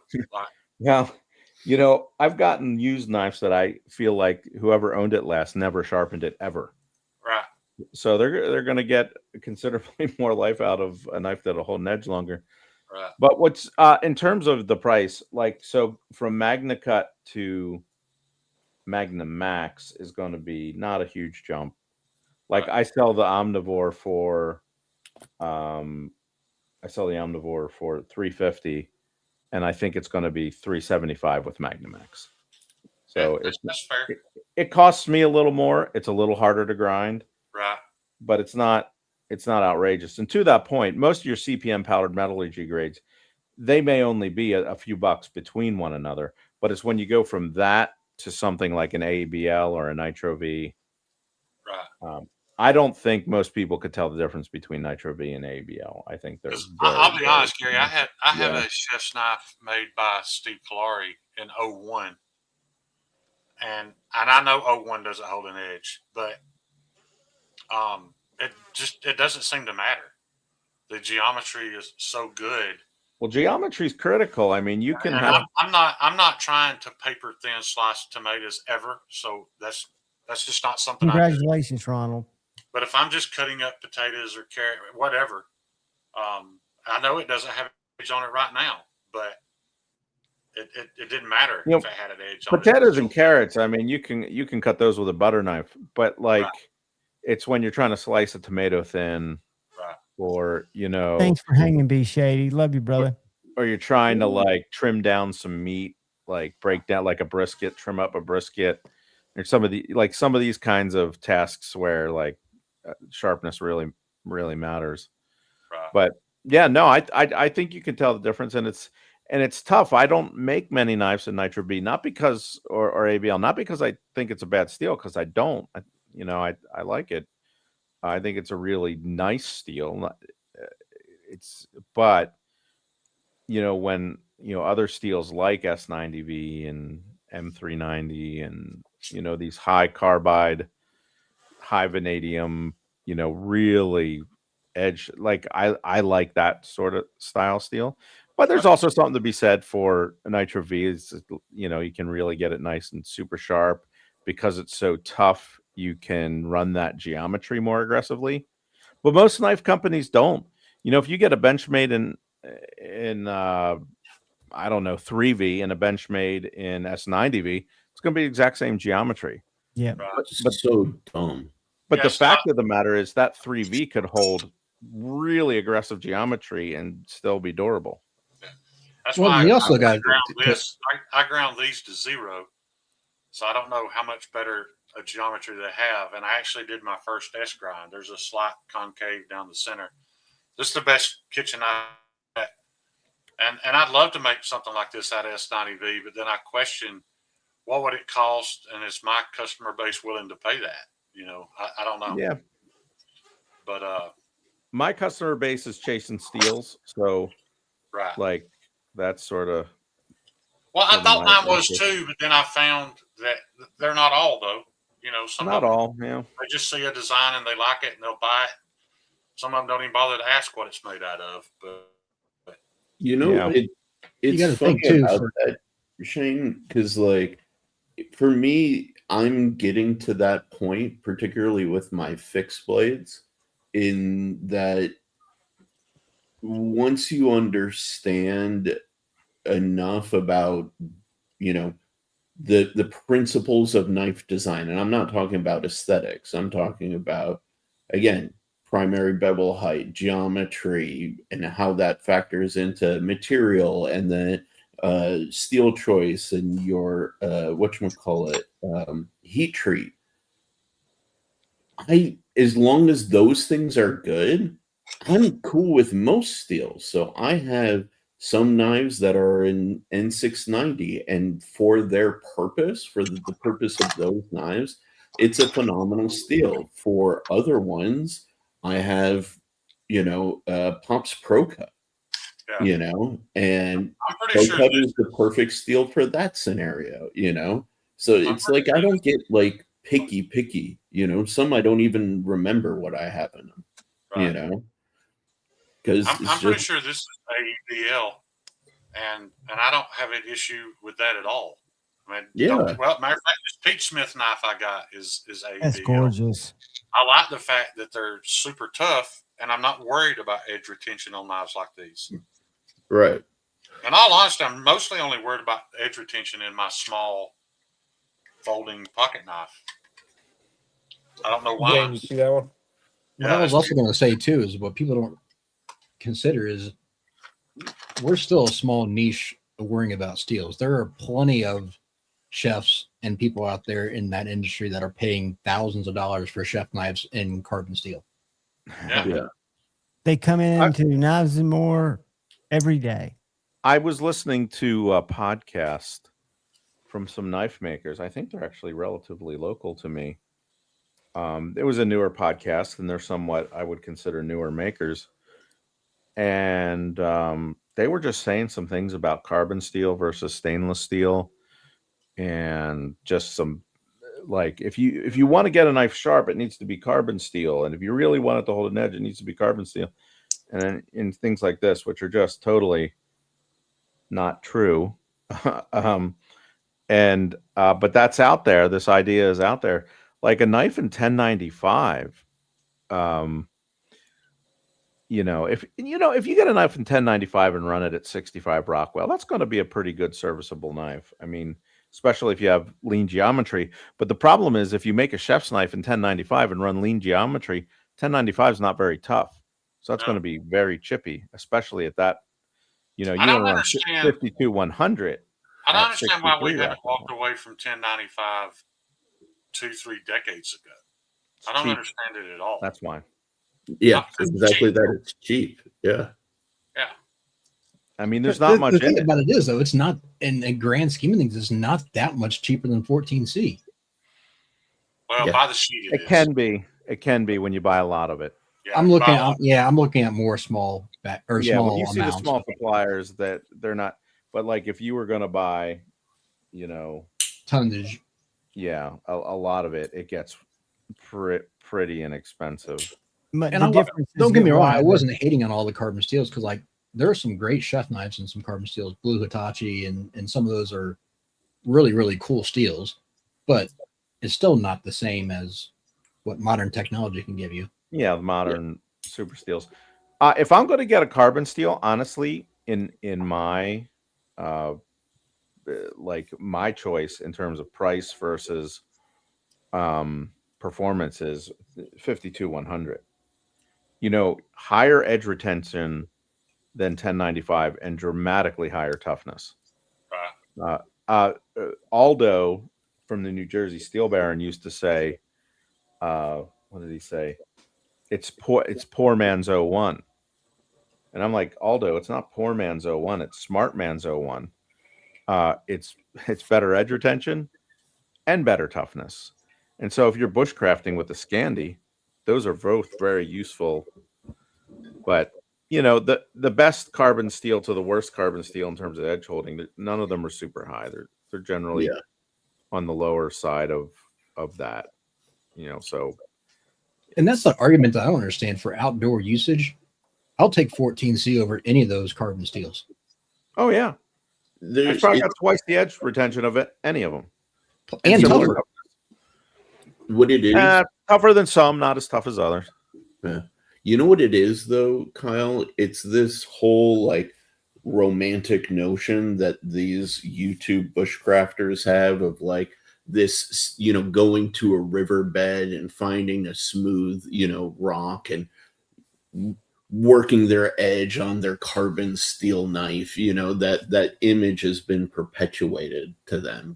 So they think like those newer makers you're talking about, we're like, oh yeah, that's the image Here's in my their head thing. that they work with. My answer to that, though, Sharif, is if you can keep a ferrocerium rod in your pocket or in your bag, you can keep a small diamond plate. Right. That's what I was going to say. Throw You're only this. going to have to use it once a month. I'm not one of those guys. You're done. Oh, I know. I'm not one of those guys. I'm gonna go out into the woods. I've got my White River Mountain caper, and I've got like a hatchet, and that's it. Like I'm not, and I go There's carp a reason camping. why Work Sharp. There's a reason why Work Sharp makes that field sharpener in diamond. Yeah, It's so That thing's great. those of us with modern steels can sharpen our knife in 3 minutes and be right back to work. Yeah, it's a great I'll pay tool. any maker $500 to make me a knife that's better than the K-Bar Zombie War Sword. I'm not joking. Gary, are you up for the challenge? What is it?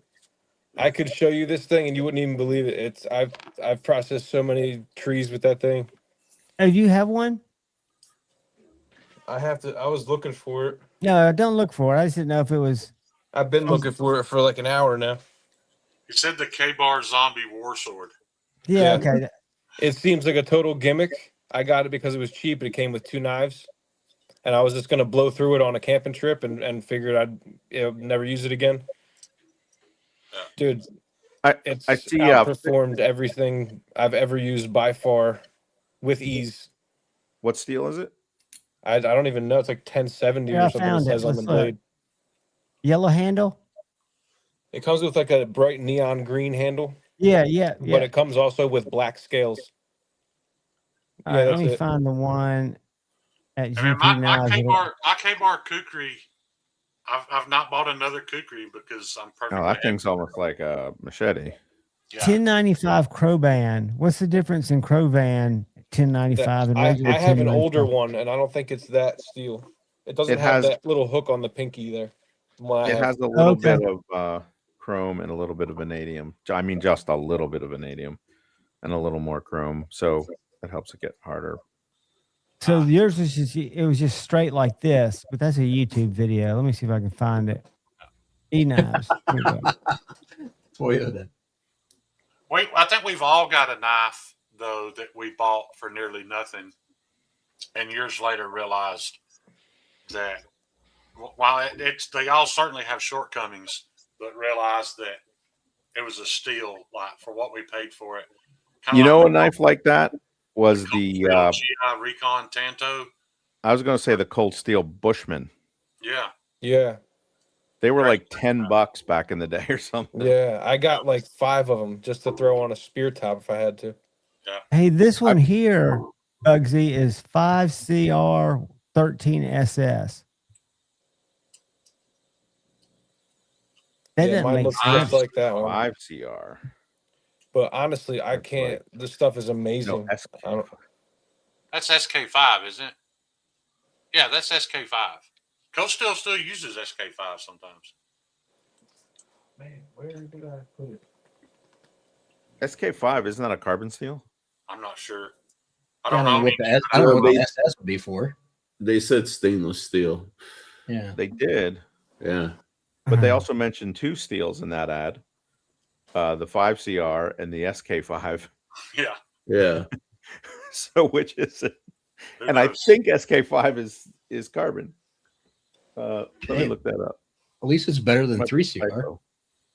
Yeah. Gary, would you say though that the majority of production kitchen knives, like just the stuff somebody grabs off a hook at Walmart, most of those are 4116? Is that correct? I'm not actually sure. Yeah, I'm not actually sure. Yeah, SK5 is a carbon steel. I think that might have just been a typo and they meant 5CR. Yeah. So imagine how many typos are out there that have been around for years, and nobody's bothered to change it. Oh, The dude. most egregious is Late what was in the HQ. 2026 Benchmade catalog. That somebody should lose their job over that. They I mixed think it up. most egregious was old boy Hoback. Yeah, that's a whole different ball of wax. That's beyond egregious. But you know what's weird? His people stuck with him, man. His drops are still selling out. His I bet he's selling a lot less. I'm sure he is, but I'm just shocked that anybody stuck with him. But a lot of people did. A lot of people still buying his stuff. You go on his Instagram, people are just begging him to make more. So, who's this Hoback guy? It's familiar, but I'm just not. The sumo made the sumo. It was selling for like $650 through USA had Made a Bible Blade. verse on it, and then people found out it was made in China. Witty at US Made Blade got in a shipment because all he sells is US made stuff, and when it came in, it had been shipped from China, and it all blew up in his face. Yep. He had lied about where they were made. So the dude putting Bible verses on there, representing, and stealing from Jesus. people, basically. Yeah. He never said they were U.S. made. He just those are always the one you have to worry about. Yeah. But and the worst thing is, in his apology video, he blamed it on the dealer, saying he never said that, but he had his knives carrying at USA Made Blades. Yeah, I remember. That's right. I remember now. You want to see something really egregious? Here. We're talking about pricing on stuff. Let me find this. Look at this that's coming soon to DLT. Boker Plus titanium frame lock and M390, $849. Jesus. Oh my gosh. Country of origin, Asia. Yeah, of course. Damn. What country is Asia? I thought right. Wasn't that an 80s rock band? Yeah, they were. But I don't even Heat of care. the moment, baby. I don't care where it's made. It could be made in heaven for $849 and M390. It looks like a Miguron. It looks like a Miguron frame lock. It does look like a Miguron or Tucson. Kyle, you're in the custom folder territory at that point. What is the difference though between this and then anything that CKF puts out? Right, like at the end of the day, CKF is actually they're using a good clone maker at least. Yeah, but Boker uses Riot. And CKF makes us sexy knife. Yeah, the Boker design. Plus, is that US? No. Tree Brand is Germany, and I think Boker Plus is China. Yeah. So that's a Chinese knife for $845? Yeah, they lost some damn head. Yes, it is. Not for me, it's not. I think That makes the narrows seem like a good deal. It does. It really does. Boker's just trying to live off their history. Yeah. Well, and people were talking about Sologen, like, oh, the Boker Sologen knives are so phenomenal. They're using Sologen steel. Sologen isn't a type of steel. No, it's and they usually are using 4116. So, well, most quote unquote steel Sologen steel is going to be poured ingot, old school type steel, 440C ish. Yeah. Right. Types of steel. But they're acting like it was the bee's knees. It's like it's nothing special. Like, but is it surgical Sologen steel? That's the real question. Real quick, I didn't want to get too far away from this because we were talking about Hoback earlier. Also, another maker that deserves still some ill repute is Gareth Bull. Actually. Who's tell me that story? Gareth Bull, South African maker. Yep, he made the Mura, and the Mura is basically a clone with like one change of Bob Trezzola's ATCF design, and then I remember this. He did that without consulting Bob, getting any approval from him. Then the dude signed a deal with Drop, which is now known as Caviso, right? And they said, oh, yeah, this was approved by Bob with Bob's blessing, blah, blah, blah, blah, blah.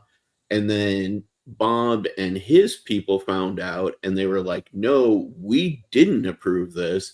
And that actually killed Drop as being a knife retailer.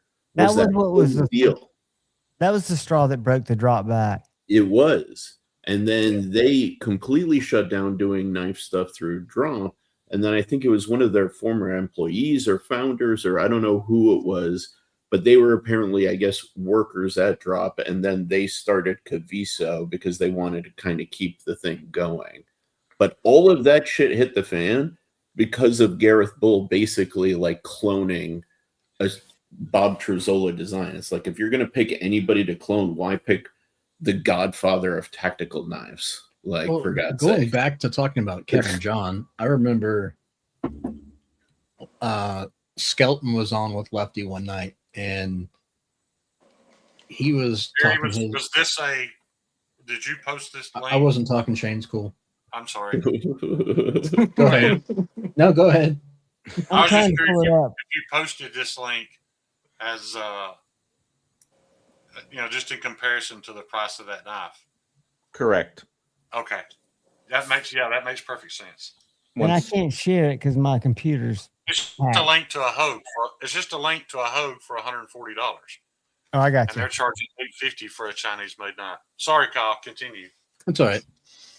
So, he was on with Lefty one night, and they were talking about, his big thing was he always hated Kaiser and would never forgive Kaiser because they were ripping off designers when they first started out because they were a clone company and this and that, and it was Despicable and all these other people that were doing stuff over there. And I was like, look, aren't you at one point were you working with a cloner? And he got all defensive. He was like, no. I'm like, yeah, you were. You had a collaboration that never came to fruition with CKF. He's like, they're not. I'm like, yes, they publicly came out and stated that they worked with Kevin John. Kevin John makes clones. He makes the best clones, and he's a phenomenal machine shop as far as the knives that come out. He has some of his own designs, and he does OEM work. But at the end of the day, he's still a cloner. And to say that you had no affiliation, no, they're Russian. They are not made in Russia. If you go to the website, they say they're made in China. Yeah. They're quote unquote assembled in Russia, but they're actually OEM by Kevin John. Yep. And I don't know that I like knives from Russia any better than China. I'm just saying. They are overhyped for what they are. Yeah. So, what do y'all think about Polish knives? I've been impressed. Definitely been impressed. I'll say one thing though, like what people don't realize too is sheer Gorovs, unless you're getting like a 3-bear or a custom or division line or whatever. Yeah. The rest of their knives are Chinese knives too. Yeah, they're made where CKFs are made. Correct.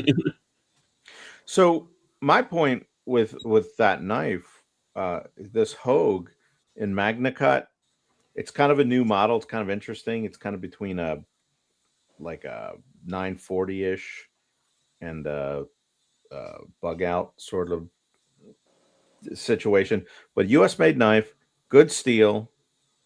It's G10. I'm fine with G10. Yeah, I mean, throw titanium on there, and maybe it would be $80 more or something, or $100 more. Oh, that was the Misto. The Hogue Misto. Yeah, this cool. Knife really intrigues me. It's a gorgeous knife. I haven't had one in hand yet, but one's on the way from Knife Center. So, well, Gary, it's a Hogue. It's a Hogue, so you can for $80 or $100 reach out to 3 or 4 different companies and get some upgraded scales for it if it's a deal breaker. No, they're really good. I wanted the blue, but wasn't in stock.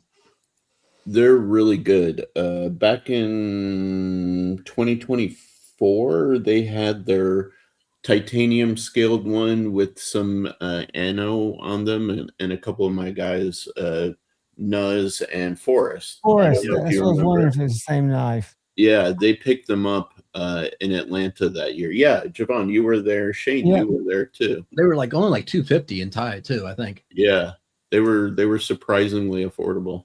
There's a coated one that I think might be Thai. Don't know. Never heard. Yeah, of The but designer of this knife. for nose that's still not a K320 though. Yeah. Yeah. $140. Yeah, you don't know this story. $297 in titanium with a Tanto for that misto. A friend of ours bought a Hogue at Blade Show and took Ben Belkin, the guy that owns Jack Wolf, and just kept putting in his face like, it's U.S. made, and it's only $140.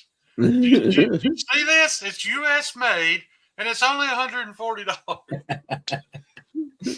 And if you're friends with Ben, if you're friends with Ben, Gary, do not mention my name around him.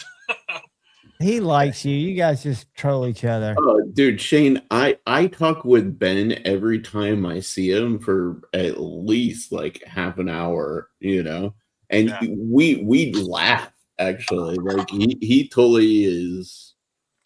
He's got he rolls with the punches kind of. Ben has a good sense of humor, and he can take himself. He has gotten better about it. Definitely. After a couple of years of me roasting him, he got better. But yeah. Is this the knife that Stevie's new meme is still the best though? Yeah. What is? Oh, you weren't there Friday. You didn't see the new Jack Wolf meme video. Oh, yes, I did. Yes, I did. Oh, you did. He sent it to me personally. Yeah. Is this the knife that they didn't have permission that kind of brought him down? No. That's the one that Bob actually did a run with him. Oh, it was actually legit. Bob did, I believe, 3 different models with him. After that, this was one of them. I gotcha. Yeah. He did that one. The funny thing, Sharif, those Muras still hold value. Those are going for like $350 to $400. I know, and it's ridiculous because really, like, what's up, Matt? I don't understand how Gareth Bull's reputation survived after that. To be quite frank, because he was unapologetic. The Sham was like going back to 2022, probably. Yeah. The Sham was like the hottest thing on the market. It was getting flipped they're going for base ones are going for $1,500 to $2,000, and then now they've fallen, they've dropped off. Like you can get a Sham for like $700. Yeah, yeah. Like back in the day, like what machine wise is today is like where the Sham was in 2022. And I don't get that because machine wise, I've not had a Mojave, so I won't speak on that. I know people love it, but the Sonora is junk. I'll tell you what, I don't see the appeal either. I've handled both. The guys are nice, whatever. Everybody is talking about how like the Mojave's tolerances are like out of control and da da da da da. Like people who know have been telling me that. They're like, oh my god. I'm like, okay, but if the design sucks and I'm not even getting in the door, then it's not really working for me. You know what I mean? It's kind of boring. John, it just doesn't do it for me. What is this, Todd? I've got a Fin Hawk in my bug out bag that is probably 4116 or something like that I give $30 for because it's just a Mora. It's just a Mora replacement. Yeah. I don't understand that price for a 1-in-3V. I don't need that, but the original Fin Hawk for $30 I thought was definitely worth the money. Yeah, absolutely. And that is a steel you probably could sharpen if you could find the right rock. But so I don't want to interrupt, guys, but I got to get out of here. I got to be on the road at 5 a.m. We'll see you. Buddy, don't fall asleep on the road. Thanks for the slideshow. Hey, Bugsy, anytime you wanna jump on and play StreamYard, you let me know, bud. Yeah, I'll let you know. I'll be I'm going out of town for probably a week or so. No rush. Just know I'm here for you. Yeah. All right. I want to know where all these cold steels are being made now, though. Like, I want legit proof. Are they still being made in Taiwan? Are they all made in China now? Because the company that bought them typically makes everything in China. Yeah, they don't even say now country of origin. Do what? They don't even say under country of origin on this one. Yeah, I don't like that. Yeah, they definitely have gotten very, except for the one they did in Italy. Yeah. Hold on, let me ask Chat GPT. Where? That's the Well, same this whole company. idea of That's the same company that bought SOG and ruined them. Is it? Yeah. GC Oh, shit. Outdoors or whatever. I did not pay attention to all of that. That's Coach Bill and SOG are the same company now. wow. That's unfortunate.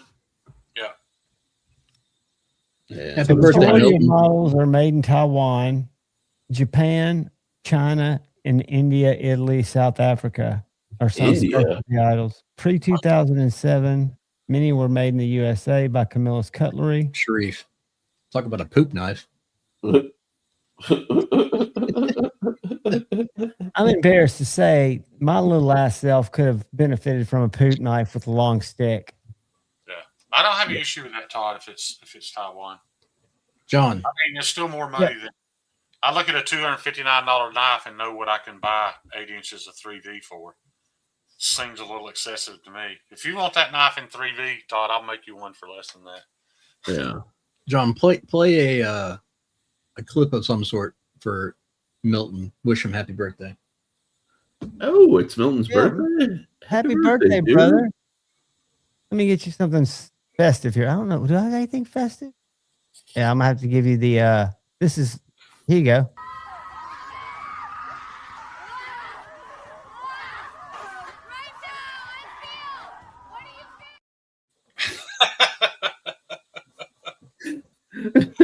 This is no better. idea Happy what I would birthday, do. man. Happy birthday.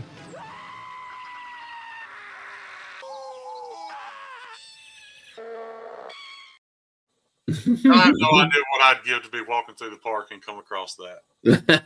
Another successful lap around the sun, buddy. Congratulations. Yeah. I wish I had the things that would just pop up. You know, I could give you a let's see.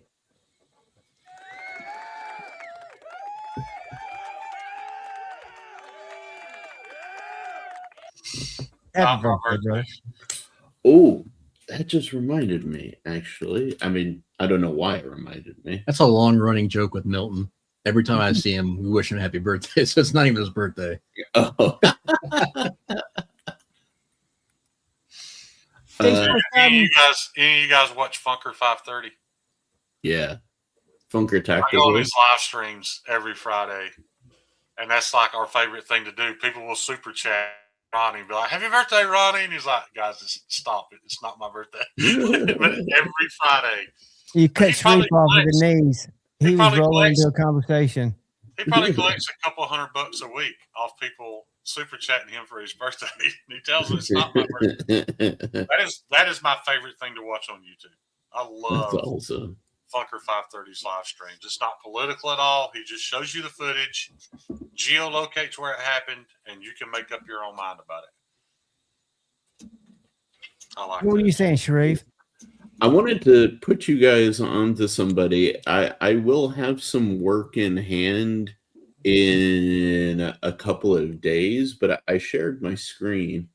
If you want to share the Instagram, here it is. This is a local kydex maker, or like sheath maker.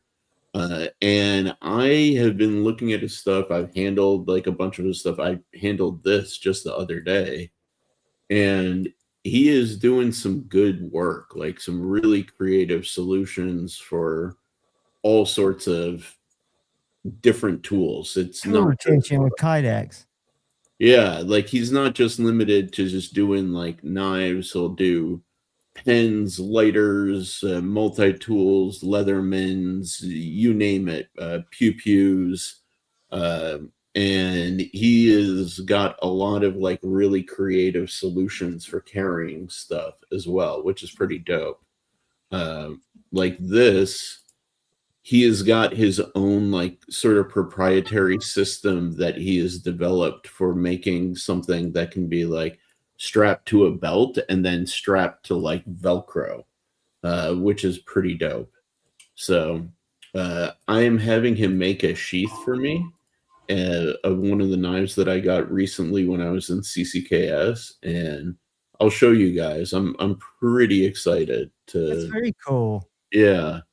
But I'm just trying to put his name out there because he's a local guy. Not Sure. entirely sure his background. I think he has a background in either he's first responder or military. I can't remember what, but Drop him in the chat. Drop his page in the chat so we can click on it and follow him.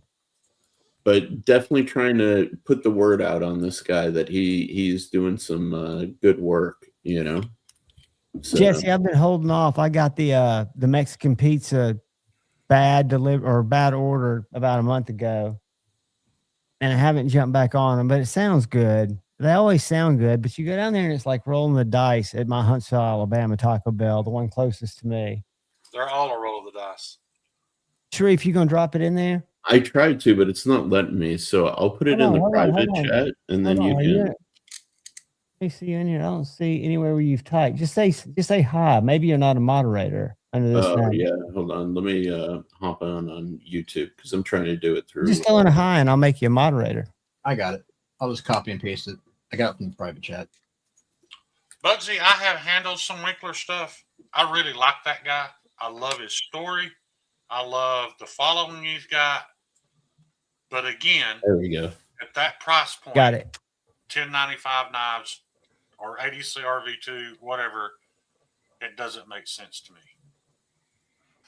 I'm not bashing on Winkler, but if I was a Navy SEAL and I was going to contract a guy to make knives for me and my entire team and talk all those guys into paying $350 for a knife, it had better be in something better than that. That's just my opinion. Funny. We've had two in about 2 months because I've almost been there 3 months. So we've had two down there. Tate bought the first one, and then the second one was bought the same day it was traded in. And I think they've got some kind of fandom, maybe, because the people that bought them, Tate being one of them, was very excited about it. Yeah. I didn't see much to it. It was kind of a trailing point. It was a bigger knife. If you understand, Winkler's the guy that made the Tomahawks for Last of the Mohicans. Jack Carr loved that movie, loved the Tomahawk, reached out to Winkler and asked him if he could make him a knife, and then he started making knives for most of the Navy SEALs. They all carry Strider folding knives just about, but most of them have a Winkler knife on their kit, and I just don't get it. Like, some people mistake mine and Kyle's critique of TKL for hatred when there's not any, but I am super proud that TKL is now releasing their hard-use combat knives in a steel that fits that role. That saber you got in ABL, that's perfect. That's what he should have been doing all along. What was your criticism of TKL? Because they've steel choice for the price. What was their steel that they were using? 80 CRV2. Really, this whole time for like $300 fixed blade? Well, and ABL. No, it was a little less. The 80 CRV2 was a little bit less. So I just know when I was in the military how we abuse things, and trust me, they abuse everything. Every piece of gear in the military gets used for something other than what it was designed for. Sure. And I would not want to be back in the Middle East with something less than either ABL or 3V, or I don't want anything in 10. I know the Marines carried a knife in 1095 for years, and people brag about them and show them. But those ones you see in perfect condition are because they were never stabbed into a crate and a 200-pound man jumped up and down on it to pry that crate open. All those knives are broken. Yeah. Just don't sell me something for that purpose that's not as good as it can be for about the same money. But you know what, though? That's my opinion. Let's be real. This has been my take on TKL a bit, and this may get me a little bit of hate, but TKL always felt like they were selling the image and the lifestyle of hard use without actually being hard use.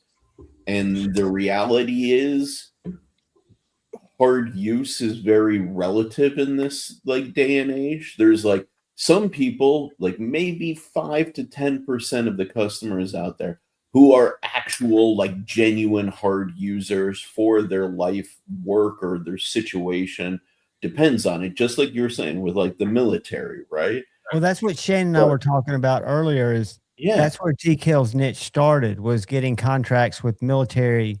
So that's who he designs for, and then he picked up fans through those connections. Yeah. Of always making, even though he's just a retired Marine and might not be using them, he's having them spec by people in the field that are using them. I do love Winkler's file work, though. It's very small, but just that little piece of file work on the spine is. I didn't mean to interrupt you, brother. I will say one thing though about that. I refuse to take tactical advice from someone who hasn't seen their wiener by looking down in a decade. Yeah, fair enough. Yeah. Fair enough. I mean, like baptism, I never claimed to be a SEAL. I know some SEALs. I worked right beside some SEALs, but I was not one. oh yeah, no, Shane has never gone all stolen valor, for God's sakes. No, he's not. Other YouTubers. No, it's I don't know. For me, Gary, you know more about steel than I do. Did what I just say, was I off the mark, or? Well, I think you've sort of gotten into part of the knife world that is part of the hard reality, whether it's the materials used or whether it's you're selling your story. Yeah. With a knife. And so at the end of the day, for some guys, like for me, it's really about the cutting performance of the tool. Like I'm really into that. But I realize that is not where everybody's at with this. And, if you take a company that's pretty easy to pick on, like Montana, that's what they're selling. I'd be very interested what their cost per customer acquisition is. But Montana's selling that Yellowstone lifestyle, aren't they? That's that's what it is. It's that Montana rough and tumble, whatever. The knife itself is, I don't want to trash other knives. It's a $50 knife, in my opinion. No, it's. Right, that's true, because there's no such thing as a $50 US made knife. It's a knife. It's a good knife. It's probably $100 more than it ought to be. And keep in mind that's direct sales too. So all these other knives we're comparing it to, right? Like say mine, I'm selling the dealers and giving 30 points. So, what I'm getting for the knife is 30% less than the price you see in some instances. Whereas all of their sales are direct, therefore they cut all that loss out. That whole deal minus a little bit of processing. So yeah, like it's the story. And that's if you go back in time, that's the same thing. Sorry to interrupt you, Gary. That's the same thing with Triple Aught Design. They're selling a name brand and a lifestyle, and it was nothing special, and it was so expensive. Winkler, Bussy. Still is with Triple Aught. James brand. Yeah. James brand's a perfect example.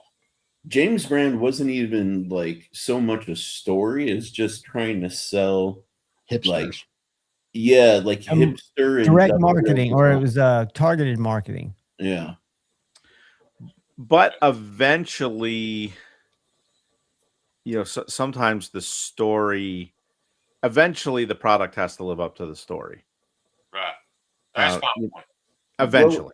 It depends on how the brand proceeds, right? If the brand proceeds to be focused, let's say, on being a lifestyle brand, then when you look at a lot of, for example, like the fashion industry, they're selling you the story, they're selling you the style, but the actual construction of their clothing that they sell you is garbage a lot of times, right? Versus, if you base your reputation on performance, and then you have to. It all depends on how you segment the market. One of my first stops at Blade Show this past year was the Winkler booth. And not because I was interested, but because a guy I was standing there with was so excited about it. And I love watching people's dreams come true. So, to get to walk over there with this total stranger and watch his face light up because he got to acquire this new Winkler, it was great. Did And you I'm not shit on it right in front of him? Huh? Did you shit on it right in front of him since you're such a nice guy after you sucked in his joy? I wouldn't dare do that. I was happy for him. But I'm at the kidding. same time, I was just thinking, man, at this price, and for what it's been advertised that this knife can do, will do, should do, whatever, I just felt like it was a little lacking. That's all. Yeah. And the thing is, though, even though it's not great, Shane, I still would absolutely love and own one of those Winkler hatchets that Jack's got. I would too. Absolutely. I'm not The giving. thing is amazing. Yeah. Okay. I'd be more than glad to sit around with that in my hand and imagine kicking in a door and splitting the ISIS dudes. What would you rather have though, Shane? That Winkler hatchet or that Freeman? My Freeman. My Freeman Okay. and a $35 Cold Steel Okay. Warhawk. Okay. Yeah. Hey, gentlemen, I need to hit the hay. It's getting late here in the east. Yeah, it's getting late here too. Gary, thanks for hanging, buddy. I always Hey, appreciate your input. hanging And on, guys. check your text and verify that that's the right you. It is. I responded. Okay, cool. And Yep. Gary, if I shouldn't have brought up that idea you had, I apologize. But you talked No, about it's fine. it. I thought it was okay. It's an idea. I did put that out on one of like the Spyderco Millie group, and it got a lot of mixed reviews. Well, let me ask you this, Gary. What if you spent a couple of days browsing the internet, and I wouldn't care if it was a Gonzo, if you found a handle and lock type that you thought you could work with, why not just buy 100 of them and reblade them and sell them? Is there legalities to it if you do it that way? You can't label it as yours. I don't know. I'm only asking. What legalities are they going to have? They rip off you. They don't have any international laws. Yeah.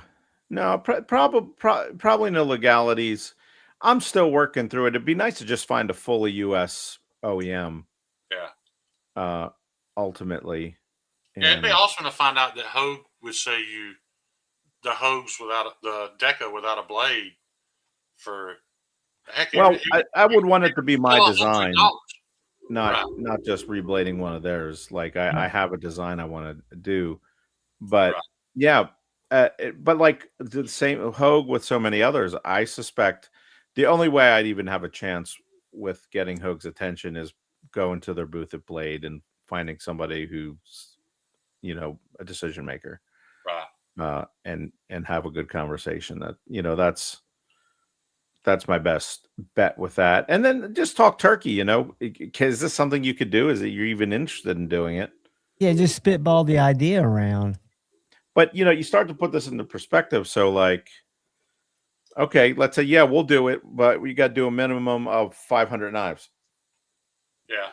And, say they're $100 a piece, just to make the knife, the math easy. So that's $50,000. Right. To make knives that I don't even know if anybody would even like. See, what's weird to me is people like Strider, they sell their knives and then you can pay a couple $100 more to get this particular person's grind on it. What do you think about a company, and we'll just stick with Hogue, releasing a line that's their knife, but for an added charge, you can get this Creeley ground, Creeley heat treated version of the blade on it. Yeah, I mean it's possible, but the other way to go, and the other way guys go, is to just license the design, make the design, right, and spec out the heat treat on the blade, right, so that's what they do, and spec out, call out the edge thickness before sharpening and all these sorts of things, and so many different possibilities. It's challenging. The easiest thing is just to go straight to China, find a good company, have them do it. Right. Like that is definitely, and they do great work. I mean, there's no, Taiwan is a little less offensive to people, but I don't know that they're doing any better work than No, I'm not saying Right. It's not about better work. It's just about ethics of it, I think. Yeah. Yeah. And not everybody shares that. I'm one of very few that's as passionate about it as I am, and I still own some of their stuff. I have stuff here that was 100% made in China that I love, but it's typically because of who gave it to me or how I acquired it. But I wonder if the folks that are funny about that could point Taiwan out on a map. I can. Just a I thought. can, but I doubt they could. I mean, I don't want it made there. Where is that? If you can find China, you can find that little island southeast of it. It's not that hard. Yeah. All right, gents. Well, hey. Hey, buddy, look at that. Check your stuff tomorrow. I'm gonna send that over to you. Now that I know that's you. All right. Sounds good. All right, bud. Y'all have a good night. We'll see you. See you, Gary. Dawson, I completely agree, except for I think all of their designs so far are ugly.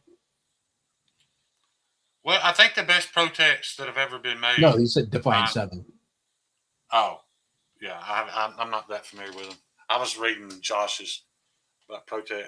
The thing about Protex is I think the best stuff they've ever made was designed by somebody else. I agree. And even then, though, all their knives look the same, except for like when they started doing the Warren Cliffs. Outside of that, all their drop point, spear points, they all look the same. Yeah, they're a little too similar. I agree. I'm looking at Defiant 7. John, will you show me Defiant 7? What's that? Will you show us some Defiant 7 stuff? They're on USA Made Blade. I know I've heard of them, but let me find it. Hold on. They're isn't that like partially Les George's new project? Yeah. Yeah. Him and what's his name? Sharif, did you see the new auxiliary manufacturing folders? Probably, but let me look. The coffin. Oh. They're on DLT. Yeah, I'm so torn on them because the thing is this, right? Anything that Ricky Hernandez and crew like go fucking gaga for is usually some insider trading BS to like manipulate the market. I right? agree 100%. I agree 100%. And I'll tell that to Ricky's face. I'm not saying any of this. Those guys don't know shit about knives. That looks like a Les George right there, big time. Yeah, Les George and Chad Nicholas. I didn't realize how ignorant he was to knives and everything knife related until I saw that video of him with that chick from Blade HQ at that pawn shop. And I was like, this is not even a knife guy. He's just a marketing dude. He knows nothing about knives. Yeah. Well, neither did what was his name? Brandon from Everyday. Is he still a big deal? No. Yeah, God, no. Yeah, thank God. And same thing with Taylor, or what's Taylor Martin? Yeah. Taylor Martin is still plugged in with Big Idea Design Company in some big way. He doesn't know shit about shit. I agree. But anyways, Sharif was going to say, I thought that coffin looked good, but what they're charging for it, and it's getting made by Megaron. Yeah. Dude. It's like, holy Let me say this about these Defiant knife fixed blades, guys. I like this one right there. I know I'm not there yet. I still have work to do, but I can make you a knife in a much better steel than K110. For a little less than that. K110 is just D2, dude. Right. I mean, like, right. It's I agree with Jeffrey. It's a fair enough price, I guess. Whoa, what's their price? Let me see. $280. Okay, yeah, that is a fair price. Yeah, that's a fair enough price. Yeah. Considering the thugs were $280, the Freds were $280, but those were much better steels than that too. And yeah, but it's also he's got a name and it's USA made. But also are the another factor is, are those CNC made, right? Because they don't look it. They almost have to be.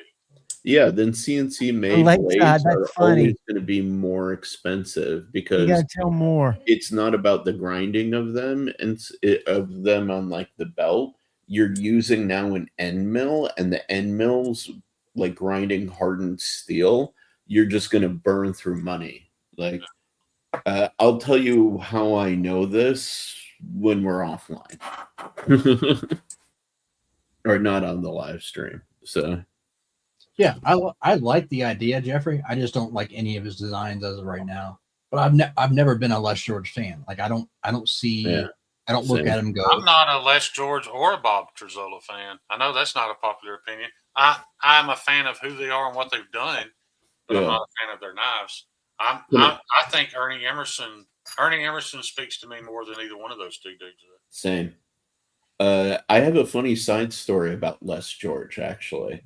Back early days, I was approached by somebody who was working with Les George to come out with a knife.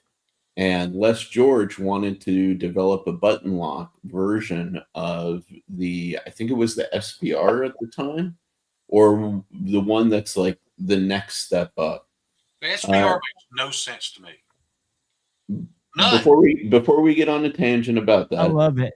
The funny part about that is they wanted me to design the mechanism for the knife. They wanted me to design the button lock mechanism and all of that stuff. And I said, yes, I would, as long as I get named credit on the blade. And they immediately shut down conversations with me. I said, well, I'm sorry. Like, I'm not just some like no-name engineer designer. You know, you're coming to me because you think that I do good work and that I do good stuff in this regard. So if you're coming to me, I want a collaborative credit. That's what's going to be more beneficial for me than even getting paid for the job, right? Right. Imagine that. Les George and Sharif Manganis. Like, are you fucking kidding me? Right? They would not give me the credit, so I said, I'm sorry, you know, I'm not into it, you know. Jeffrey Dawson, I agree. I agree, Jeffrey. I've never seen a Les George knife that was any more interesting to me than any Ozark Trail knife. That's all I'm saying. To me, it's just a aesthetics thing. I can't remember if it was 5-door. Somebody sent me 3 knives to check out that I would have never been able to check out before. And I've got a review on one of them, the Les George Custom. And I fell in love with that little knife. I think the SPR is the stupidest knife ever made. Why do you want something with that short a blade, with that shitty a geometry, and that thick a steel? It's not. I don't get it at all. Is that the little one? Is that the big? The SBR is the short bladed rock eye. What? Oh, I like the rock eye. Okay. What purpose does that knife fill? I've never understood. It's probably a California thing. Is it a 3-inch blade or less? Then make it thinner. The knife makes no sense. Give it some cutting geometry, dude. Since we're bitching, yeah. Go ahead, Sheree. No, I was going to say, for that same criticism, though, we need to be putting at the foot of what's his name? Not Enzo, his butt buddy, Voxnays, right? When was the last time you handled a Voxnays design that wasn't like fucking 1 inch behind the edge thick? You know what I mean? John, it'd be like if we made that fret out of 1/4 inch steel. Yeah. What sense would that make? None. The knife's not even that pretty, dude. But it's that's just what I'm saying. purpose built to cut. So Vox does the same thing. Everyone's like, "Oh, CRKT Polar," but the thing is fucking like what? It's like 16, like 1600ths blade stock thickness, and then it's freaking huge behind the edge, and everyone's like, oh, the Polar is such a good slicing knife. Oh, Voxnays makes a good knife. Like, no. And it's still a shitty Chinese knife. Now, let me ask you this, John. You just said you love the SBR. If you had to cut cardboard all day. No, I meant the I like the rock eye. Cardboard all day. Are you going to grab the SBR or the No. But I've got knives that I love that I wouldn't cut cardboard with. That aren't my slicing knife. That's my point. What? I like the look. I like the look of the rock eye because I'll show you another one. What purpose when you walk out the door is going to make you think that's the perfect knife for what I'm going to go do? Especially in an auto. Not in an auto, it would be hard for me to do, but this is a good example. This knife has horrible geometry. This integrity. What totally attracted me to it was its manualness and the fact that it was thumb studs. The same thing that attracted me to the Avalon. So it didn't even need to be a knife. You know, it cuts, so it had to be some kind of knife. But yeah, it didn't have to be Mordax grind. See, that's where I get lost. I don't understand. There are so many good. Because Shane, if I carry this knife, the chances are in my city day, I'm going to cut open cat food, Amazon packages. If I break down cardboard, I take my fret, I take my TRMs, I take knives because I like to cut the cardboard down. So I'm kind of picking knives for the task. But this knife will handle most of my EDC tasks. I mean, I'm still in the process of trying to acquire that Strider from 5-Door, and I don't need. The only reason I would pick that knife up walking out the door would be in a self-defense situation, and if I had any sense at all, I'd grab a fixed blade instead. So I get that. Or to show it off. But you know what though? Like, and this is the reality that a lot of people don't realize. Even fixed blade knives, or not fixed blade, self-defense knives still require good slicing geometry, because that's the point of having a fixed blade like this. This is one that I picked up when I was in. Who made that? I was going to ask you when you were showing it earlier. Yeah, this is made by again, USA maker, actually based here in California, Conde Army, Conde Armory, right? And dude, this is the dart. This is one of his little EDC, also self-defense little fixies. And dude, the geometry is great. I can sit and I can slice cardboard, open packages all day, and I can use it if I want as, a self-defense tool. And it's simple, like dead simple. Doesn't need to have, like, I can measure this thing, but I guarantee you it's thin behind the edge, Shane, show Sharif that Jason Grant, the perfect self-defense knife. Yeah, dude, this is like 1/32 behind the edge. Probably even less if I break it down into decimals. That thing is nasty. That is nasty. I love Jason's design language. Yeah, this is it's 24 thousandths behind the edge. Like, Sharif, did you see that? Let me see. Hold it up. Oh yeah. I saw it when he held that up earlier. That thing is evil. Now that it's got Kyle's razor sharp edge on it, it's evil. I will match you on the crazy. Hold on, give me 1 sec. I love a good hawk bill. But yeah, that's like, when I started making those homesteads, in my mind, for what that knife should probably be designed to do, I probably should have saber ground it. I just can't. Like, I've got to make it as. That's wicked. Yeah. What is that, Sharif? This is my buddy Derby City Blades. I picked this up in Atlanta last year. It was one of my only knife pickups last year in Atlanta. I dig that. That looks like a Talon. I think I held that, Sheree. Yeah, you did. But yeah, this thing is oof. That kind of reminds me of what's his name's knives.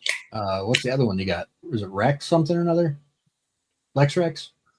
Oh yeah, but this is like Lex Rex on steroids. Right. I'm just saying it reminds me of that kind of design language and yeah. This is if Lex Rex cared more about his finishing and details and grinds, because this is like, aside from what I've handled from Shane and from Brian Kim, this is the thinnest ground knife the next thinnest ground knife I've handled. Sure. If you want to know what really eats at me, what keeps me awake at night? What's that? Is it all you guys sitting around that house at Blade Show West critiquing that shitty knife that I sent Snuzz, and the fact that he won't mail it back to me and let me redo the handles? Oh, dude, but that was like fucking early days, bro. But the blade was nice, was it not? Yes, but it was the early days. The handle was garbage. And what you don't realize, Shane, I said this maybe in one of my videos, it might not have been alive, but like I've got an early carry development knife. Yeah. And I showed this, it was on the live. This is one of the first 5 knives that NAF Sergeant ever made. This is the Mini Squall Gen 1. Yeah. I bought it from Lefty. But if you go look at his knives now, the Mini Squall, it's night and day. But I love having his early work. And it's It weird because me shows- and Nav Sergeant are nothing alike. Like we struggle to get along. But He I can't respect get along with I- anybody. I mean, because he respect- just doesn't have a personality. He doesn't do it Doesn't. on purpose. He doesn't have one at all. But I respect his work for sure. No doubt. I sharpened one of his early knives, and yeah, he's You definitely sharpened this cool. one. I did. I sharpen that one. Yeah, I bought it from Lefty. You sharpened it around the time you sharpened the chickadee. Okay. The fact that he had dirt warning at his boots should tell you everything. Yeah, Sharif, when you were at CCKS, you got to hang out with Cheeto, right? Yeah. Oh yeah. Did he bring his fret? No, he didn't bring it with him that time. That's embarrassing. Yeah, or I don't remember. I don't think believe so. Cheeto's not a huge fan of the fret. I know, but I wanted Sharif to be able to see the difference in quality because that fret is amazing. Lakeside, if you are interested in Lexrex, I may be getting rid of one of these, or maybe I don't know. I keep going back and forth on selling these guys, but In mine and John's defense, Cheeto's just not a fan of the skinniness of the handle. It is kind of a dog leg handle. It is, and that was That way specifically. on purpose, but I had to explain to him, was like, Cheeto, that knife was designed by 5'2", 130 pound guy. And for me, guys, this is perfect. And I know that it could be made bigger, but it is a unique, odd shape. I put so much time into his knife, though. I'm like, damn it! I wanted him to love that thing. I did too. Well, if he wants to sell it, tell him to get in touch with me. I've got stuff. I'll move out for it. I'm gonna start collecting them. That's that one that I did a complete hand sand satin on. Yeah. Oh, I remember. All right, Instagram's not telling me I'm hacked anymore, so I'm gonna give y'all one more look for you Finch lovers out there. DM me if you want a $75 Finch. I gave you an offer. You could probably I didn't hear trade it. You could probably trade it to KC for one Tempest knife. I offered you earlier. I said I give you more than what they're worth. I give you $1 a piece for them.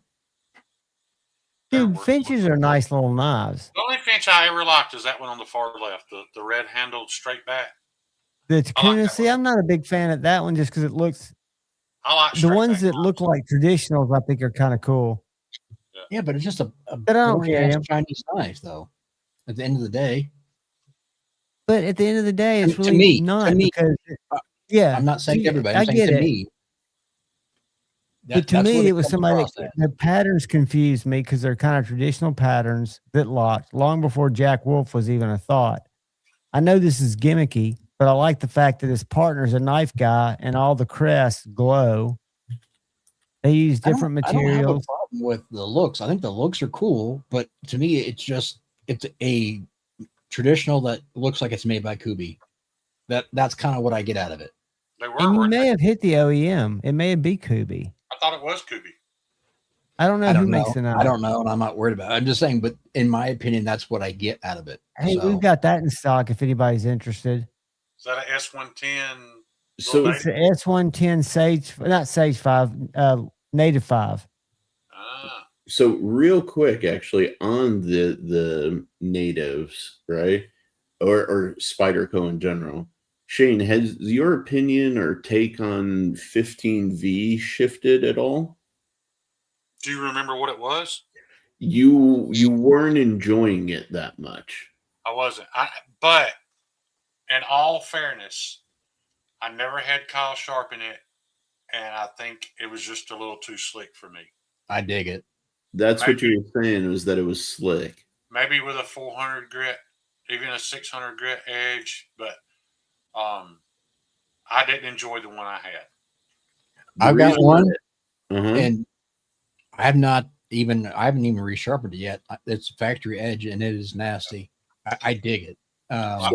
This ABL on this Pete Smith, I sharpened this, and it's scary. Like when my thumbprint hits it, I can feel that crisp edge. I could never feel that on 15V. So now, at the same time, though, Sharif, it would shave the hair off my arm. No plucking, no effort. So It just didn't feel sharp. Yeah, it just didn't feel like Rex 45 or one of those steels to me. The reason I'm asking is because, like my local shop, they have a native in 15V, and I saw that, and I'm like, I just got one of the last knives that I've been after for a while, so I'm like not in any place to get anything. But you know me, I like to get knives to try out the new steels. Yeah. And I have no experience with 15V, so I'm tempted, you know. For a decent price, I would check it out. Yeah. I'm one of 3 people I know that felt that way about that very same knife. The guy that bought it, yeah, and then sold it to Steve Kalari. Steve Kalari didn't enjoy it, sold it to me. I didn't enjoy it. Somebody in the community has it now because I sold it to Justin. No, Justin sold it for me on his channel. So could it be that the heat treat was a little wonky on it? Maybe it's possible. I don't know. I regret not letting Kyle sharpen it and see if he could change my opinion. I'll just say that. Fair enough. I will also show you. Now that I have some Rex 121, yeah, there for a while I regretted not having it just because I like to have the high end steels, the high edge retention steels. Yeah. Now that I have Rex 121, I'm like, well, it outcuts 15V, so what's the point in back and getting 15V now? But isn't 15V a little less brittle? Or am I wrong? 15V is tougher for sure. Okay, yeah, it's so it isn't like the whole thing with 15V is that you're getting like the edge retention of say like a Maximet without the brittleness. Yes. Okay. Yeah. When you look at Gary Creedy's chart and you see Maximet and 15V up here on the edge retention end, and then you see that other colored line for the toughness, like the 15V is 4 times higher than all the other high edge retention stuff. So, I like them both too, Bob, but I agree with you that the value, they don't even compare. If I could get another 15V knife cheap enough, I would. Yeah. I regret not having any, but I didn't enjoy the one I had. So I don't know if you guys nothing they made anymore. I don't know if you guys know. But I also picked this up at CCKS. This is the Magnamax, the prototype Magnamax from ProTech. I was so excited Chavez collab, right? The scapegoat. Yeah. I was so excited about that and that steel, and then I saw the knife and just the shape of the knife. It doesn't scream Chavez to me. It's a modified version of the scapegoat. It's like a smaller, like basically smaller than even a native 5. Yeah. I basically use it choked up like this, you know, just because my grip back here is just, I don't know, a little like weird, a little less comfortable. But I didn't care because I'm really after just playing with the steel. And so far, it's interesting. It doesn't give me the instantaneous, I'm terrified of this, like K390 did when I first got it. But again, I think if I were to send this to Kyle and have Kyle put an edge on it, I think that would make it terrifying. Thanks, Matt. I love it. I'm kind of curious to see. So far in everything that I've done, the edge doesn't feel like it's changed since the day that I got it, though. And I've taken down boxes and whatever. What would you say, Kyle? That reminds me less of the scapegoat and more of the RCK9 it is. Yeah. I mean, it just lost its Chavez to me, and that killed me on it. It doesn't have the Chavez flair that I wanted. Yeah, for me, honestly, this is not a Chavez that even remotely appeals to me, even in the standard form. It's just not the design language I like from him. I like more like the 229 and, you know, all of those. But, you know, honestly, for a small knife, I got to say, I don't mind it at all, actually. Like, what's a good equivalent? When you say small, is it smaller than the bug out? Well, I was just going to say, I have an Ozark Grail right here. And shout out to Fed Harrison, who got Fed Harrison's the man. Yeah, but you can see it's smaller, you know. That's almost tack. That's tack size, then, isn't it? Yeah, probably. Actually, maybe just a little bit bigger than the TAC. Autism said he's got a Magnamax Griffin Apex. I've never heard of that. Yeah. That's cool that he's got some Magnamax. So What do you think of your Pro Cut, Sharif? What about the Pro? I love the Pro Cut. Actually, it's. I do too. You know, Gary. That's the only thing Gary's ever said on here that feels a little bit. He didn't seem to like it, but at the same time, he ran it at 61. I'll tell you what. You know, this is 65 with no edge. There's no edge on this knife. Well, piece of paper is probably too small now. Yeah. But you know, that's also extremely good geometry. My Pops Pro Cut is from Kalari. Yeah. And I have probably a little better than mine because he runs it at 67.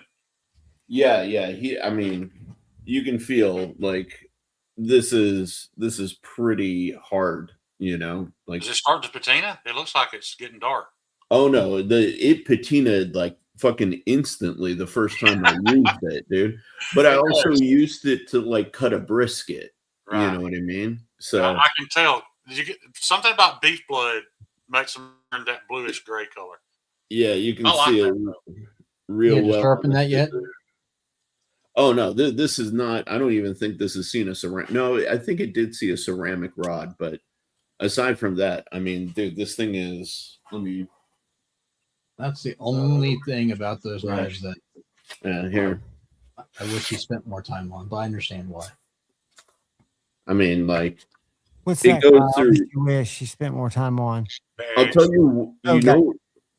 I'll tell you what the biggest problem with this knife is. Honestly, and the reason why it hasn't gotten much pocket time, because of the fucking shitty sheath that he shouldn't even include. Like, this pisses me off so much that like I haven't carried the knife because I don't have a good carry solution. You talking about this sheath? You want me to send you mine to see if it fits better? That one is done better than mine from the looks of it. Like, this is what I had to do.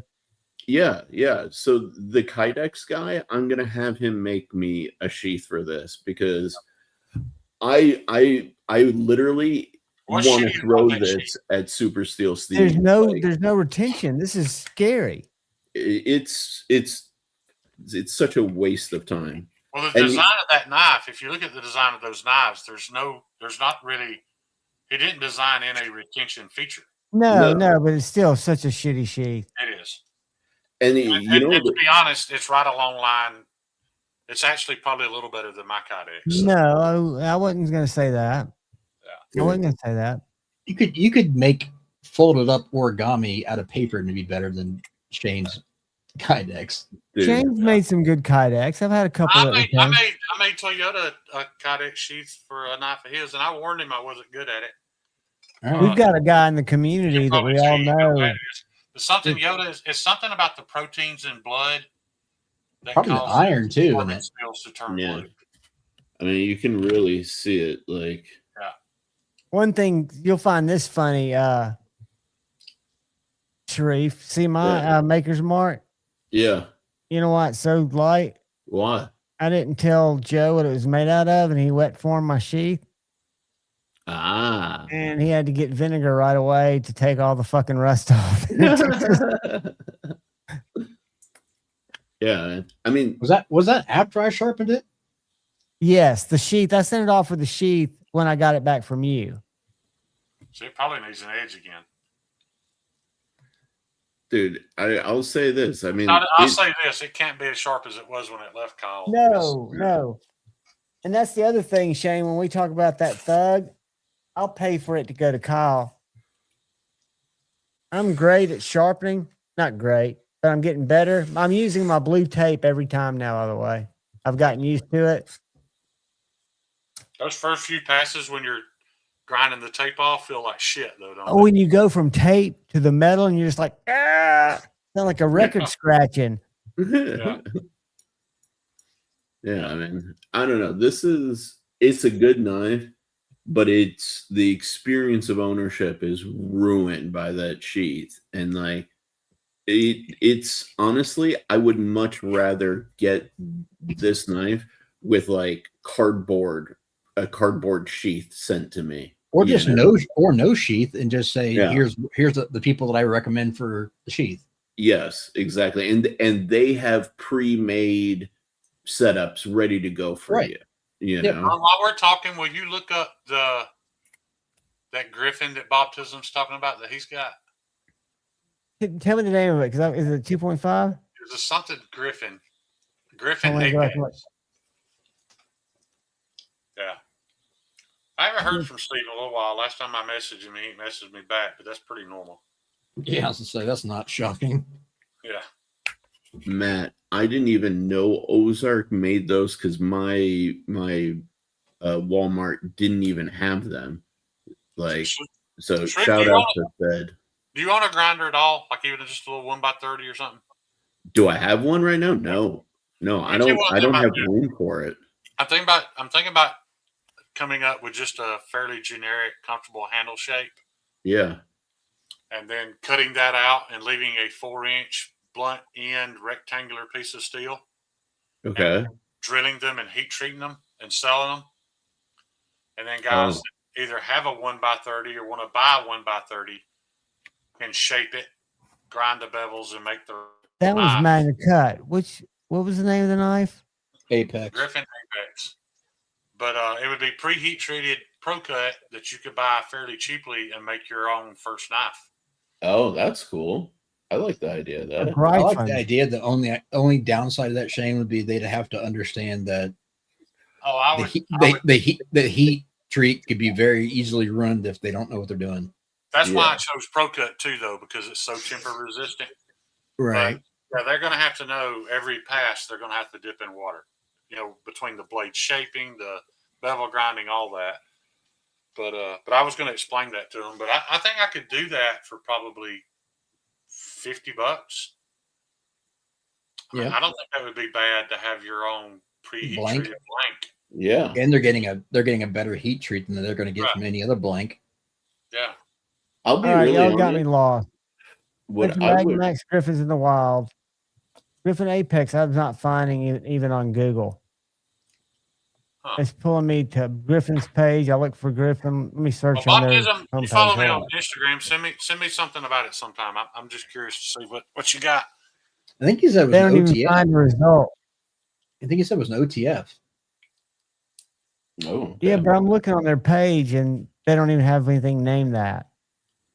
it may be a different Griffin, but I was gonna say what I would really love right now, and I haven't seen it. Not that it doesn't exist, just I haven't seen it.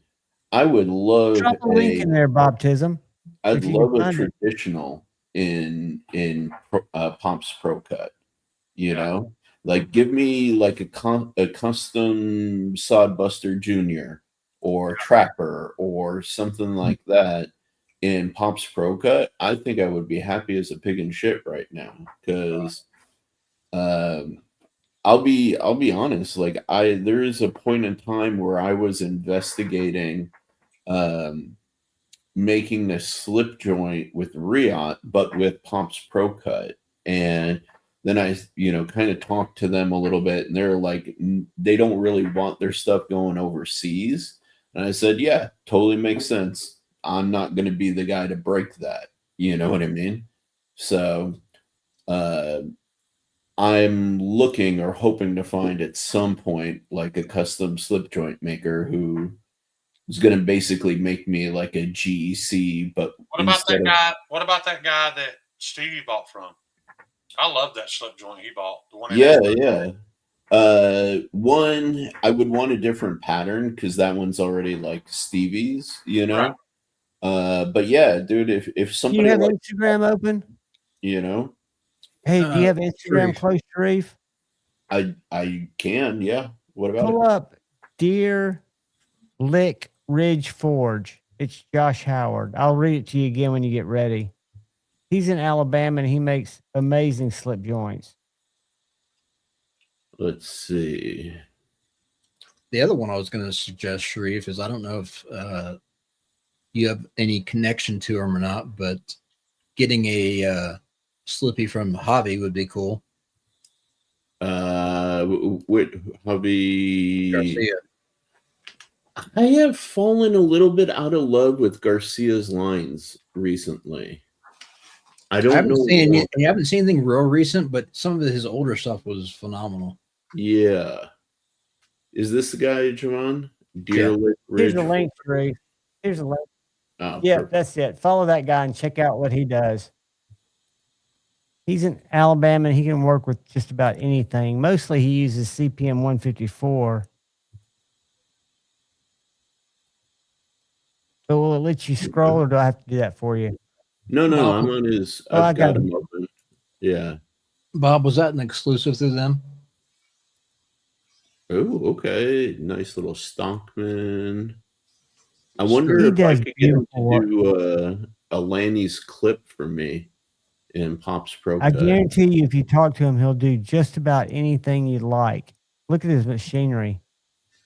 But shit, man. I mean, from what I'm seeing, his quality is really good. What are his prices like? We have 3 of his knives at Knives and More. My favorite is a single blade that's beautiful. It's in some smooth wood. It's $475. Okay. CPM 154. Then he's got several 3 blades that I think are closer to that 6 or 7 range. No, I'm a single blade guy. I'm a single blade guy too, and they're much less expensive for obvious reasons. Yeah. But he does a lot of them, and he's just a neat guy. He's a local Alabama guy. Nice. So follow him on the G, and yeah, he might be somebody to spitball with. And I'll tell you who else you can talk to. Gary Creeley, the guy who was here tonight, when he nests out all of his Magna Cut or his Magnamax, he makes where his space is, he cuts out slip joint blades for a guy up there in Pennsylvania who makes Magnamax and Magna Cut slip joints. Interesting. Really nice. So Gary might have somebody who he can put you on. Okay. That guy might be somebody worth looking at. I don't remember his name. Do you, Shane or Kyle? I don't. Yeah, dude. Actually, like one of these single blade Stockmans would be pretty fucking sick. Do you want it to be sure? If you want it to be very, very traditional, or you want it to be a modern traditional? If it's going to be pro cut, it would be like more of a traditional. Okay. You know. Okay. So I had an idea, but never mind. What were you thinking though? I'm open to it. I was thinking using scales from something and doing a complete overhaul with a like a reblade. Yeah. Yeah. I mean, it is possible. There is that guy, Slip Joint Spa, who he can take like old slip joints and refresh them. The question is, who could do the reblade?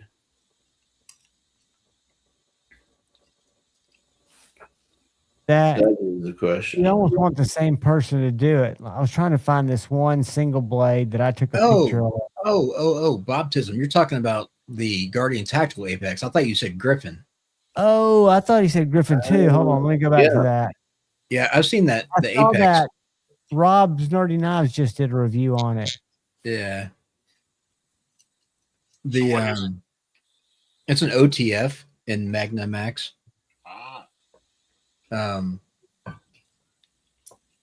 Bear with me. Yeah, if it was at Recon 1, I wouldn't recognize it because screw those guys. When I made the Homestead, because I had somebody ask me why I made it out of Pro Cut instead of Nitro V or one of the Super Steels.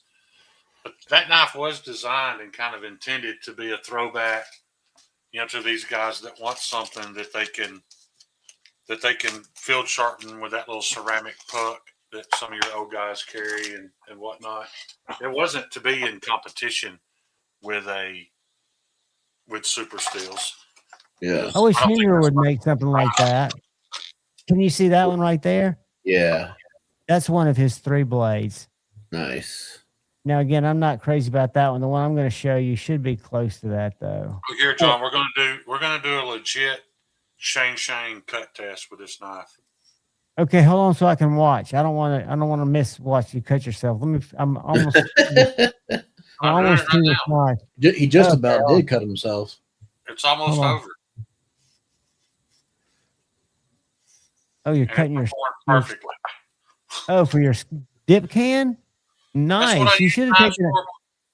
Right, What I but you use should have knives taken a video so you could have shared it and tagged Jason to collab with you. Here it is. Check this out, Sharif. And Kyle's This is right. the I one did that, almost cut myself. this one's $400. Look at this beautiful bitch. Oh yeah. Oh shit, yeah. Trapper 2 and a 7/8. It's in 154 cm. This one is, and I forget what kind of wood that is. But the Maybe blade, that. if you look at it, it's dead nut centered. Yeah. Looks like Coca-Cola. Yeah. Let's see if I could get that with a fairly light pull. I'd be happy with that. But And then Yeah. this is one of my favorites still. I just don't think the sheath would fit on me. The Taipan by Cold Steel. Yeah. I like that Hog Hunter y'all had better. You could use that as a crutch for your height. I know I could. What was that? That Cold Steel Hog something y'all had, John? And Austin. Oh yeah, I know the one, the Warncliffe Hologrand Yeah, I really like that knife. Hog Hunter or something. See this little knife? That's Yeah. one Tate made. Yeah. The little guy down at and this we sold this. I was gonna buy it, but it was a little big. Work Tough Gear. I always see Scabs talking about them, but I never hear about them outside of Scabs. Terry loves them. I hear they're great. Yeah. Yeah, I was just Also, seeing. I hear Rosecraft's great too. Yeah, I had about $350 worth of Work Tough that I gave to Terry because it didn't mean anything to me, but he really likes them. These Puma knives are highly sought after. German, older, traditional knives.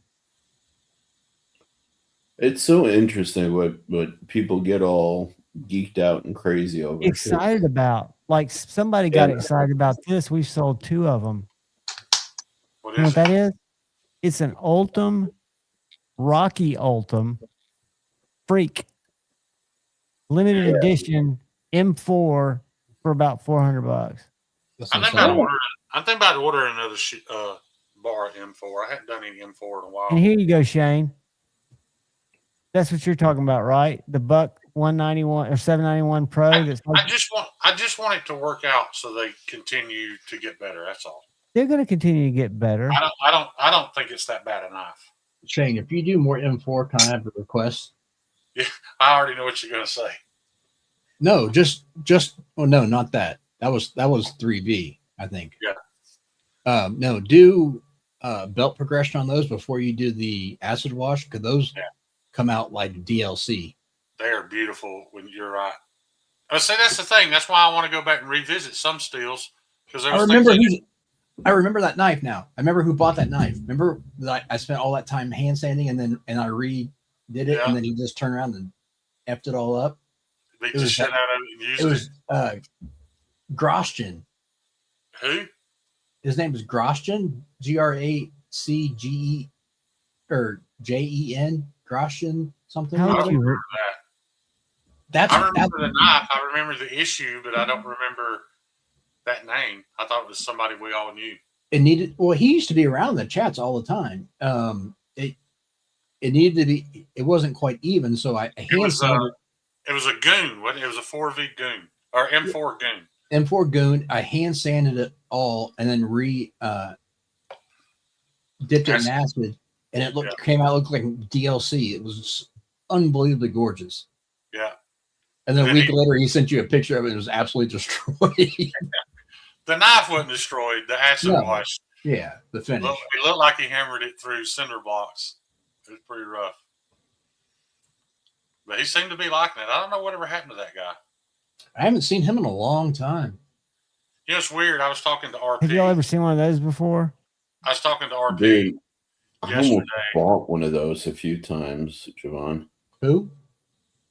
Yeah, I don't know him. The Dot Kill Switch. He's an old head in the knife The community. guy I work with found it at a pawn shop. he comes in my chat every $280. now and then. But he was talking about a guy he's been trying to get a hold of. He's like, man, I've been sending this guy messages like once a month for the past 2 years, and it kind of hurts my feelings because he won't answer me. We were pretty good friends on here. And I Google searched him, and I was like, Randy, he's been dead for 2 years. Shit. Like, as soon as I typed his name in obituary, there it was. I was like, he's been dead. Ah, okay. Yeah. There's the guy I was talking about. It's GRACJAN, and the last name was NARGIEL. Is this on Instagram? No, he was in the chat all the time. He used to be in YouTube, all chats all the time. Yeah, On he Instagram, bought he goes by Blades of Steel. Yeah. He bought a goon from me really early. And I'd done something to it. It had something in the grind, and Kyle had to clean it up, so he hand sanded it and acid washed it.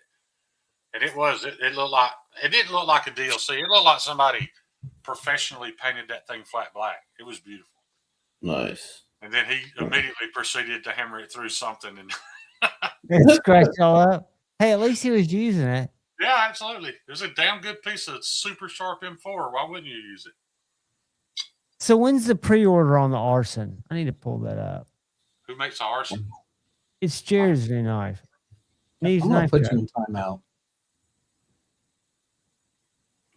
I wouldn't have named something the arson. I like the criminal names if you want to do that, but nobody likes an arsonist. What? It's named after a crime? All of his knives are. Oh, yeah. I can't say anything, man. Mine are just as bad. I know. So, Well, no. Well, Tim Kell made a good argument with him when they didn't name his as that. Yeah. Because Tim Kell put it on the I mean, position of the people say- user if they had to use it to self-defense. Right. I've had people accuse me of copying Jared's idea, but if you ever met the guy that started all this when he named that first knife the Goon, Wait. He's Go named back by up. Go back up. How much was the Shiv? The Shiv? Really? right there. Stop. You know, but you know what's funny about that? That's ridiculous. You know who makes that knife? Trevor at Waxwing Knives. Why is that ridiculous? I want to show you. That's $100 more than what Trevor sells them for. This knife right here, this Waxwing Nymph, Yeah. it doesn't have the harpoon in it and isn't hand sharpened by Jared and doesn't have micarta handles, $130. Okay. Yeah, that's what I was gonna say. That doesn't That's seem Nitro like. V, isn't it? This is Nitro V. What is the Shiv? The Shiv is probably Nitro V. Let me look. Yeah, I wouldn't sell a Nitro V knife for that much money. It might not be Nitro V. Let's see. And the lines on it anyway. It's Nitro V. I It's sell 62 HSE. I sell Nitro V chef knives for $150. That's 4 times more steel. I bet you, I'm not going to say that, especially not on live stream. He's trying to make a living, guys. That's what. I'm what not he's doing. knocking it. I'm not It's knocking not it. for- I wasn't going to I say know, it's anything. I like not this for one. us. It's I'm for not crazy Series about all B. the harpoons, but this little shank is made by BP Knives, I think. You ain't sharing shit, by the way. Oh, am I not? Fucking A.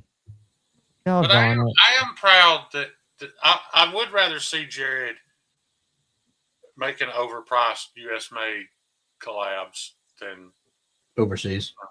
yeah. If it ever comes to me doing that, I better get the same treatment. I'm gonna tell you, Sharif, there's nothing that I wouldn't be more honored if you ever had a fixed blade idea that you wanted, even if it was just one. I would be more than honored to make that knife for you. Oh, that day is coming, Shane, for sure. That's coming without question.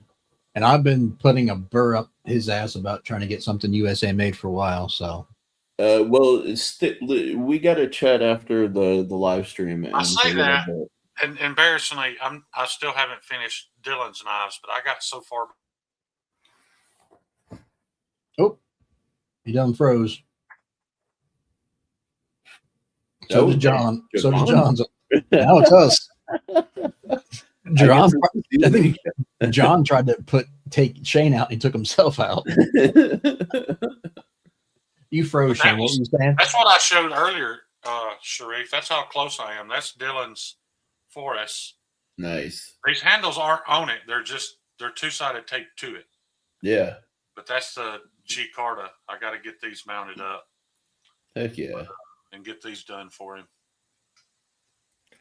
Oh, dude, yeah, Shane, before I forget, make sure you send me your address. I think I have it on my pirate ship, but just to be sure, so I can pack up this. I can't right this second, but I'll send it to you. Yeah, this Kami Carta. Because, yeah, this is... I finally have a use for him, which I'm really excited about. But I don't know, man.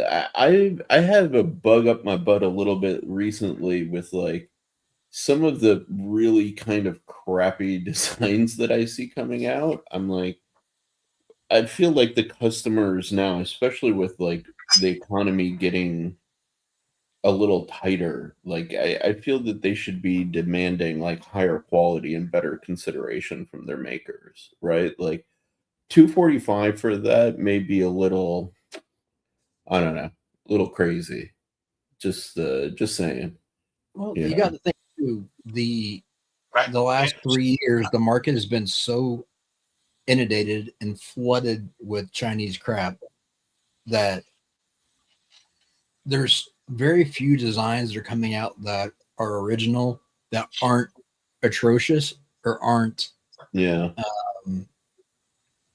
not practical. I think I understand it though. I think there's this level of desperation to put out something a little different that maybe we're replacing with actual artistic design. Yeah, like I don't know. I feel like it's how can I explain this? I feel like there's a lot of people out there who are trading on their names or trading on hype, and they're not delivering as much quality as they could. And there's some people who are kind of trading on the made in the USA thing and, you know, also not offering, you know, a lot of value, right? Like, because I had this conversation the other day, you know, with a couple of guys at the knife shop where we're talking about how, you know, again, like CNC made fixed blades coming out of USA are not cheap.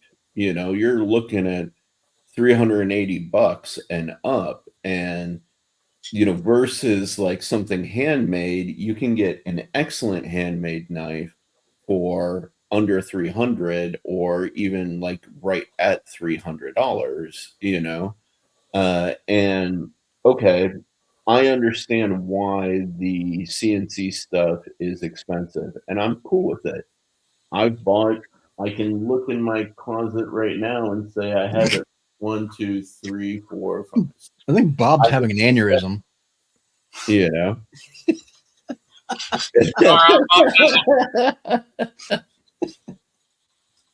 He really is. And I think he's about 5 minutes behind in the stream too. Yeah. It's Sharif, great to watch. For $350, you can also get a Vero fixed blade. yeah, and therein lies the conversation, right? Because which is disgusting. Yeah, right. Like in the realm of things, like okay, yes, would I prefer a, you know, completely handmade USA made, right? Like case in point, the Boatwright, right? Yep. Love this thing. Phenomenal. Made by a USA guy doing phenomenal work, and the grinds are perfect, super even, everything. Literally, the thing is flawless, right? Or, you know, do I want to get like this guy, Utzler, you know? Oh, I want a duck so bad. Bro, this thing is so good, but this was, I'll tell you, I paid like $400 for this thing. That's still not bad for the prices he's getting for folders. Yeah, exactly. How did you snag that, by the way? A bro deal from someone? No, dude, I actually had to like wait to get into Usler Facebook group like a month plus before they approved me. And then I literally did my first post like, hey, big fan, been looking for the duck hunter for like the last few months, cannot track one down. Does anybody have one that they're interested in selling? And dude, first guy who replied to me, I was like, I talked to the Matt D, and I was like, you're a Usler collector. Is this guy legit? He was like, yeah, guy is straight up. He is legit. He guaranteed never even used or carried that thing. He basically used it to take pictures, and that was it. And I was like, all right, cool. Is he gonna, try and like take advantage of me, the fact that I don't know, like I'm not in the group? He was like, yeah, absolutely. He's gonna try and overcharge you. So Matt D gave me all the info. He was like, this is what table is, this is what they've been going for. And I was like, all right, sweet. Went into that conversation and just negotiated with the guy and, called it a day. So, yeah, dude, it was pure luck. And I literally just got it yesterday. But Shane left us, John left us, tried to come back. His camera wasn't working. And now Shane says apparently all of Alabama's internet is down. So, oh, wait. John's trying to come back. Maybe. There he is. Maybe. You're back. Come on in. God damn. Holy Jeez. Windows update, Batman. Well, I'm glad you're back because I got to go pee and get a drink. I'll be right back. You go pee. I wasn't going to leave Sharif by himself on a screen that's not his. No, I'll be appropriate and I can handle this, the chat. Hey, I trust you guys with my life, man. Y'all are always good to run my shit. I just couldn't. At first, my computer just crapped out because I was getting these error messages that I could not connect to my Instagram. It was said an unsafe site and all this other shit. And then when it shut down, it just kept giving me the little spinning hour of death. And then I saw applying updates, and I was like, oh God. Oh God. But I'm back. First time it wouldn't let me have my camera. Apologize, guys. Oh, it's all good, man. We held down the fort for you. I knew y'all did. Hey, Sharif, have you seen the Model 3 by American Blade Works? The auto that he made? I have not. And he didn't have Protect do it. He did it himself. Where did he get the springs and stuff then? I don't know. I have a love-hate relationship with ABW. Yeah, I've not had. I joined forces with Michael after Shane had stopped doing his channel. I met him at Blade Show last year for the first time in person. And the knives I've experienced have only been good, but I know from Shane firsthand when we walked around when he was working with them about some of the issues that he encountered. But what kind of issues have you had? First thing I'll say is Michael is a wonderful human being. I've got nothing but love for him personally, but I got 3 knives over the course of several years, like all spaced out, and each one had significant QC issues. Like we were talking about that earlier. Yeah, and it's just something that, like, from my point of view, like, and this is, I was gonna mention it when Creeley was here, but it didn't seem like he'd be too receptive to the feedback. But the problem with designing and building to a price point is it puts you in the position of sacrificing something, right? And that's my only concern with ABW. He's so focused on hitting an affordable price point that I would be willing to spend an extra $20 to $40 per knife to compensate for his time, for him to like go through and QC things. Yeah. Because the first impression is hard to wipe off, especially if you have 3 in a row. Well, not in a row, 3 random. It just makes you that much less confident in the brand. And different models, because the first one was the Model 1 drop point, but it was like the 3rd generation. Then I got a 4th gen Model 1 Warney. And then recently I got the brand new slip joint and this guy, Yeah. right? With the diamond pattern. And when I got my first one back, the walk and talk right here literally would have an inch of blade play at the half stop. And then at the full stop, it would literally just wobble. And I'm like, Which just shows you that unfortunately he never checked it. and that's what I'm saying, right? Like, you know, and he's better than that. And I know he's better than that. And like, I was angry about it, quite honestly, because I'm like, dude, how did you not even like screw the thing together and then just open and close it and feel that like instantly? But whatever, he fixed it at his own expense. You know, he sent me a whole new knife. But still, you know what that does to him as a businessman and how he could avoid that with a little bit of. Yeah, and he sent me a $20 bill to cover my shipping like back and forth. And my thought was like, okay, good on you. You did the responsible thing. Somebody had a problem with your product. You fixed it promptly, and you were on top of it, right? But dude, I would have paid him an extra $40 to not have the problem to begin with. Absolutely. You know? So, and so my criticism of him is not because I think he makes a bad product. I think he makes an excellent product. I think he makes an absolutely wonderful product, right? But I don't think that he gives himself the best opportunity to put his best foot forward enough. Fair. You know? Very fair.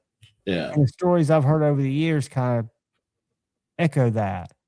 And then Shane was saying earlier, I don't want to misquote him, but that he admits that that's his biggest shortfall because he just doesn't have the manpower. But it seems like he would back up and try to figure out a way to, right? You know, shame on y'all picking on a one-legged man. Who? Shane's talking to us, and it's not you, Kyle, because you weren't talking about it.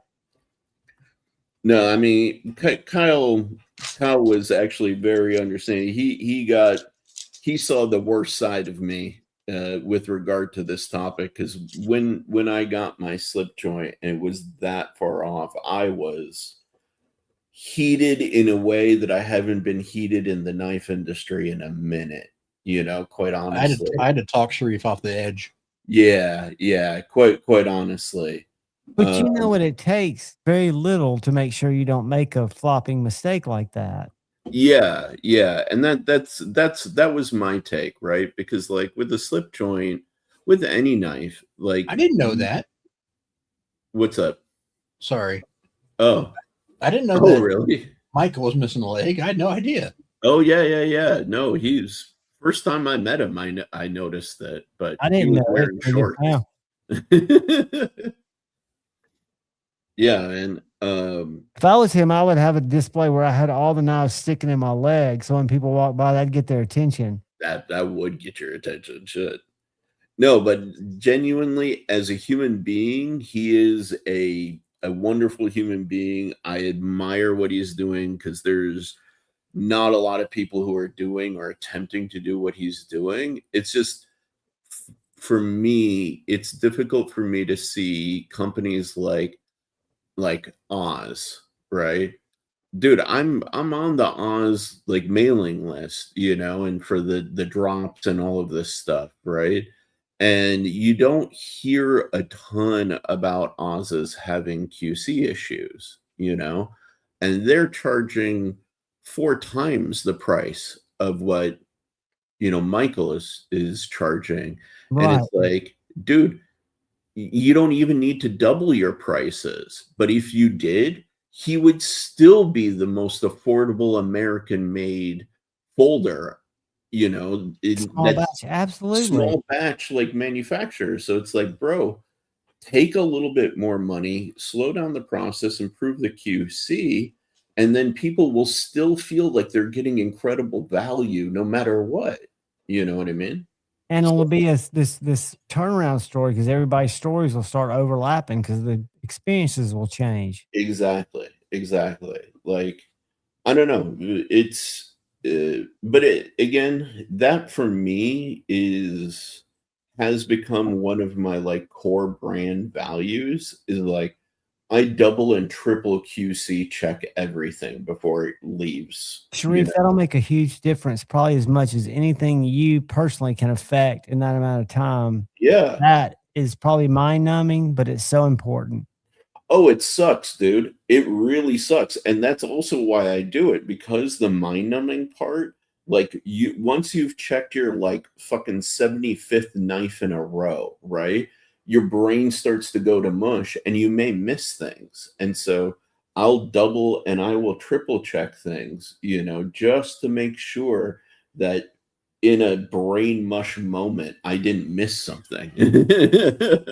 Absolutely, Shane. Yes, I agree. It's so true. It is so worth the $200, right?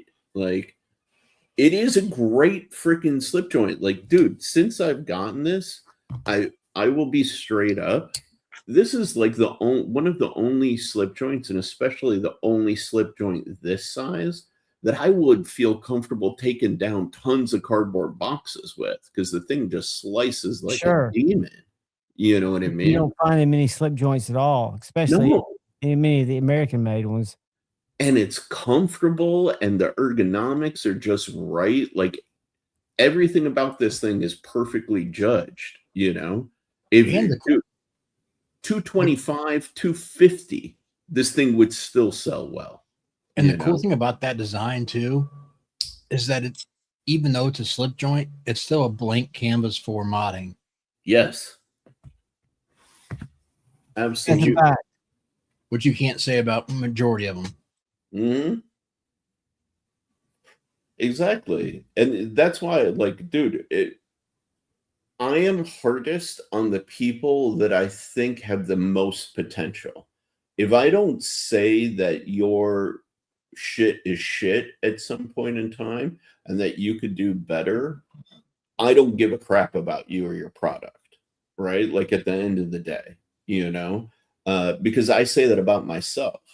I'll be the first one to say, oh, that was shitty, or you could have done better with this or whatever, to myself, So I don't know. From my point of view, it's like, it's one of the reasons I'm tough on Benchmade, because I think Benchmade could do way better than what they're doing, especially in terms of pricing and whatever. And another one there too, Sharif. I'll do part-time at a knife store in Huntsville, and they're a Benchmade Premium Plus dealer, the biggest or top tier dealer that you can be. Yeah. So he's been a dealer for a lot of years.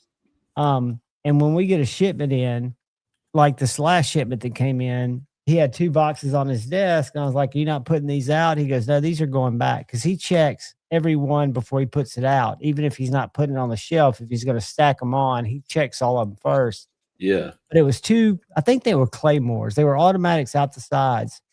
Neither one of them fired. Oh, dang. So these got out the door, not even opening. And Benchmade's got a quality control division. Yeah. So that's, to me, it's not excusable in any size company, because I think it's the most important, making your first impression. Yeah. But for somebody like Benchmade to have 2 go to 1 dealer out of, I think, 12 knives, I don't know what the percentage is, but not open. And all you have to do is check it before you put it in the box. Yeah. Yeah, exactly. So it's wild today what people can get away with, and people love Benchmade at the knife store. I see you hadn't been in the live stream, but to me, it's been kind of a social experiment. I'm coming up on my 3rd month of working there part-time and learning what people in the real world, and I live in a city that's very engineer rich. So they're a little bit more evolved, but I've had maybe 2 HRC conversations. Yeah. Only a couple of people that have known the differences when they're asking about Benchmade pricing. Well, what's that still do? Yeah. What's the difference in that? It's just, and these people are spending money on expensive knives. Yeah. Not just Benchmades. I mean, we have 4 McNeese Mac 2s down there now that are used. And these people that buy them aren't asking the questions that I would think and somebody that's buying that price knife would want to know. Quick question. Do you have any 710s? Benchmade 710s? Yeah. I can check for you Thursday. Yeah. Let me, because I know we've got some strange ones, dude. I've got two. This won't mean anything to you, but have you ever heard of a Nakamura? Yeah. I've got 2 of those, first production, brand new in box. I've got 2 of them in stock. I made a video on them. They still haven't sold. Like $300. Really? Benchmade. What was the one you called it? The 710. It was the recent one that they did with I've got one of those in stock. Is it the black one or is it the one with the gold blade? I think it's black. This is one I'm looking at. Let me show it. And I'll verify it Thursday, but I think it's this one right here. Because the handle I recognize. Yeah. I'm after the one with the gold. Yeah, see, I want the one with the gold blade. This one, I don't have this one. Yeah, damn. But I do have that one. And if this is available to order, I can get it in. Be curious what your pricing is on that. Everything, let me tell you how it works. Benchmade's table price, like what you see anywhere. Yeah. You take 15% off box price and we pay your sales tax. So it's about a 19% discount. No, I forget what it comes out to be, but they're much cheaper than I thought they would be when I started working there. And that's the only one we can discount like that. Out of all the knives we carry. Yeah, I don't want to take advantage or anything, but if it is an option for that gold bladed 710, that is, I will be honest, that is probably the best overall Benchmade I've ever handled. Is one of those. Like, let me check Thursday, dude. I just wrote it down. Yeah, dude, and if you haven't handled them, Javon, like the axis lock feels different due to it was partially redesigned for that, but also the blade length and mass just plays differently with their axis lock, and it feels, I don't know, it's like one of the only Benchmades in recent history where I was like, oh damn, if I never own another Benchmade, this would be the one example that I would own, you know. Well, I will definitely check into it, buddy, because again, we carry, like, this is the one we've got 2 of. M390, except ours are first productions. One of them is like 270 and the other one's like 276. They're only a few numbers away from 500. But I think it's one of the cooler looking Benchmades I've seen. Yeah. Dude, actually, I got one not too long ago for Steve Clare, and it's one of the OGs. Did you know that Benchmade actually used to make like a button compression lock knife? No. Yeah. Yeah. Do you remember what it was called? The exact name, I can't remember, but I will show it to you here. Yeah, that's what I was going to do is pull it up. So this is the guy. And there's a story about this, but it's not my story to tell. But I found this for Steve Clare, and it is surprisingly small. Feels like a custom, if I'm 100% honest with you. And if you look, right there is the button. I see it over right under his thumb. Yeah. And it is literally an axis or compression lock, but it's button activated. Kind of like a smock. And dude, this thing is fairly old. Like a Benchmade. I've never seen it in my life. Yeah, man. It was very, very cool, actually. Very, very cool. That I mean, Benchmade's made some weird stuff that didn't stick around. If I can find this. This is one we've got that I've never seen before in my life. Have you ever seen a frame lock Benchmade? Yes, I got to handle one. It was a trip. Check this little thing out. We've got one of these in stock. It just came in. Oh, the Seabird. The Dude. little micro pocket rocket. Yeah, that thing is sick. Those things go for money, dude. We don't ours is like $325. Really? Yeah, it's he doesn't have them marked crazy. I mean, it's just but it's so little, and that flipper tab works, believe it or not. Dude, that's funny, man. Those things are awesome. Yeah, I'll send you. I do it for Zach. I'll send you some of the weird stuff we've got down there because we've got. If you like Benchmades, one of the cool things about that store is he's been in business for like 22 years. Nice. So a lot of the people he sells Benchmades to that collect them just keep them in cases, and they'll come in 15 years later and trade them. Yeah. And they're like new, you know. So we get some weird ass shit down there. Dude, that's sick, man. So one of my friends years ago had like a baby shower, and it was like early days when I was licensing designs. And so they were, introducing me to some of their friends, and they were like, oh yeah, Sharif started doing this whole knife thing. This guy was like, oh, you like knives? I'm like, yeah, of course. He was like, I got something you may think is pretty cool. And he pulls out like OG Benchmade frame lock. I can't even remember the model, but like it felt like a custom knife. It didn't feel like a factory made knife at all. Really? It was so sick. Like, you know how a McNeese feels like now versus like a Benchmade now? Yeah. It felt like a McNeese, And I was like, I just kept on obsessing over it while we were sitting there talking. I was like, dude, why doesn't Benchmade go back to this? This feels so good. This would be so sick, PCD, the product cheapening department. I guarantee you is why they don't go back to stuff like that. Oh, there's just no money in it, man. There just isn't. Not with like the access lock. Well, what surprised me so much, and it goes back to why Benchmades are priced so high. I told you about the deal that we can give a customer without them asking 15% off, and then we'll pay your sales tax, which I think is 8.25 here in Huntsville.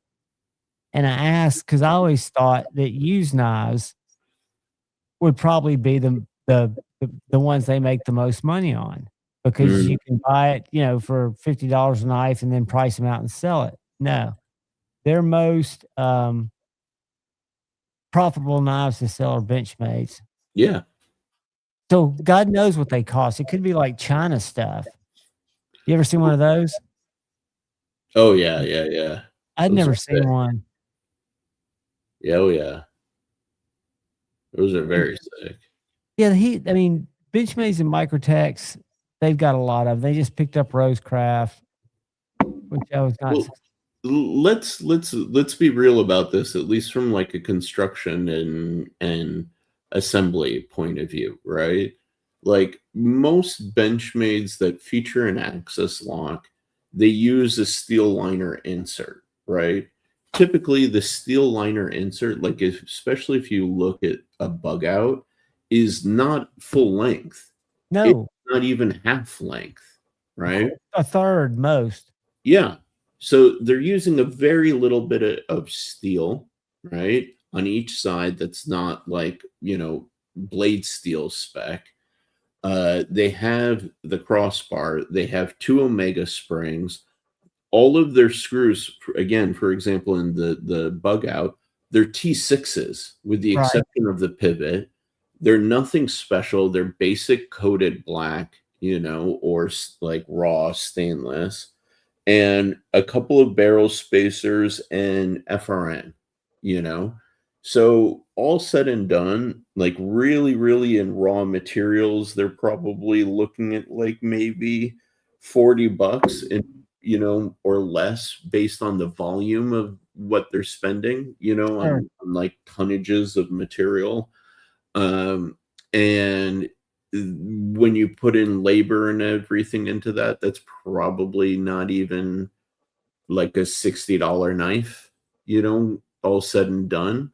So, yeah, actually, for them to be profitable, they're probably actually that whole thing is probably after assembly and paying people and everything. It's probably even closer to maybe $40 or $45 for a Right. bug out. For And their they're net. selling it at 200, you know? Let's say their prices go up. Let's say it's a $60 knife. They're still selling a $60 knife at their cost for $200, you know? So they're at Right. least making 3 times minimum. So you they've know? probably gotten theirs down in the assembly and their product cheapening department, finding out how to not cut corners necessarily, but just keep Yeah. costs to a minimal for what they're providing. Well, as many products across the entire range will use the same crossbar, will use the same screws and hardware, same standoffs, you know, all of that stuff, and that reduces costs. So your biggest expense is going to be the blade, going to be the liners, and that's it. Those are your and the handles. Those are your Right. 3 highest cost items that vary, you know. So, and even blade stock thickness, they stay pretty consistent with blade stock thicknesses that they choose for specific steels, right? So, Right. uh, yeah, it's their business. They know how to make money. Yeah, and to me, it's fascinating because I was trying to find out, who is the biggest U.S. knife company in order of numbers sold? Is it Case? Is it Benchmade? Is it Spyderco? I That's a don't, good question. I just don't know. Let's see if Google AI can tell us. Chat GPT tried to see what you come up with because none of them release their annual numbers of knives sold. I found out that that's information that's not out there.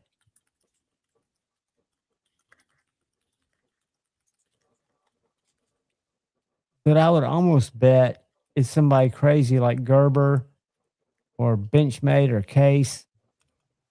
So I said, who's the biggest knife manufacturer by sales volume in the USA that is also made in the USA? Good prompt. So let's see what what it gives me.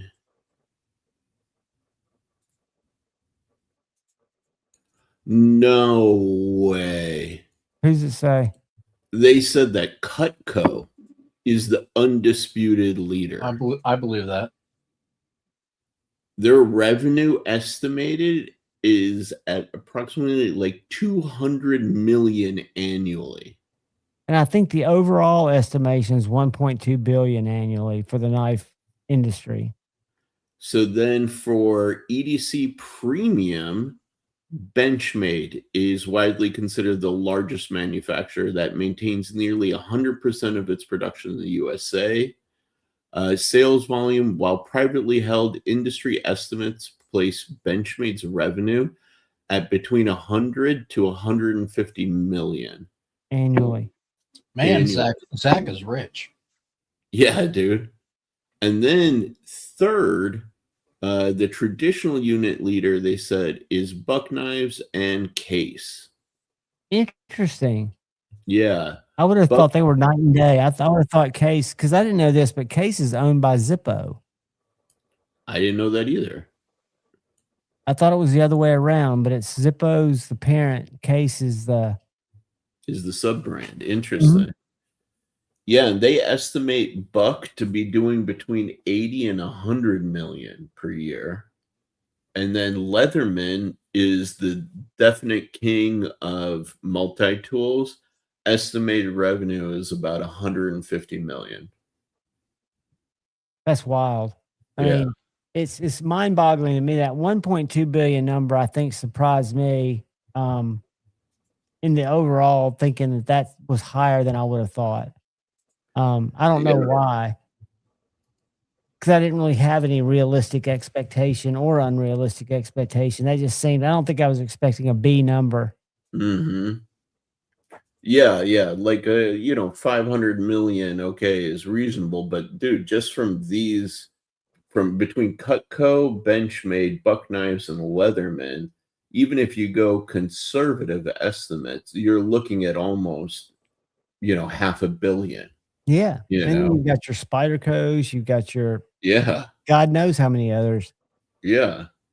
Actually, that's good question too. What is the estimated annual for Spyderco?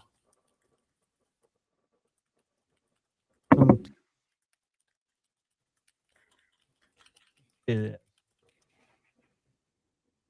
gonna go see if I can get number of knives.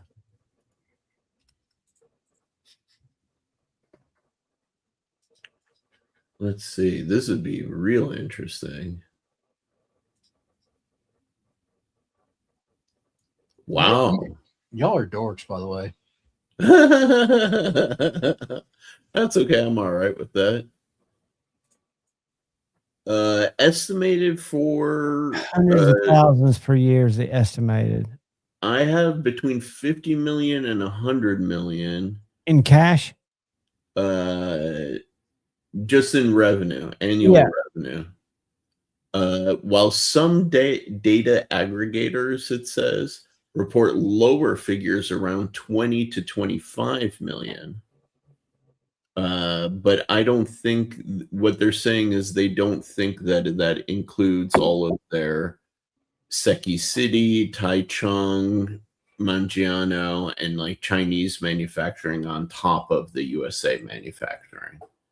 They may be only doing 20 to 25 million USA made. That's surprisingly low to me. And I just went through the numbers, and they say approximate annual productions are between 300 and 800,000, which is a huge swing because they don't release that. Yeah. Why the number isn't precise, Spyderco's production fluctuates because they run small production batches for many models. They release sprint runs and dealer exclusives. Production is split among several international factories.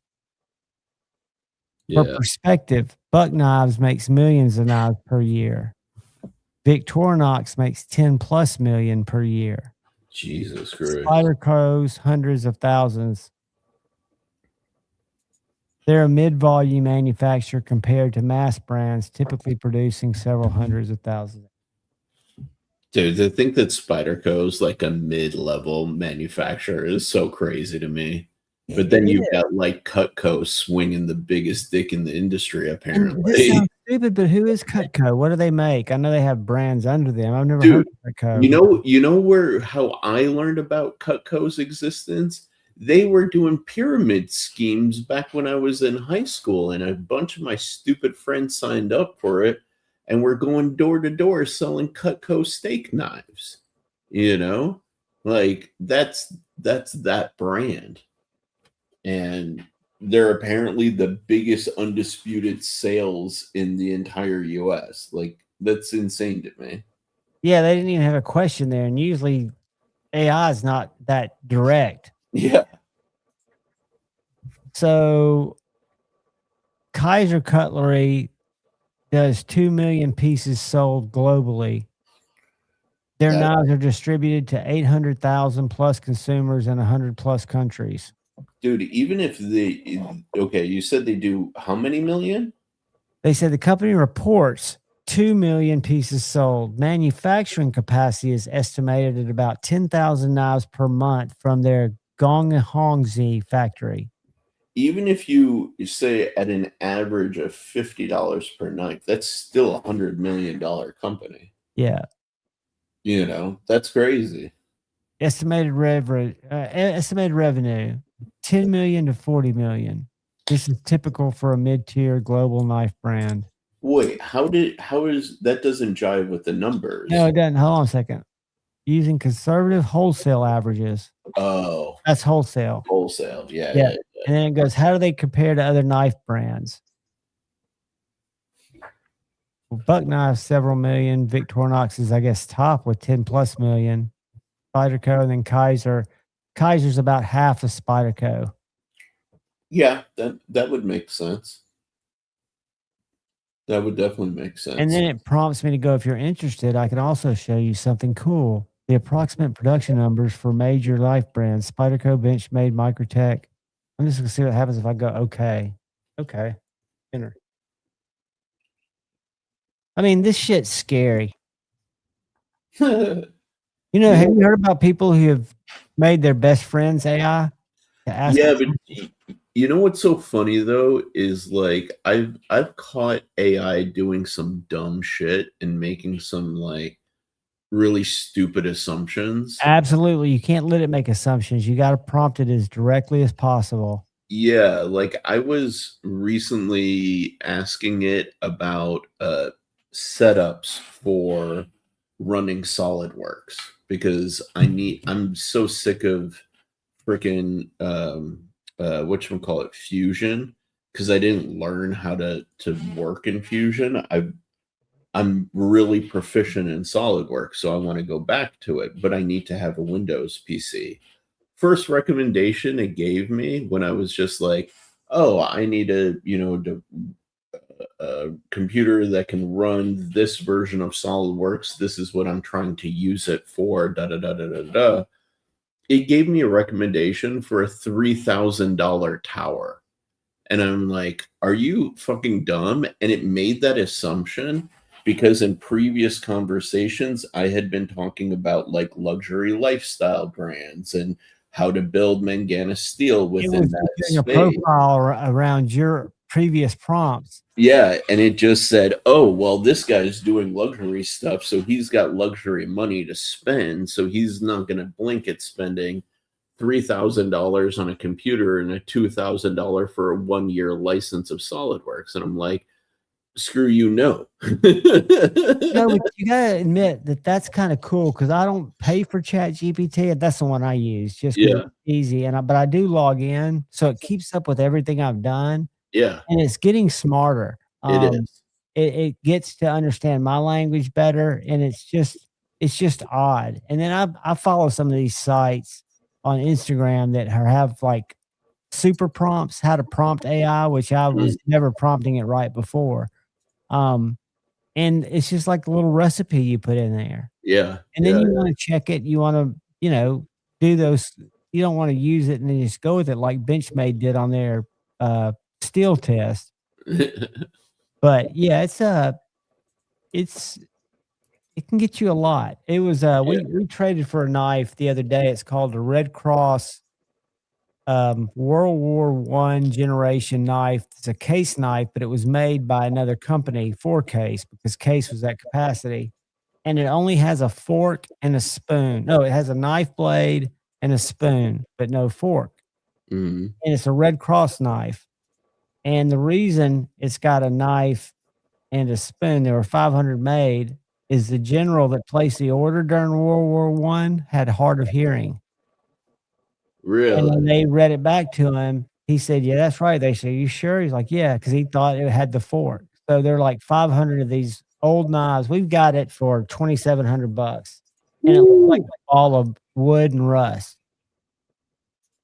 Dang. But it's in a plaque, it's got all the certificates and stuff. It means nothing to me, but I just thought it was an interesting story that a fuck up like that created a knife that, 100 years later is worth a shitload.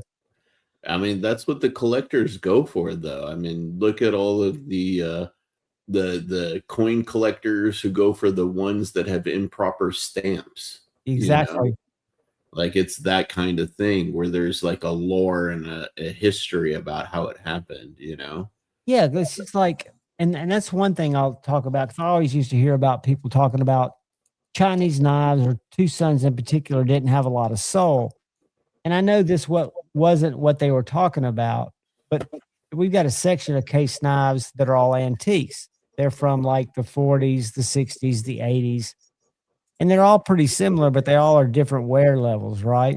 Mm-hmm. And you look at these knives and you just wonder, I do, because I'm a weirdo.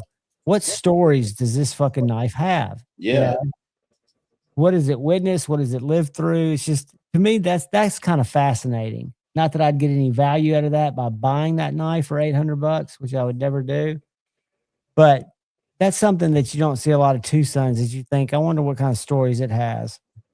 So it's so interesting because this conversation came up recently, and I'm so curious about it because soul is such an abstract concept, and it's so different from person to person, right? Absolutely. And so it's like almost like, okay, what's the threshold for soul, right? When you're talking about something especially inanimate.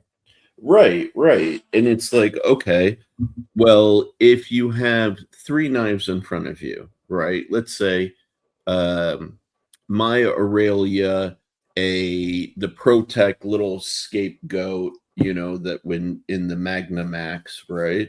Mhm. And let's say a small Chris Reeves Sabenza, right? What's the threshold for soul in that group? Which ones have soul and why, right? And you'll get different answers from every single person you ask that question to, right? Very subjective. You're exactly right. Yeah. And so this concept of like having soul is kind of how shall I, without I'm not trying to be disrespectful, but it's almost like a purposeless conversation point without metrics or without like a way of explaining it. Because you don't have a baseline for what soul is. Thank you. Exactly. Right. And it's like, oh, well, you can kind of use the porn definition for it, where it's like, I don't know what soul is, but I know it when I see it, kind of thing. Right. Like, but at the same time, can you, like, what's the fundamental difference, let's say, from like a high-end Chinese made knife that is all CNC'd and assembled and done with a good design versus a USA made knife that's made exactly the same way, right? Where is your threshold then for soul, right? Is it simply that this was made by a single maker and that was made by a factory? Like, No, what's your for me definition? personally, what I talk about is kind of, I think, design, and I don't mean design in general, design uniqueness, something that doesn't look Mhm. like, not cookie cutter, because they don't all look the same. But and again, I can imagine looking at a Chris Reeves knives when I started into the knives and thinking it had soul, because I didn't like the knives. Same with Hinder. Same with everything I like now. I didn't like them. Yeah. I don't know. I hear it probably more than I feel it, because I was a big Tucson collector, but I did understand that maybe there was no heritage tied to it, or no, I don't know why Yeah. that feeling. It could just be basic. I don't like shit that's not made in America, which we all know that Yeah. a lot of the reason that American manufacturing went away is because American manufacturing wasn't the greatest forever. Yeah. I don't know. For me, it's interesting because I'm not saying it to be critical of the people who are saying it. I'm bringing this up because even I'm having trouble defining it, right? And it's something that I feel. I just don't know. So one of the theories that I had that I felt contributed to a knife feeling a certain kind of way. And this is really weird. This is fucking, I'll admit it, it's nerdy, and it's going to be too nerdy for this deep in the chat for a lot of people. But I have a slight theory, and I've tried several times to make a video about it, but it's really hard to explain, that the difference between using imperial for your specs versus metric may actually make a tangible, subtle difference in how a knife feels in hand. And it's because of these small, if you want to talk inches, we're talking about a difference of like thousandths of an inch, between the two. But that may contribute to why certain knives that are American made feel better, even if they're made the exact same way in China and even finished the same exact way in China. But those tolerances will be. The reason I had that theory is because when I was listening to musicians criticize electronic music in its early days, they were saying that they did a study, and psychologically, they found that when a beat or a musical instrument happens in the exact timing, like there are moments in between seconds, and if it happens repeatedly at that exact same thing or that exact same moment in time, we cannot attach emotions to it.